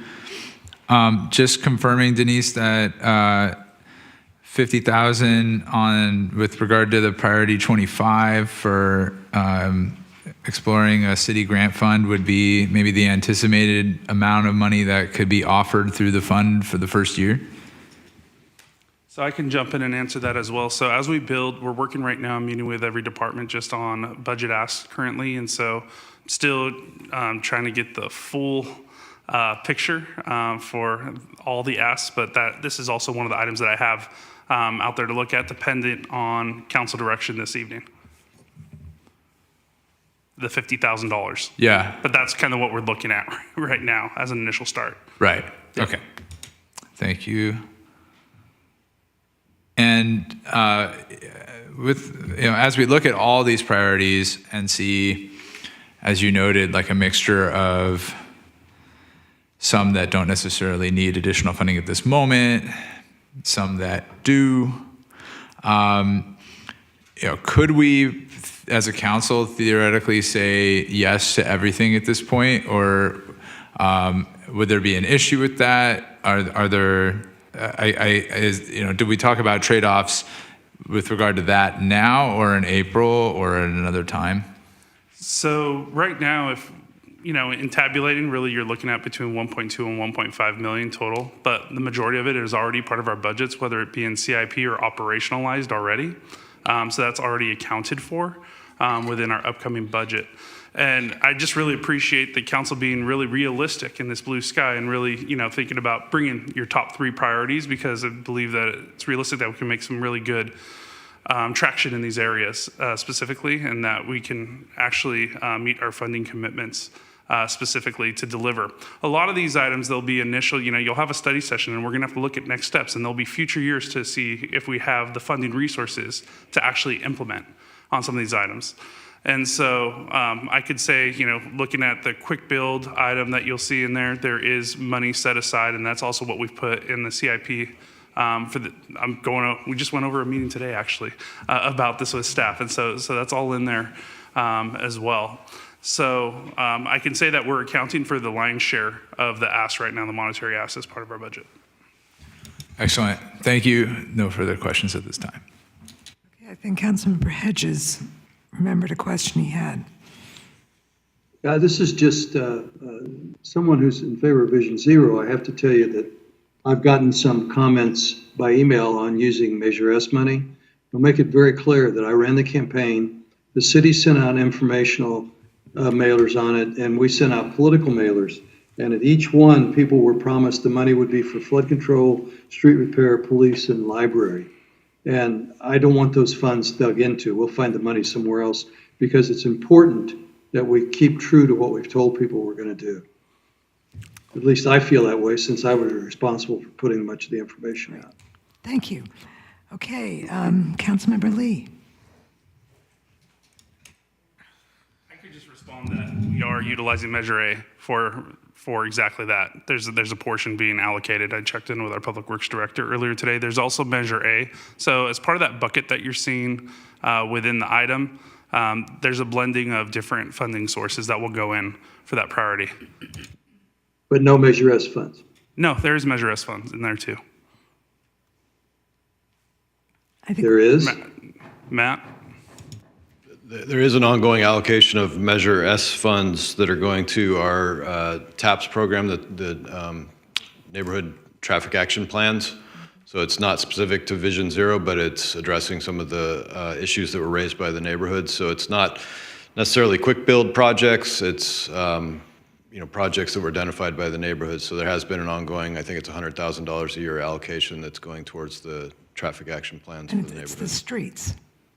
And the smooth streets, yeah, the smooth streets is coming out of that for reconstructing the failed streets, but this would be separate in terms of traffic, speed control types of things that were identified by the neighborhoods in terms of specific things they wanted to see in their neighborhood related to traffic improvements. But that's not what we told people when we ran the program. So just leave it. Okay, I think we have another discussion on this at another time. Okay, Councilmember Lee. Yes, I guess I wanted to ask for clarification about the priority of improving and strengthening democratic systems and conducting educational outreach and information to current and future voters and post-election review campaign ordinance with council. So that strikes me as very much the status quo of what we already do. So I'm trying to understand how this is a net new.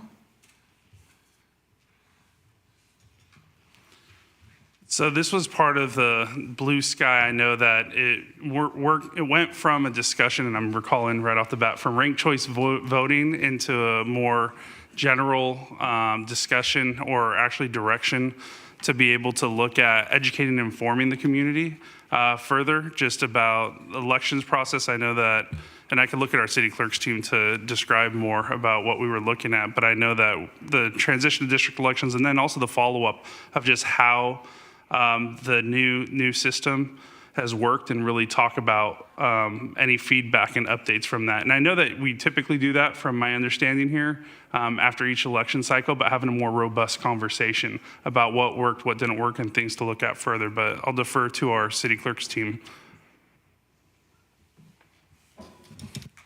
Yes, for this Blue Sky priority, when we looked into what was proposed initially, as city manager mentioned, there was discussion on models such as ranked choice voting, evaluating their utility as it relates to strengthening the democratic process.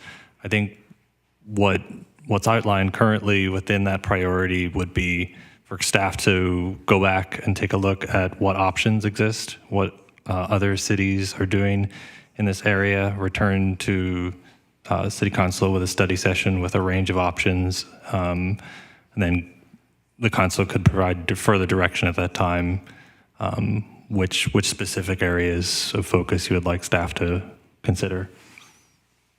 If I could just jump in, we had a long discussion about this, and this is what we agreed to. We did not agree to ranked choice voting. We agreed to this. So I think it was pretty. Yeah.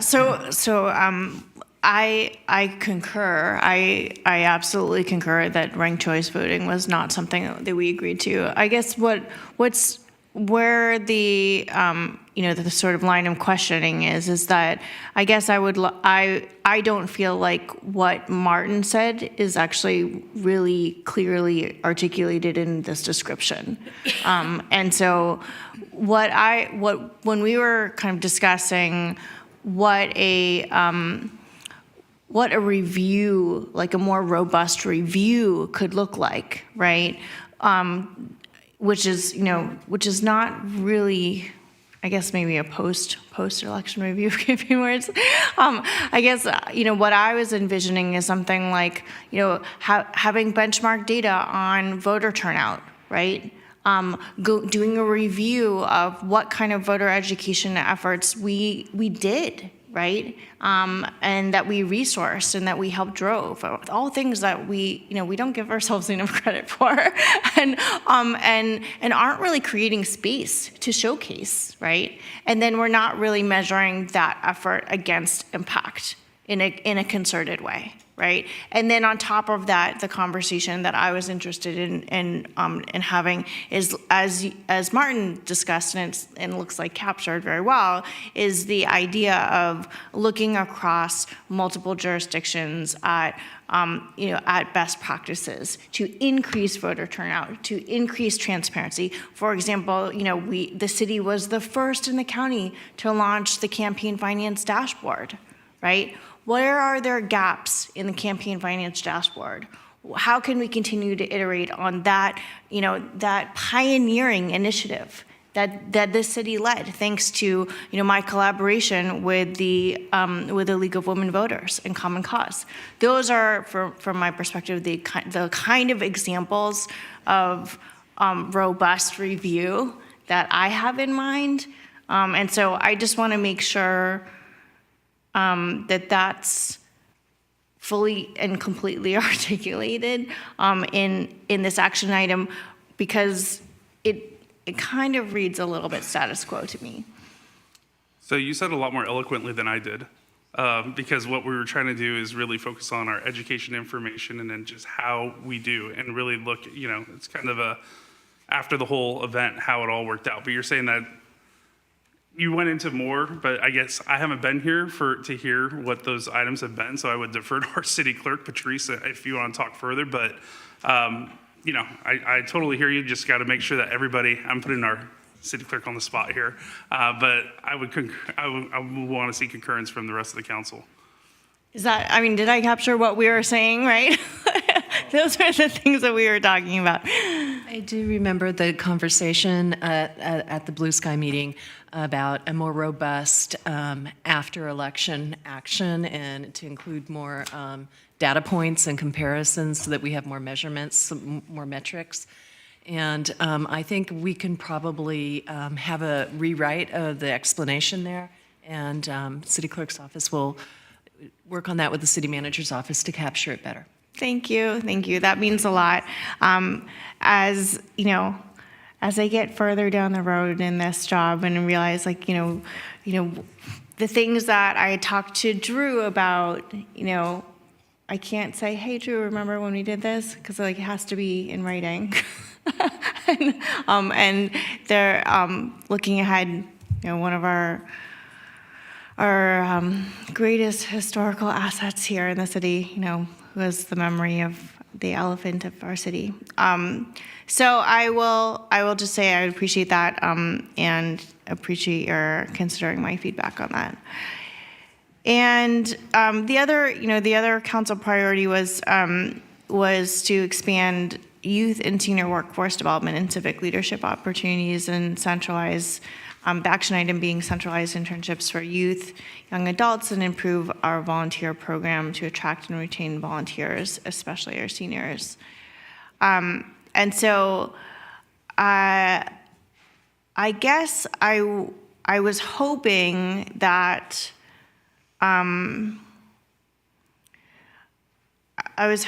we would have, for this action item, get closer to a more expanded, like take action on, opportunities to expand existing internship programs through partnership with ETA, right?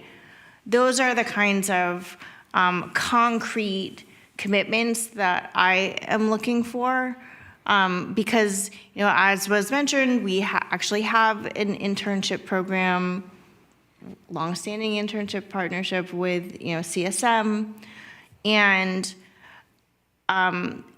I think that the model is built, right? How do we continue to extend and expand something that's clearly already in place? So I'm specifically looking for hard commitments in writing that are explicit.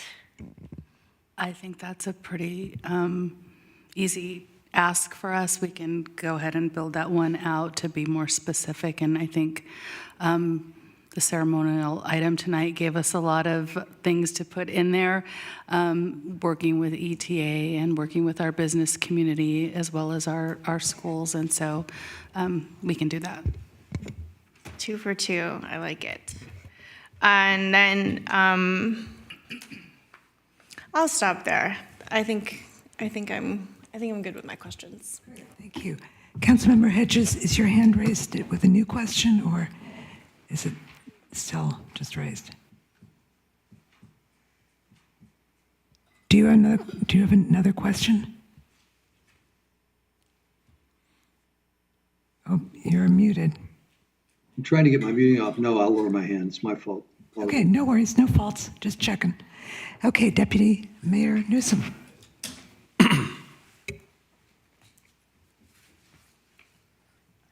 One thing that occurs to me, and I don't know if we need to talk about this, but we still are woefully understaffed here in the city of San Mateo. And will there be an impact by the fact that we have so much, we need to hire so many people? Is that going to have an impact? And if so, should we be considering adding, or is hiring already a priority, just not covered here? I guess I'm asking 2 different questions. I'm already on here. So attracting and retaining employees is a top priority. That goes without saying. I guess that's already something that we're really working aggressively on. It's wonderful to report out that we have 75 new hires since July of last year. That's huge for a city our size. And we're going to continue at the same time. But yeah, no, it goes without a doubt. That's a priority for staff because the city, we're run, it's by the people. And so, yeah. So I guess I'd just say on behalf of myself and everyone that we support that effort. Even if it's not on here, it's there. No, exactly. Okay. As far as the CIP plan, I didn't quite understand what the additional resources are. A budget is required for a CIP plan, facilities infrastructure. Do we have an idea of what that looks like as far as, is that hiring a consultant and? So it's a significant investment, yes. So what is going on is basically, in order for us to position ourselves to deliver our CIP program, one is we need to conduct a facility assessment. So that's built into the CIP this year. It's a $600,000 investment, and we would get a firm to go out and look at every single structure we own here in the city and let us know the condition of the structure. And then from there, we can come back and work with staff to figure out just what our next steps overall are to be able to prioritize and list the trade-offs. Additionally, we're looking at having an organizational assessment completed in our Public Works Department, specifically our Capital Improvement Programs unit. And that's part of this as well, so that we can be more efficient and provide more resources, because it takes people to deliver these projects too at the same time. And so we'll be taking a look at that as well. So those are just, and then also doing an annual report out basically of just the achievements overall and the metrics. Okay. I think that's all I have for now. Thank you. Okay, thank you. Thank you, Denise. I'm wondering, priority number 1, given the recent action or in lack of action by the Ninth Circuit, does that impact this at all? I mean, in terms of reach codes and.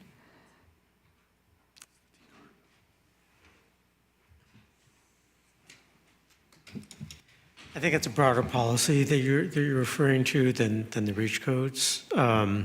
It's I think I'll just leave it there more or less. It's because this item to establish policies to decarbonize existing buildings and infrastructure and eliminate methane gas use by 2030. There's some overlap between what the reach codes were trying to achieve, but it's also different in some ways as well. Okay. So I'll leave it at that. Okay, that's fine. Let's see. So number 16, the CRM system. What will this get us? a CIP request of $100,000. That seemed pretty slim to me, given. So what staff is going to be looking at is we're looking at all our inputs. So basically anywhere where the public goes ahead and has a request or an ask here with the city, and we're looking at our current systems and what customer relations management software would actually be able to talk efficiently with all our existing systems. And so what we look at is about $100,000 initial investment. Typically, you'll see an ongoing license of about between $30,000 and $40,000, but that $100,000 would be that initial seed money, potentially. It's a lot of cloud-based systems, and what you'd have is basically an app on your phone, click, and be responsive, and then we can also do a good job of tracking any inputs that are coming in and be able to have the feedback loop at the same time to the public and for staff and for the council. So the $100,000 is sort of to cover the evaluation of what are the data points, what do we need, what's out there. It's basically everything, and potentially to actually buy the initial cost to buy the CRM system, and then there'd be an annual license fee moving forward. It's a good bargain if you can get all that for $100,000. Well, we looked at other cities too and what they have, so. I'm very happy with that. We'll let you know if something changes, but that's my understanding. Great, excellent. And then in number 17, where we're talking about a $75,000 grant writing consultant, I didn't see a lot of priorities that had grant writing consultants attached to it. And that, I think, is a huge opportunity for us.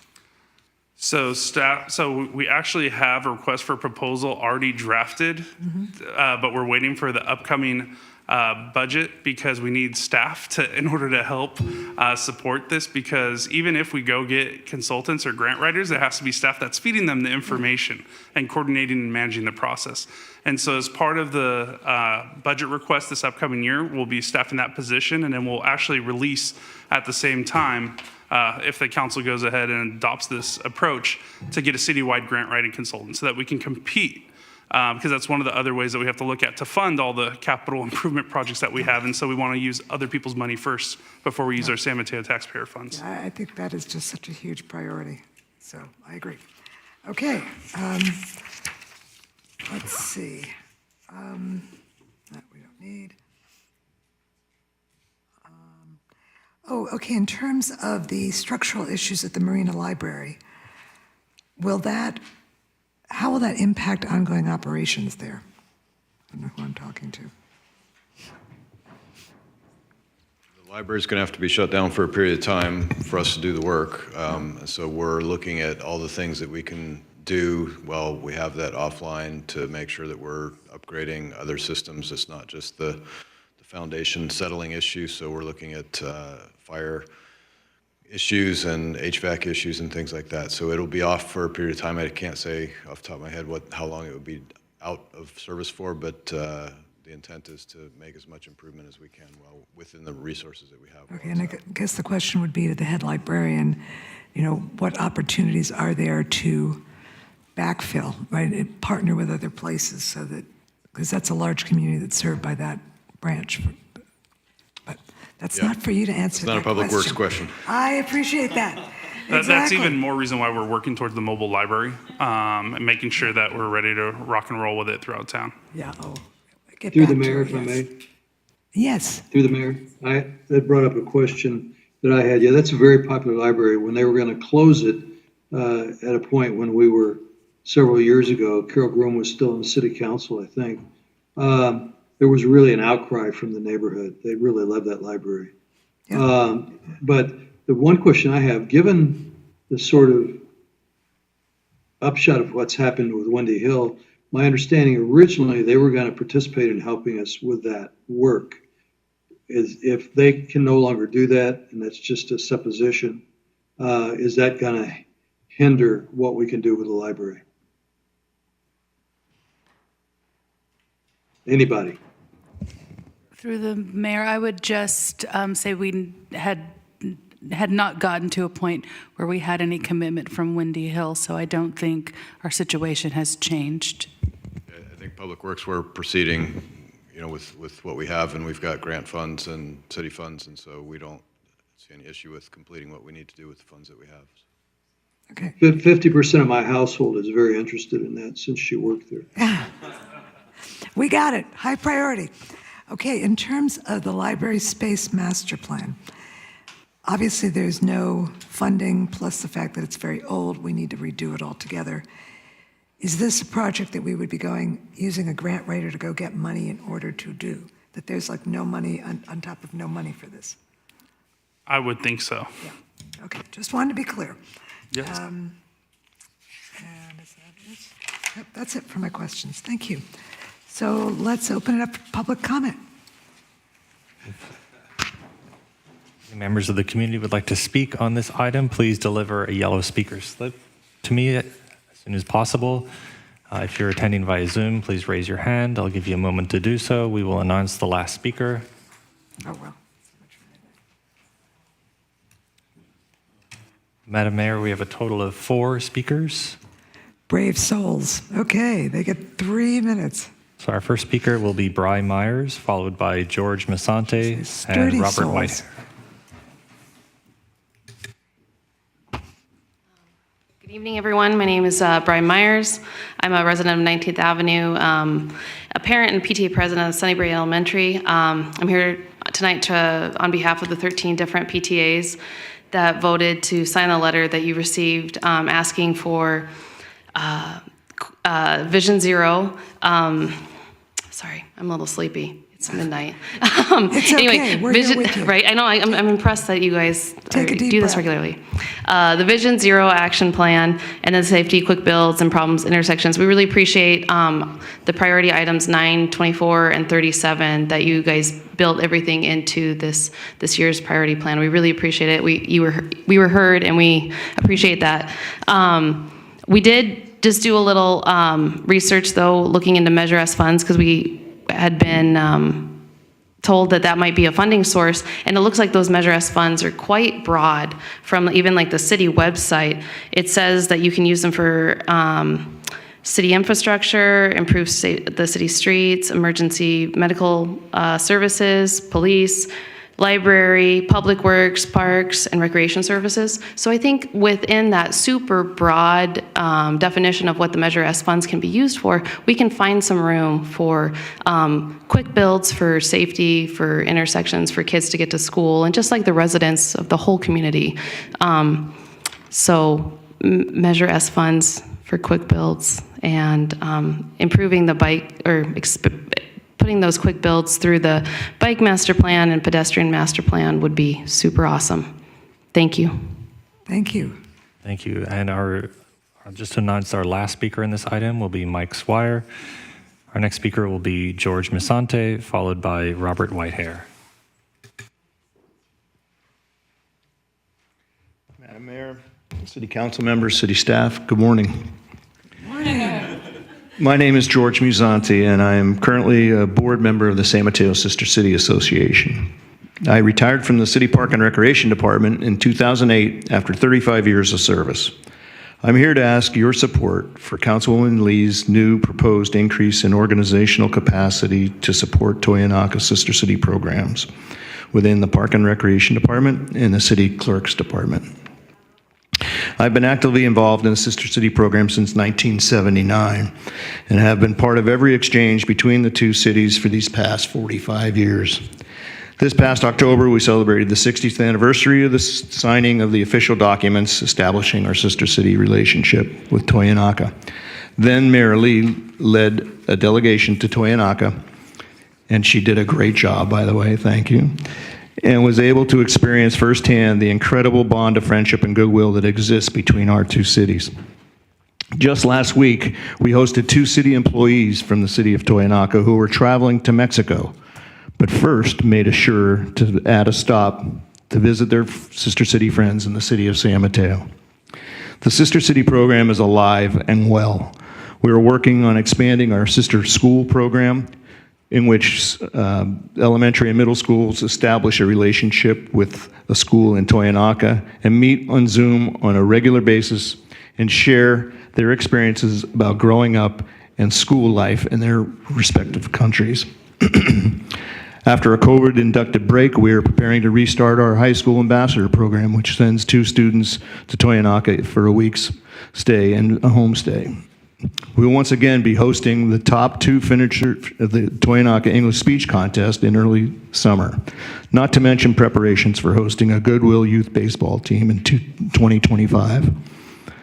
As you can see, the state of our sister city relationship is very strong and very active. In all my years with the Recreation Department, there was never any official designation or assignment of duties to any staff member in our department. I don't recall having any line item in our budget allocating funds or staff resources for Sister City support. While the operation of the Sister City Association and its programs is done with volunteer leaders from the community, there is no way we could provide these outstanding programs and exchanges without the incredible support we get from the City of San Mateo and the city staff. Excuse me. The availability of city facilities for our meetings and fundraisers, and the availability of city facilities, athletic facilities for our teams is crucial to making our programs a success. The interaction between our city clerk's office and their counterparts in Toyonaka is crucial when we prepare for exchanges that include... Thank you. Thank you, George. Oh, I'm sorry. Thank you very much. I'm sorry. Thank you, and it's such a great program. Please support the added support that is necessary to keep it going. Thank you. Thank you. Our next speaker will be Robert Whitehair.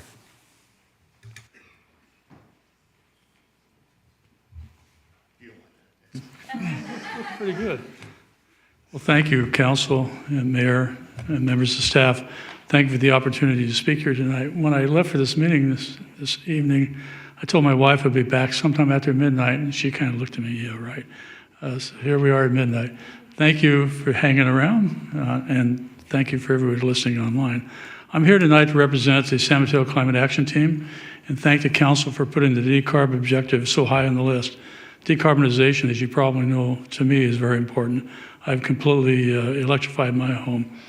One of the things that I've learned recently is that there's quite a bit of funding now coming from Peninsula Clean Energy for the big thing we always heard about when we were taking this out in the city is what do you do about equity, low income, people on fixed incomes?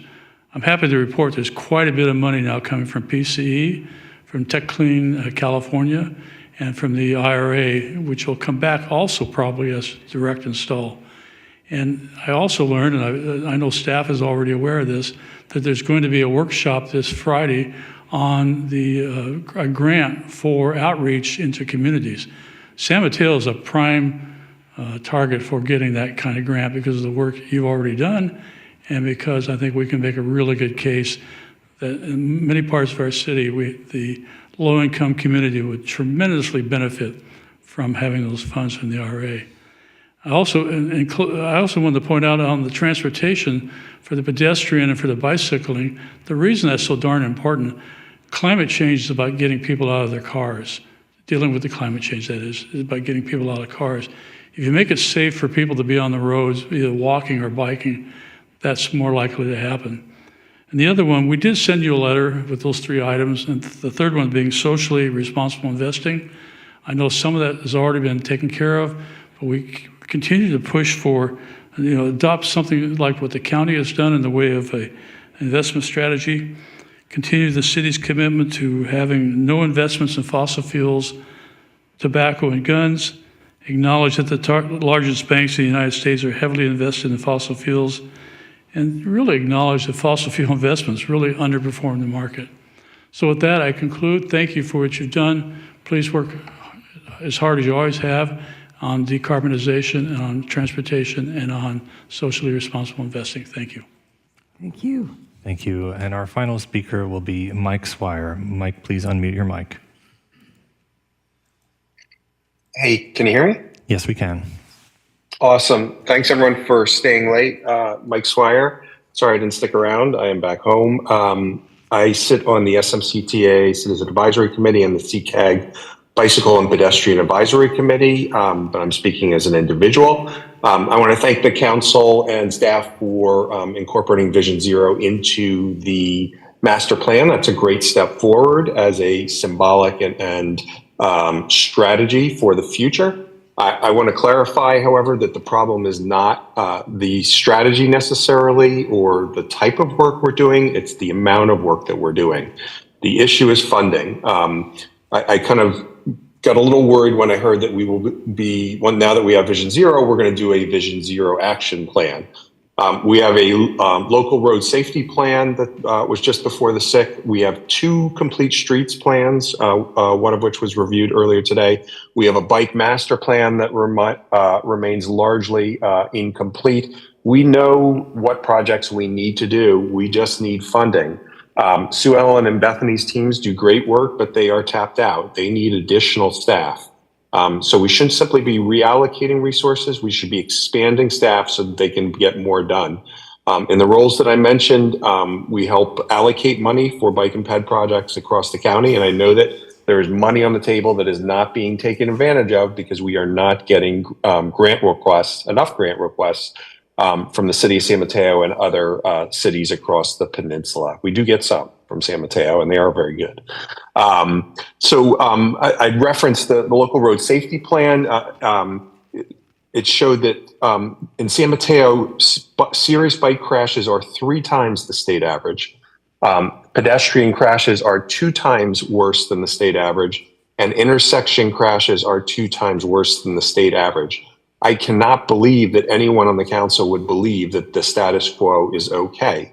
And if we believe that it is not okay, we need to increase staff time. We can't simply go forward at the current rate that we are going.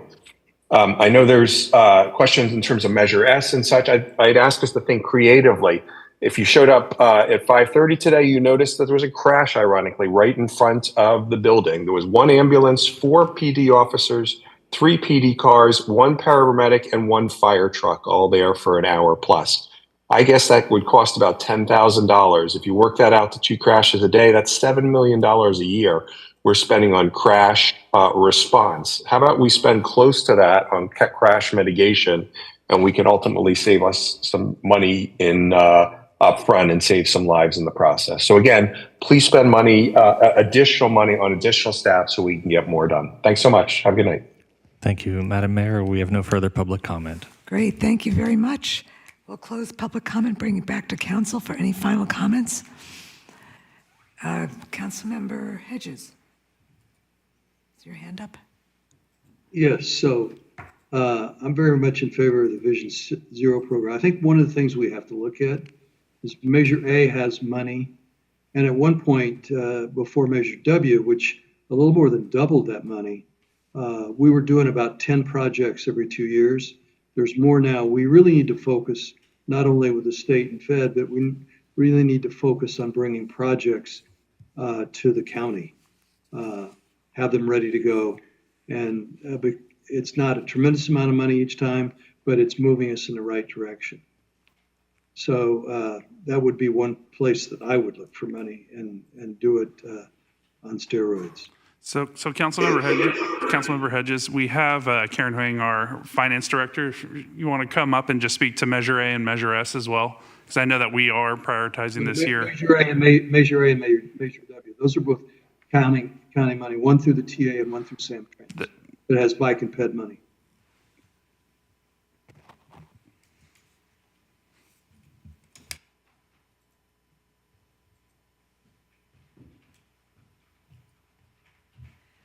I guess it's a good morning. So we do have Measure A money, about $3 million a year, really stable revenue coming from the county's allocation to the city. And it is one of the funding sources that we can use for the Vision Zero project. But that's only one of the options. General fund, if we have funding, we could allocate part of the general fund to fund this council priority as well. Measure S is another option, but Measure S projects usually have to go through the Measure S oversight committee for recommendation, and you have to compete with other city asks as well. So I hope that answers your question. through the mayor. Measure W and Measure A together are about $7.5 million.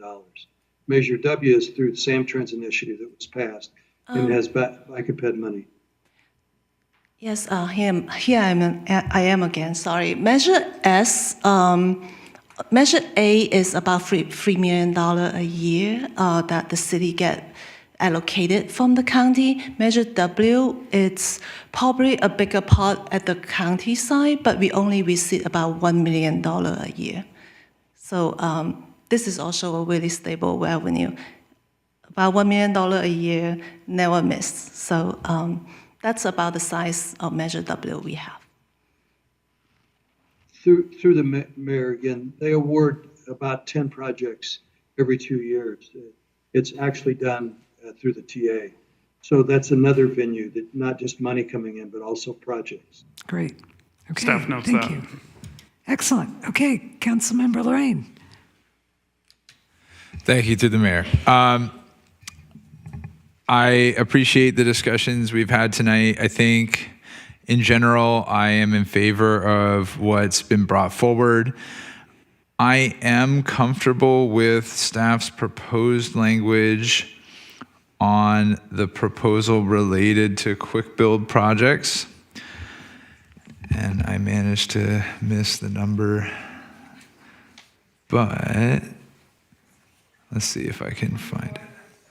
Let's see. I think it's, could be, all right, well, it's not 37. It's 24. It is 24. Thank you. There's recommended language there. I apologize for that. Related to kind of having it be more safety project focused. I think that resonates both with what we've heard through the community and, well, I think it frankly resonates there, and I resonate with that. Let's put it that way. So that works for me. And I would like to hold on to my current language for number 37 at this time, with the understanding that we're going to have a study session at some point, and perhaps then we can dive in together to what is possible and by when. But I guess I feel that the proposed modification, I think, removes a bit of the urgency and the idea behind the priority. So I'd like to hold on to it at this time with the knowledge that when we dig into it, what we find may change. Let's see. Not much more.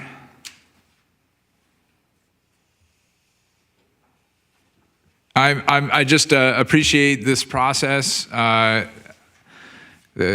city manager mentioned appreciating council's restraint, and I would reverse it and appreciate the city manager's willingness to work within those constraints to make as much of what has been proposed possible through our budget process, despite the way the economy's been going and our overall outlook, staffing gaps that we're trying to fill and have done a good job in filling to date, but still have a ways to go. So I'm excited for what will come next. Thank you. Thank you. Councilmember Lee. Yes, thank you. I also am largely supportive of all of our hard work and restraint and capacity, and I guess I have just a couple of points of feedback. I think that the point that Mike Swire made and many community advocates have made about some of the greatest challenges that we have in the city, like climate change, right? Where it feels, so the enormity of the problem is so big, and the way that we come at it is complicated and sort of discrete at times, and limited by resources. And so there's a bit of analysis paralysis sometimes, and where we have so many plans, we have so many different plans that talk to each other or sometimes don't talk to each other, or they have overlapping and sometimes disparate scoping. And so I want to offer a little push on our decarb strategy, and recognizing that there are potentially very serious limitations on what we can do regarding the REACH codes. But, I'm a pen to paper, let's get things done kind of person. And I wonder if there would be consensus among council to make a small amendment to number 1, I hope it's relatively small and within scope, to specifically look at pursuing the IRA grants for this coming fiscal year that would direct resources to our equity community priority areas and help bring resources to electrification and clean energy for community. So I think that that's, from my perspective, it goes beyond just this sort of extensive community outreach. Like I already adopted the Climate Action Plan. So I want so to do to go through many, many more years of the decarb plan and analysis. There's a part of me, there's a very strong desire in me to craft a very tangible and concrete work plan action item that's specifically speaking to going after money and bringing it home. So I would like to offer that as a suggested amendment for number 1. And then number 2, my second point, sort of in the same vein, is I was really pleased to see the effort that Councilmember Lorraine made to quantify many aspects of supporting safe and multimodal transit on our roadways, and getting very hard dollar amounts associated with those commitments, and also specifying with community and with our own department what we mean when we say quick build, and how we can lower barriers to implementation when we have a more flexible definition of what quick build means. And so, and I don't know if that's something we need to flesh out further. Or are we clear on that? I think as we see it, it was item 30. Yeah, the quick build 24. Sorry. Going 2 days here. 2 days, day 2, yes.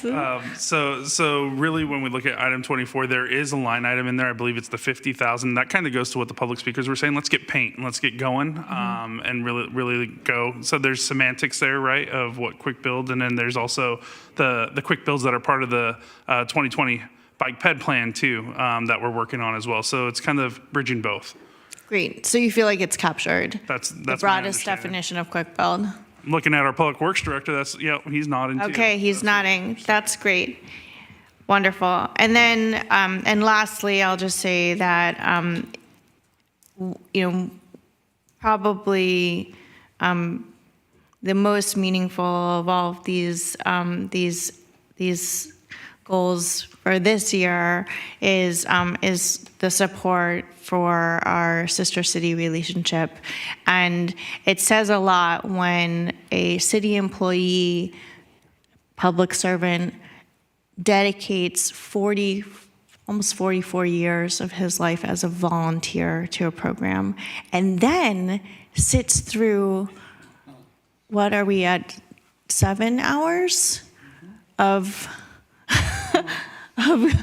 meetings to say, to speak for just 3 minutes and convey how transformative and important this peacekeeping program is in our city, and the sustained support that our organizational departments can provide if we formalize that program and when we formalize that program. So this is a very important moment for our sister city program that I truly believe is going to set the course for the next 60 years of success.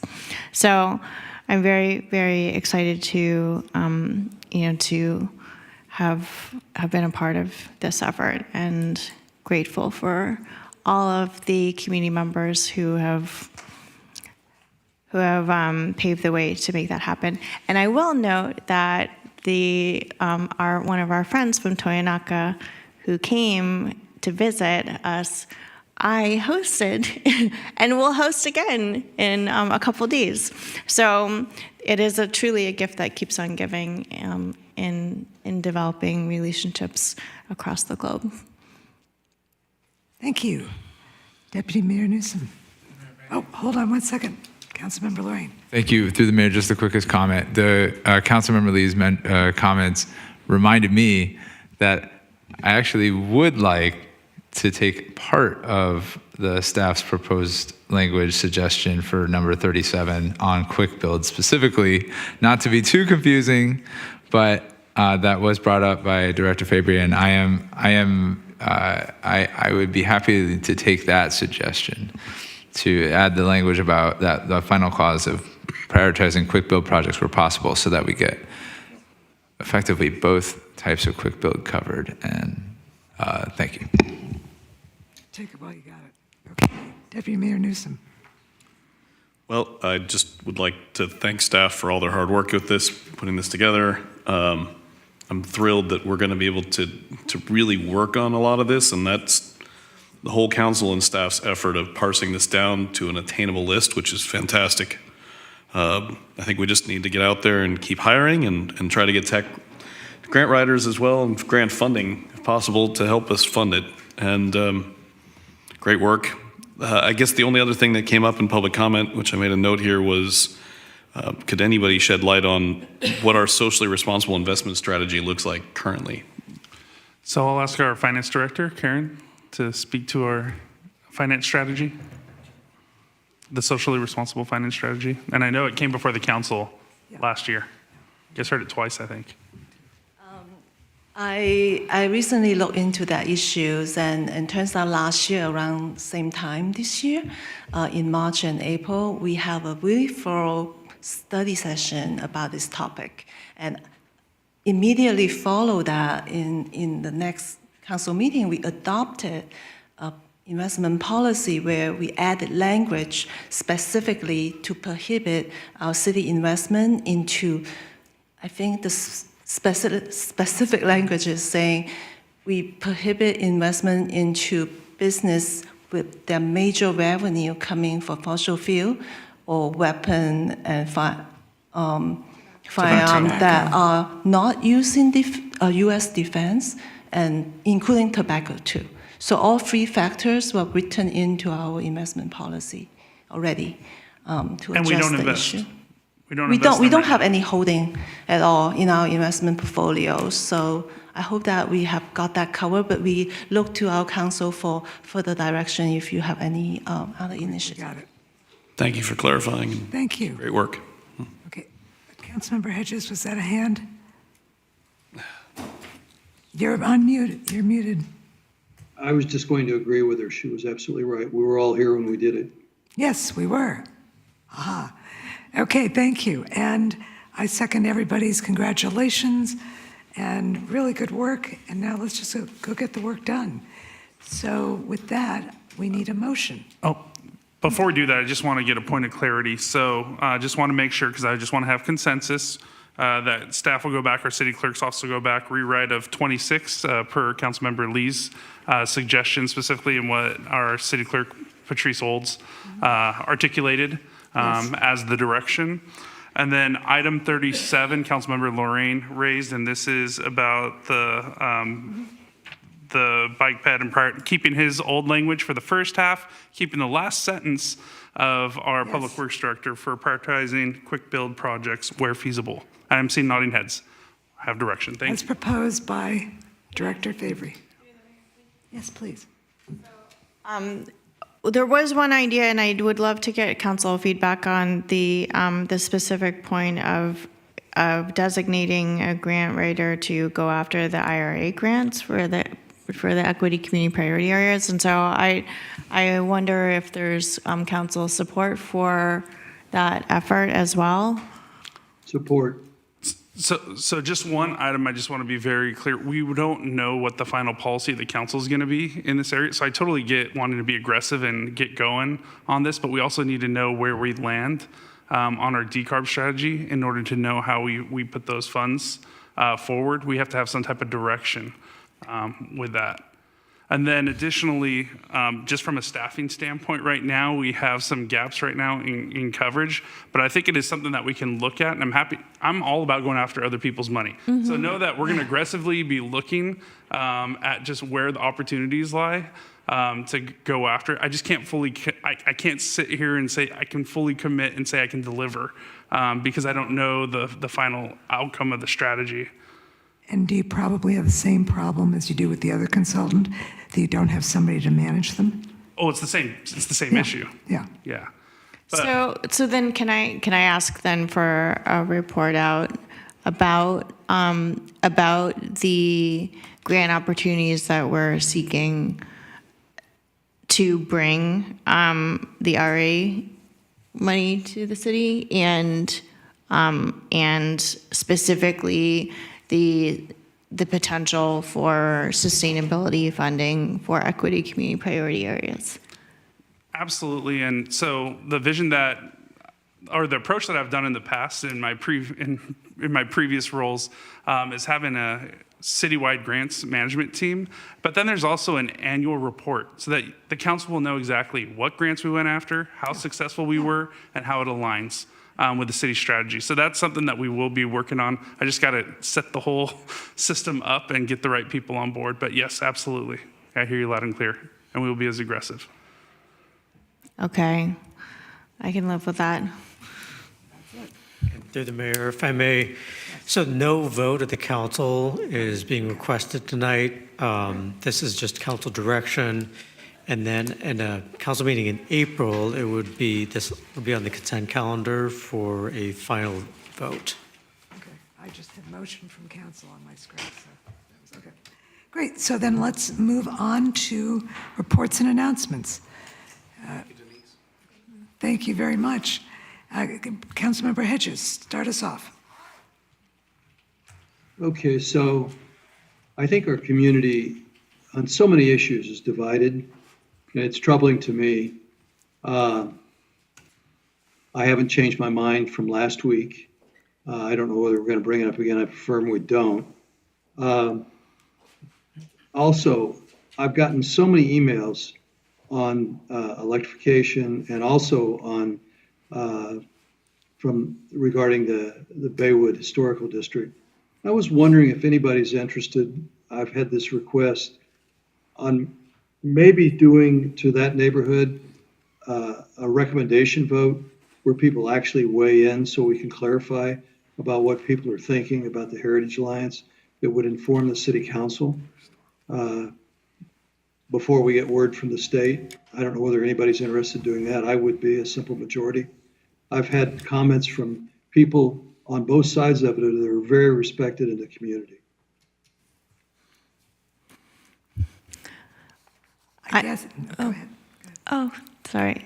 Through the mayor, I appreciate Councilmember Hedges bringing this up, and I certainly would support the most democratic process for this neighborhood 444 properties that are being written into a historic district, many without their knowledge and without their consent. And so we have a chance to reset this process by showing leadership and supporting a resolution that would encourage the stakeholders to do a neutral and fair voting process that would establish the true will of the community, and so I am certainly in support of bringing forward a resolution to that effect, and would support it being agendized. Through the mayor, if I may. So just on this topic, I mean, this is something that a group of people has brought to the state. And the city isn't directly involved in that process. So, and perhaps other staff, can add something as to future engagement efforts on this issue. But just on the question of providing for some sort of majority vote of homeowners in the area, that's something that's within the purview of the State Office of Historic Preservation, and in terms of the policies that they implement, that's something that's within their purview, and where the city's not actively involved in that process. So just for clarification, my understanding is that the request is to draft and consider a non-binding resolution that is essentially a statement of position that we as the council support a democratic process in the form of a vote for that community, and it's not. It's not taking a position, right? Which, if this application, continues to proceed, the city will have an opportunity to take a position or not, right? That's a different decision point than what is being discussed right now, which is a non-binding resolution, which is essentially reiterating what I hope we can all agree to support the most democratic process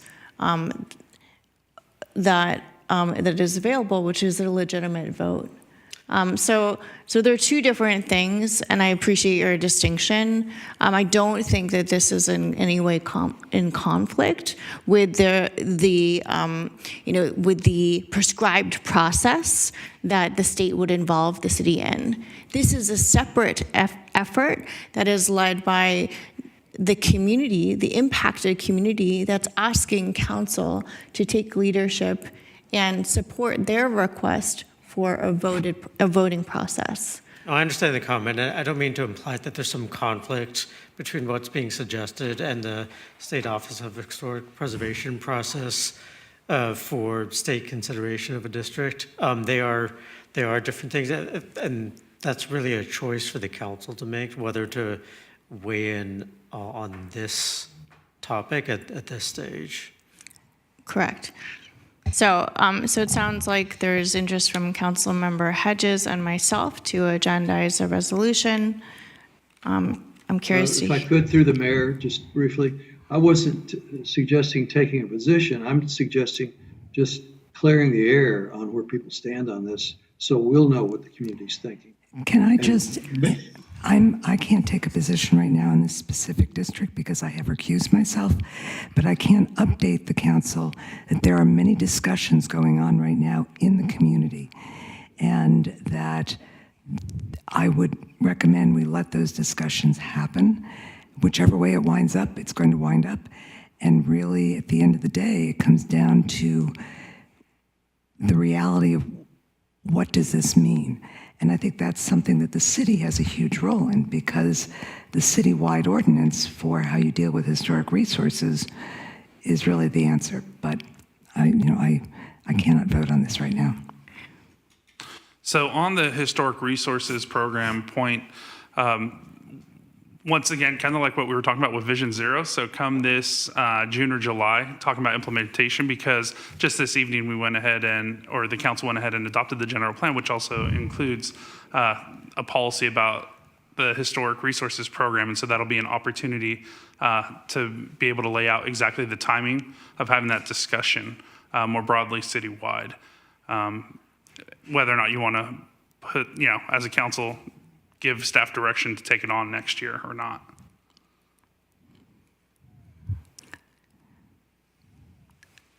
Can I ask Councilmember Hedges for further clarification? So it sounded like you were suggesting that you wanted to agendize this item to support a vote. Did I misunderstand? That's what I was suggesting because, we had conflict tonight between what people felt some things were saying in the general plan and what was needed and not needed. And I'd just like to, number one, know how the community stands on this. It would make my job a lot easier. So my interpretation was correct, that you're in support of agendizing this for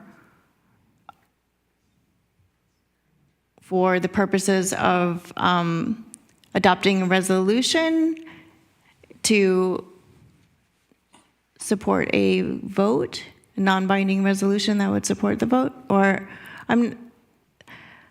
you're muted again. I would just say that if there's a majority of the council that would bring it forward and question whether we want to do a community-wide, not a city-wide, community-wide vote on how people feel about it within the Baywood community. So it's pretty simple what I'm saying. I'm just trying to better understand, because at one end I'm hearing a resolution to, urge for a vote, but then Councilmember Hedges, are you saying you want the city to conduct a vote? Yeah. Well, So I think the public. So I think what I heard in the packet that we received from the speakers, they were specifically asking the city council to agendize a consideration for a resolution that would urge the community to partake in a voting process.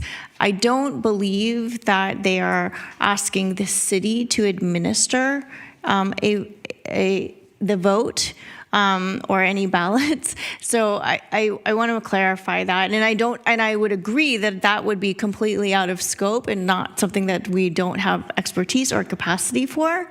But we certainly, as elected leaders, have the capacity, and I would argue have the moral obligation to respond to a community, a neighborhood issue that is impacting 444 property owners and has been incredibly divisive. So, I think it's quite reasonable for our community to request a legitimate and democratic voting process. And their ask to council tonight was to consider a non-binding resolution that is essentially a statement agreeing to that. So let me tell you what I actually was asking for. I was suggesting that the city, either by hiring consultants, because there's plenty of people that do votes, I actually do them for labor unions, where you would mail the 444 questionnaires, polls, whatever you want to call it, you can call it election, where we get a view of how people, at least the majority of the people who are willing to write down how they feel, would vote on whether they're for or against this process. I think it's pretty simple, and it gives us information as to where the community stands. And I always want information on where the community stands. Through the mayor, if I can Yes. interject. So I wouldn't recommend that the city get involved in conducting a vote of folks in the area when there's a process underway between the proponents of this effort and the state. It's one thing for the council to adopt a resolution one way or the other, either supporting or opposing, whatever the council's position, whatever the council would want to do in terms of taking a position is one thing. Actually facilitating a vote is entirely another. So I would think twice about launching into that effort. I'll also just frankly kind of note the time. Like, this is a pretty significant topic. There's a lot of, I'd say, strong feelings on either side. This isn't legal advice per se, but for the council to provide some direction at close to 1 o'clock in the morning, I mean, I would think about whether this is something you want to take up in another meeting, like, and to consider whether to agendize it maybe at the next meeting, not to put it on the agenda for the next meeting, but perhaps during the reports and announcements portion of the upcoming meeting when maybe there's some fresher minds to actually consider this issue. Something to consider. I personally think that's a great suggestion, not to do it right now, because, as you said, there are lots of feelings on both sides, there are lots of facts, and the process itself is a state process. So, Well, this is the third time that the community has come to council and asked for council action. And this is, now I'm losing count for the number of times that our mayor, who has stated recusal, has spoken on the issue. And so, it is late in the hour, but this is not a new issue. This is a pre-existing issue that this council has not taken action on after multiple calls from community. And so, it seems very straightforward to me to at least consider agendizing it. please. So I have a question for the city attorney, if I may, so that I'm clear. So I thought at some point the city council was going to weigh in on this or be requested to weigh in on it. Is that not correct? I don't know if that's a legal issue per se, but perhaps the city manager, assistant city manager can weigh in on that. My understanding is as part of this process that the city would be notified and would have an opportunity to be up to the council whether or not we'd have to see that there's consensus to actually engage and provide a comment on behalf of the city and just what we're positioning as at that point in time as part of the process. That's my understanding. Correct me if I'm wrong. That's our understanding. That's why, then Alex, that's why I brought this up, because I thought at some point we'd be asked to weigh in on it, and I'd like to have that information. But we're not at that point in the process just yet, Councilmember Hedges. I realize that, but at what point would we do that? Because it takes time to do it.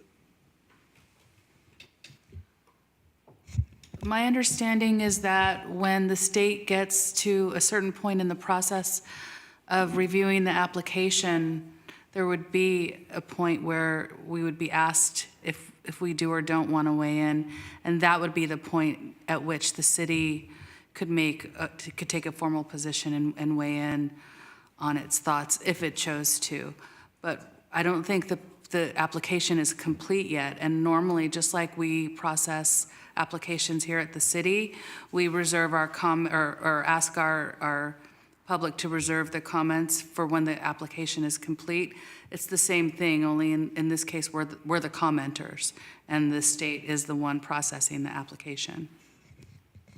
Okay, then I would just suggest that we agendize it for some time in the future. Well, through the mayor, I want to be on record that this council will be so much better equipped to take a position if there is in fact a vote. And right now, there are no plans for a vote to actually occur. And that is what is being requested by the community right now, is do we support a democratic process, including a voting process? Because I think that it'll be challenging potentially to actually eventually take a position if this council chooses to when we don't have any neutral data that would demonstrate majority or supermajority support. And so this request right now coming to this council is, do we support a democratic process to establish the true will of the community? That is what this council is being asked to take a position on and to agendize. So understanding the hour, I just want to see, is there consensus for either further discussion on this item or to bring back a resolution of what you're saying about urging for some vote, not the city doing the vote, but is there any consensus to bring back that item? I hear one. Councilmember Hedges? Yes. Two? I'd like to pick up the conversation, not tonight. Okay. Or this So we got morning. one wanting to have a conversation at a later date. Yeah, I said a later date. A later date. So you want to continue this conversation down the line then, Councilmember Hedges, in the I think future? it makes sense that it is late. Yeah, but at some point, not too far down, I think we need to consider it. Are you suggesting to agendize it later, or are you suggesting that we discuss under reports and Agendize announcements it. if we want to Agendize agendize it? Okay, so we have Agendize it. two for agendizing it. Sorry, but I am not interested in this at this time. So, and Mayor, or you're recusing yourself? I don't think I can. You're not? Okay, so it's 2-2, so it doesn't get us anywhere. I'm looking at our attorney. That it fails at this time. I understand. Yes, please. I do apologize for bringing this up at this time, but it's my understanding that I need to if I want to make this specific request. Mayor and council, I would like to be added to the appointment subcommittee for the Planning Commission vacancy. I was under the impression that I could potentially ask for this during reports and announcements tonight, but during the meeting, it occurred to me after rereading the admin report for item 13 under consent, that the best time to do that would have been earlier when we were reading through the consent items. So I apologize for my confusion, but I discussed this with the city attorney, and he indicated that if the council agreed to reconsider that particular item, to add, if council were interested in reconsidering the item, then perhaps we could reconsider it with that minor change. And I would like to humbly request for that, please. I'm interested in that as well, because it was really confusing about this discussion about when exactly are we supposed to notify that we want to be part of the subcommittee. I was under the impression that if we just provided advance notice before the set meeting time, that, for the interviews, that would be sufficient public noticing. So that, I think, was a misunderstanding. Is it a misunderstanding? Because I thought anyone could sit in on the interviews. Just if I can provide a little bit of clarification. So Councilmember Lorraine's referring again to item 13 on the consent calendar that was already approved relating to, among other things, the appointment subcommittees. And in that staff report, what it says is that the guidelines allow other council members to participate as a member of the appointment subcommittee, and that the council has an opportunity to add their names as participant to any appointment subcommittee. And then the council guidelines also specify that an appointment subcommittee may include up to 5 city council members, which also raises a noticing question too, but still, like, our process allows for up to the entire council to be an appointment, also act as an appointment subcommittee. Now, procedurally, what's happening here is Councilmember Lorraine is asking for a motion for reconsideration, which you can do. It simply requires, under our rules of procedure, Rosenberg's Rules of Order, for the council to pass a motion for reconsideration of that item, and then you could take up the item again tonight, as if you had never considered it before. So you can do it if the majority of the council wants to. Do we need to? If So, you're I going mean, to, if- if I can just answer that question, if you're going to, well, if you're going to reconsider this particular item, normally what you would do is reconsider that item tonight. I don't know if anyone from the city clerk's office has any opinions on this, but in terms of the appointment subcommittee, I mean, I guess there's a question of could the council bring back simply the appointment subcommittee for the planning commission at a future council meeting? I guess I was, to clarify, like, do we need to in the sense of, so if I wanted to participate in the personnel board, and that's the mayor and Councilmember Hedges, I should have already said so? Or is it in fact the case that it is opened?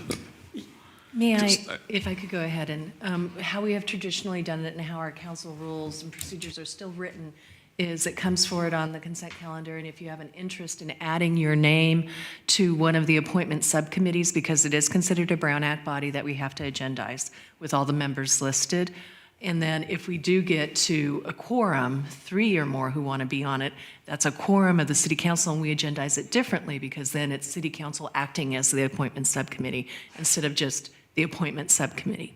So we have plenty of time because we did this a little earlier than we usually do. We can bring this back April 1st. Yeah, no, I think that's fine. Yeah. Yeah, I guess I always thought that anyone who wanted to be part of it. No, because of the requirements of Well, agendizing it. There'd be different kind of notification, Yeah. sure. Yeah. Yeah.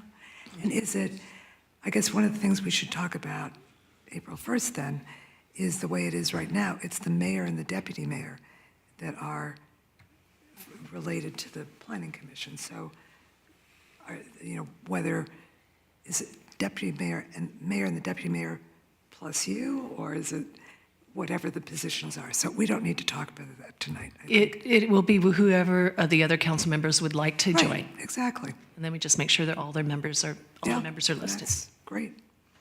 But we're not talking about it, so. Okay, so you'll see this again April 1. Yes, please. Thank you. Absolutely, Sorry for the confusion. no problem. Okay, does anyone have anything else they'd like to report or announce? Go to California Pizza Kitchen tomorrow and support PAL by buying pizza. Yes. And the Best of San Mateo Area Awards have opened up. Go to San Mateo Chamber and vote by the 14th of April. Thank you all. Good night. I want to thank everybody, especially our staff, for hanging in this long time and all the work they've done tonight. Everybody's been great. Thank you. Excellent. Aloha. Good night. The meeting. Yeah, that's right. Aloha. Good morning. We are done. Thank you all.